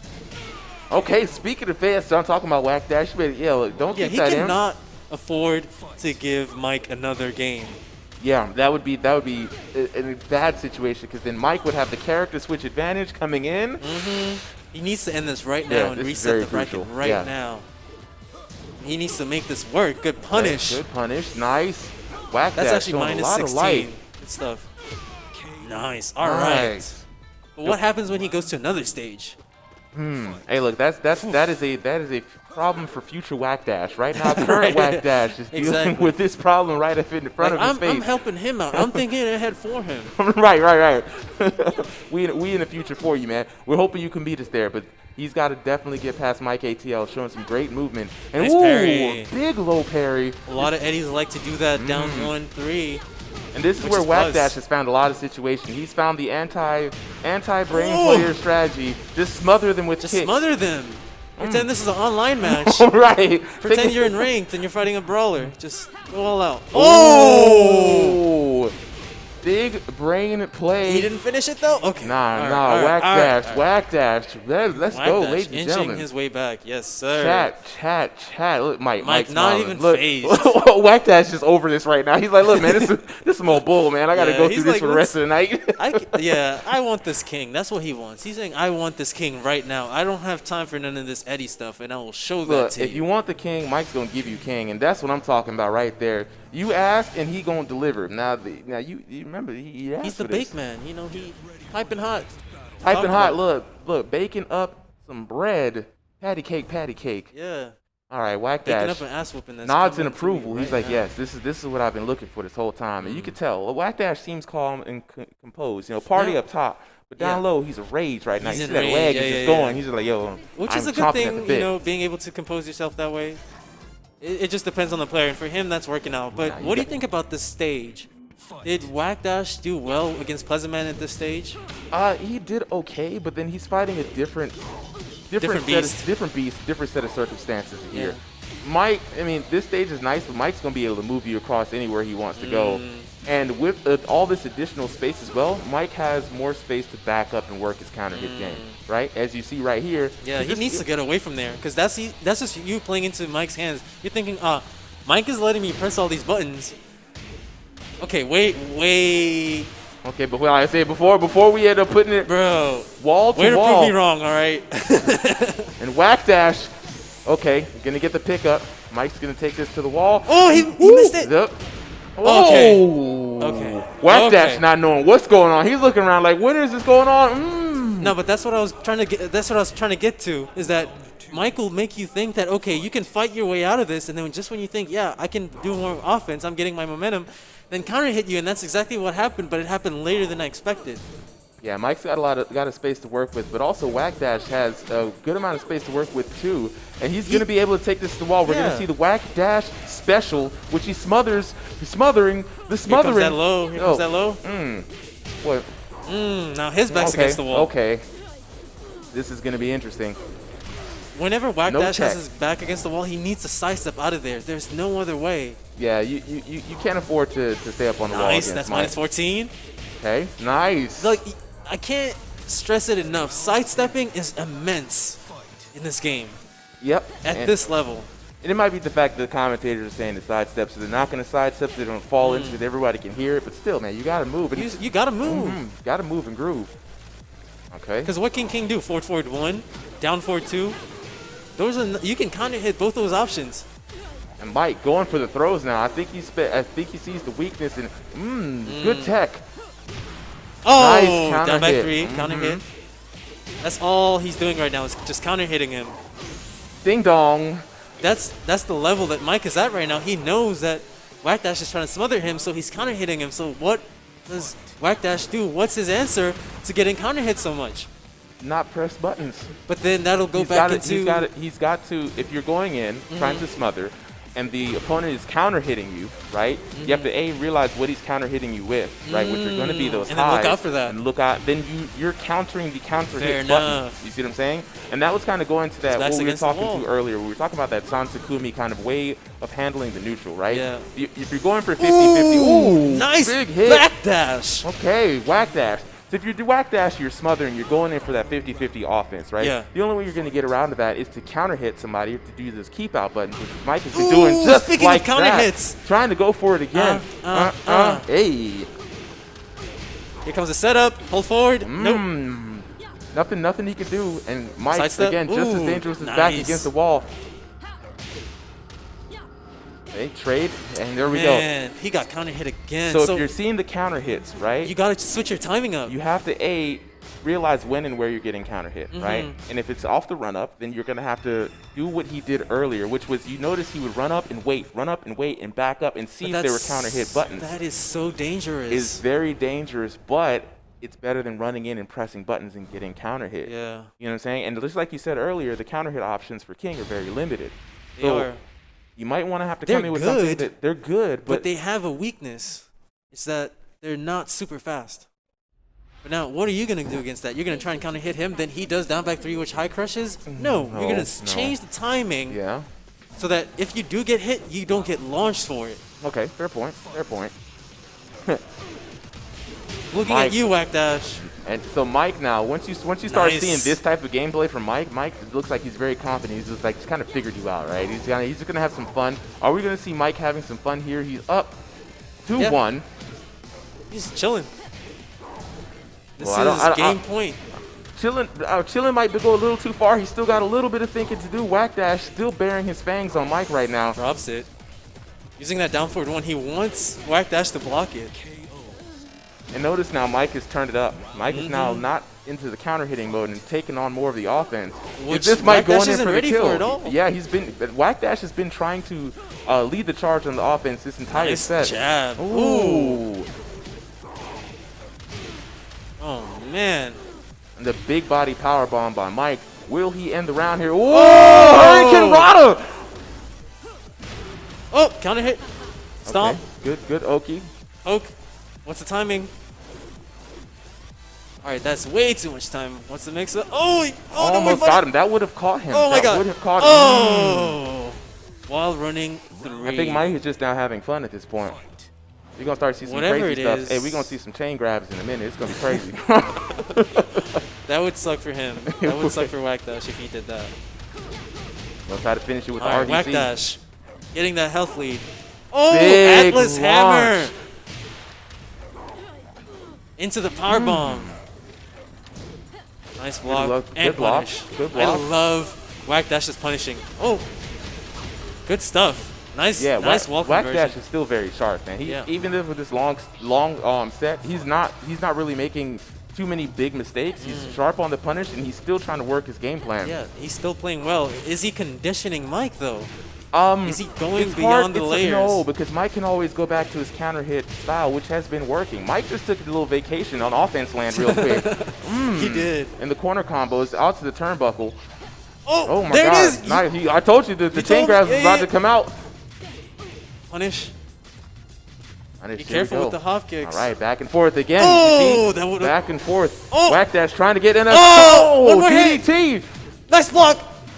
Wow, Oh. ladies and gentlemen, that is it. Your champion for the Axis Replay 1v1 tournament, Mike Make ATL. some noise in the chat Make for some Mike noise in the ATL. chat. That's right, ladies and gentlemen.